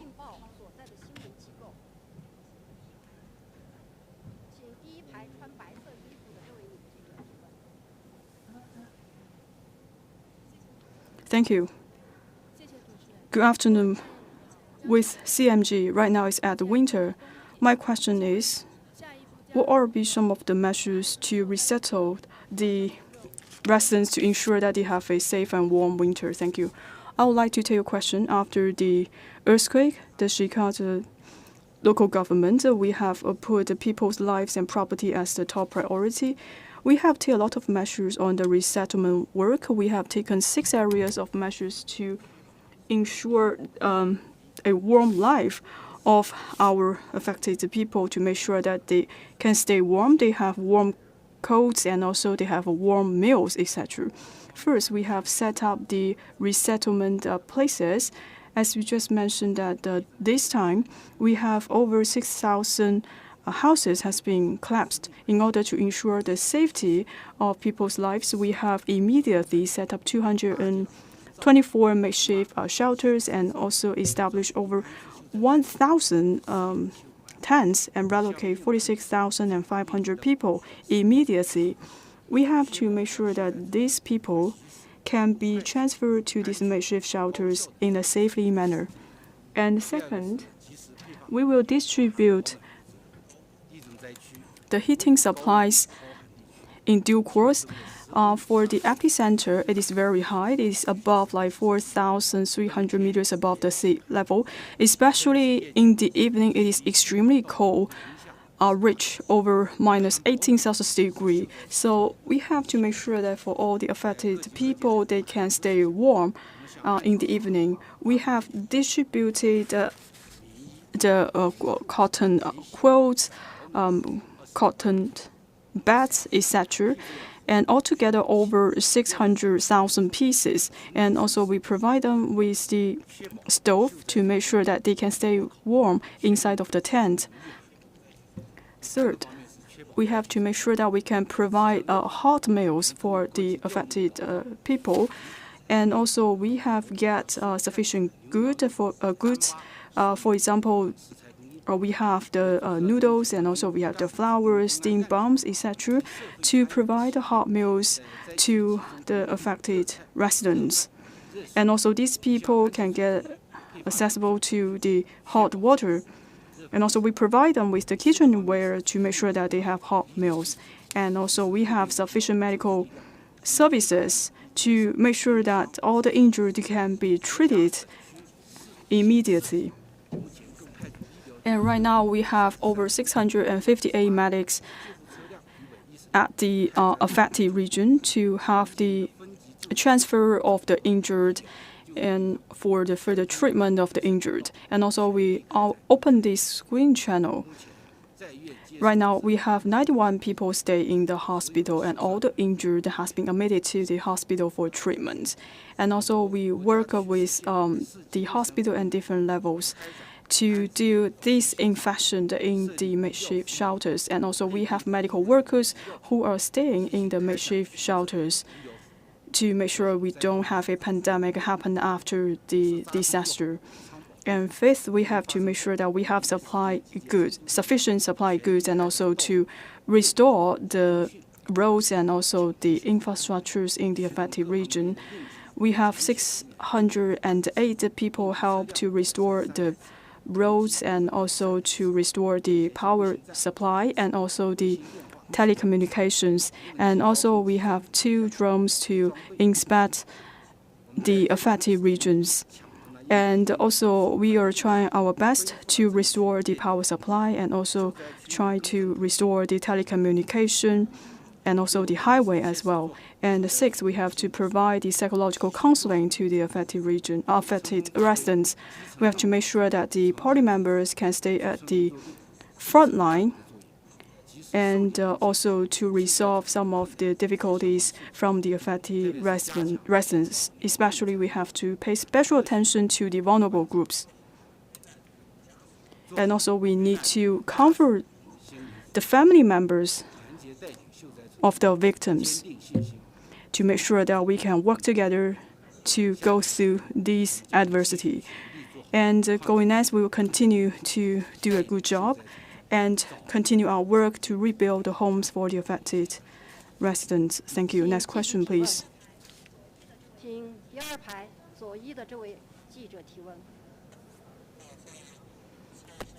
With Xinhua News Agency, yesterday,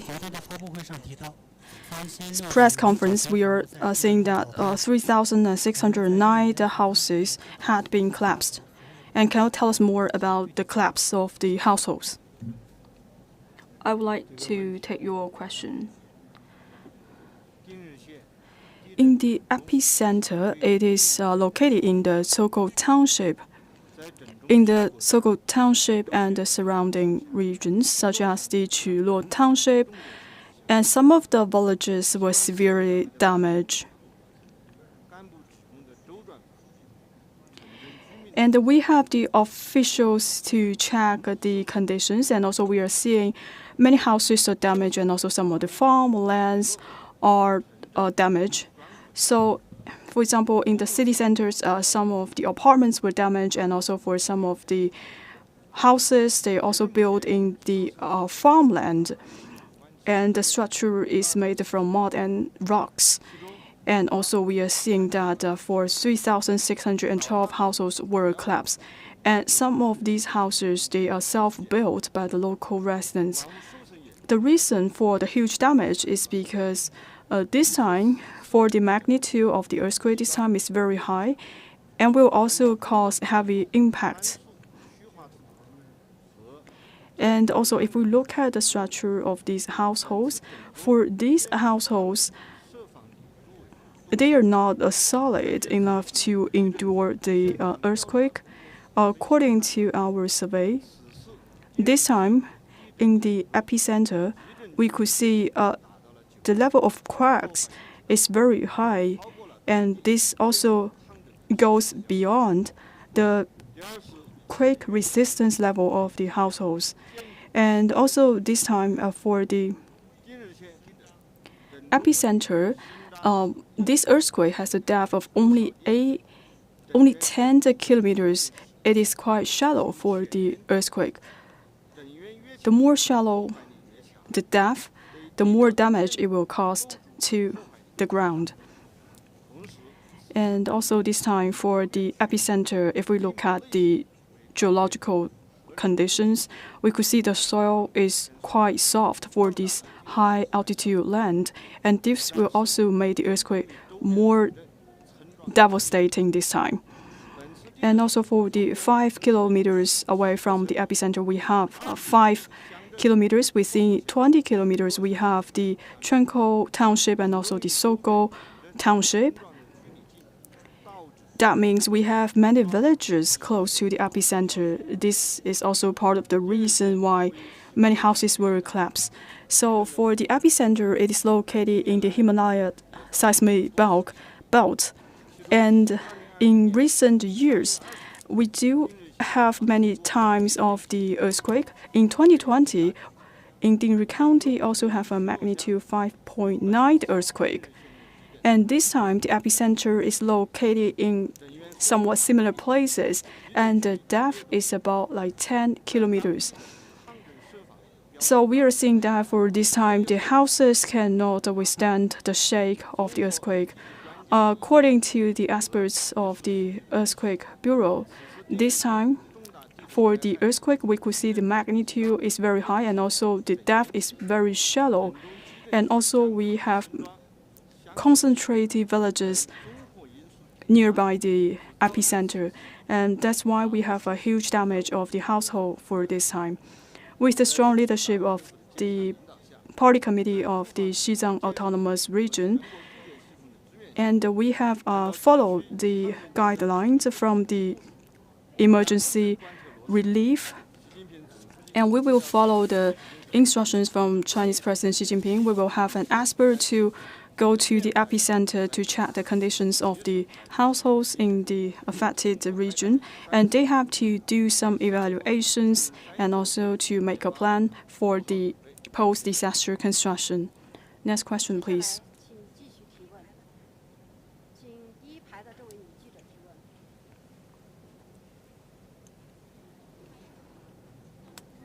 With Xizang Daily, so right now the public are very concerned about the medical services. So can you tell us more about the rescue work for the injured? So what kind of the medical services provided to the people living in the resettlement areas? I would like to take your question.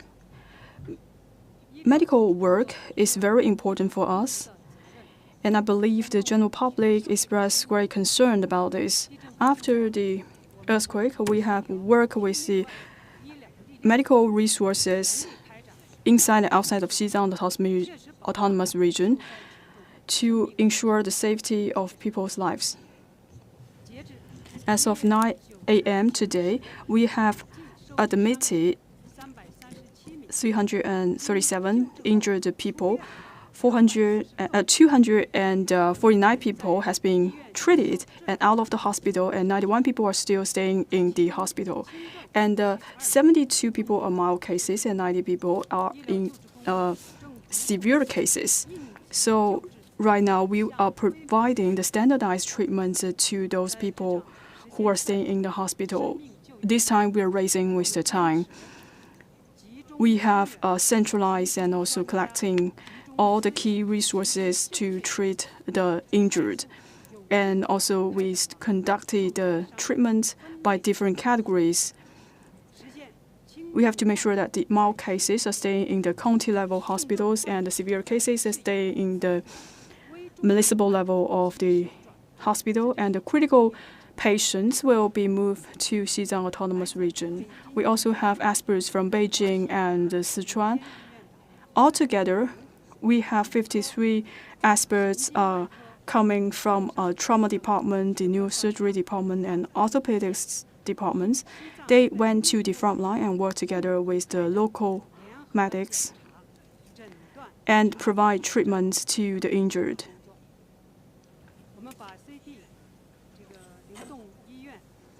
And also, we bring all of these medicines to the affected region to make sure that we can conduct a very effective treatment. For those who are in critical conditions, we will have a cross-discipline consultation to improve the treatment rate. So on the day of the first day of the earthquake,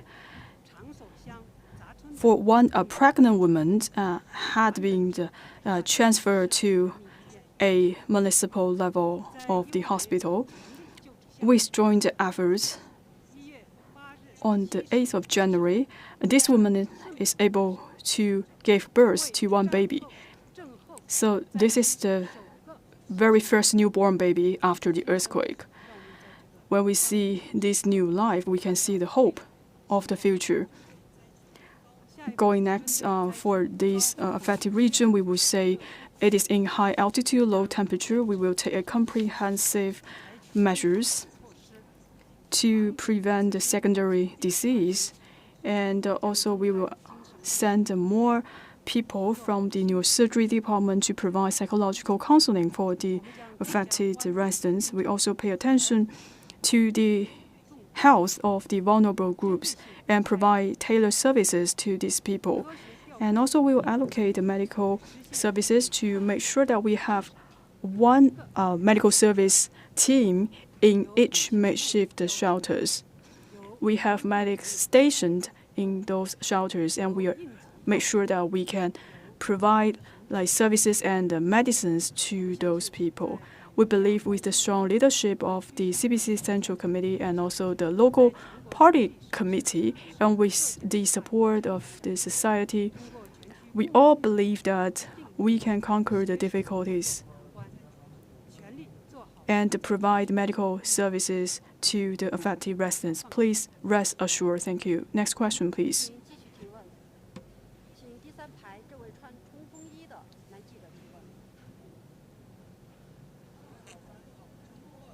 With Economic Daily, we all know that after the earthquake, some areas are out of power. What is the current situation? So what is the power supply situation in the makeshift shelters? Can you tell us more about the measures taken to ensure the power supply? Thank you. I would like to tell you a question. This time for the earthquake has caused the power outage in the Dingri County and also the Lazi County. And 18 power lines has been damaged because of the earthquake. The Emergency Management Ministry has initiated a response immediately and also sent experts to help to restore the power supply. And also we have 95 experts from the neighboring cities coming to Dingri and Lazi County to provide support. For the state-run Xizang Power Company has followed the guidance from the emergency management team, and also they have provided 60 people and also 6 power supply trucks to go to the affected regions to check the power lines and the damage level. 5 hours after the earthquake, the city area has been restored of the power. And 18 hours after the earthquake, for some of the hard-hit regions such as the Dingri County and the Lazi County, most of the regions have recovered their electricity. And some of the power transfer stations and pipelines have been restored. So as of now, for some of the regions, except for those completely damaged areas, in general, the power supply has been restored to the level that is before the earthquake. On the day of the earthquake, we also provide electricity support to 8 makeshift shelters, and the power supply can make sure that these people can spend a safe and warm winter. And by 9 a.m. today, we also have provided the power supply to over 1,000 tents. We will continue to provide support of the power supply in the makeshift shelters. So right now we have sent 608 people, and also we have over 70 sets of power supply equipment to support the power supply. And also we are able to help to fix some of the electricity lines. And in the resettlement and the post-disaster construction period, we will continue to provide support for the power supply, and also we will check the potential risks and the challenges to make sure that these people can get access to power safely. And we will continue to transfer the supply goods to make sure that we could do a good job to support the post-disaster construction. Thank you. One last question.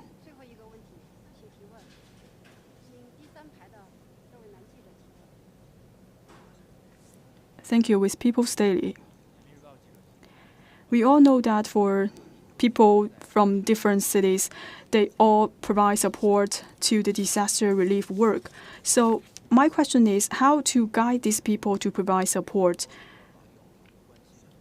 to support the affected regions, because some people are concerned about how can we transfer these goods to those people who are in need, how to have a transparent publication of all of these information. So I would like to take a question. First of all, on behalf of the municipal government, I would like to express my gratitude to those who have given a helping hand to us to fight against the earthquake. This time we have seen the boundless love. After the earthquake, we are seeing the general public attach great importance to the earthquake. And many people are also trying to fight at the front line to battle against the earthquake. And also we are seeing a lot of donations coming from different sectors of the society. And during our work of the disaster relief work, we could see the public have played a key role. With the National Commission of the Disaster Reduction Relief Headquarters, they have helped to transfer the supply goods to the affected regions and the affected residents.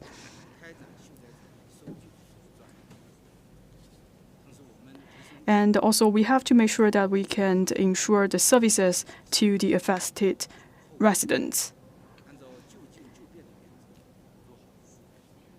At the same time, we also call on for those who have already entered into the epicenter, make sure you follow the instructions of the relief work headquarters, because in these areas we are knowing that we have a very high altitude and also lack of oxygen. So for the volunteers, do not come to the affected region without permission. As for your second question, so first, we have standardized the receiving channels. For example, we work with the local Red Cross Society. We manage all of the supplies and also the funds all together, and also we have received over 80,000 pieces of goods and supplies, and also we have a huge amount of the funds from the public.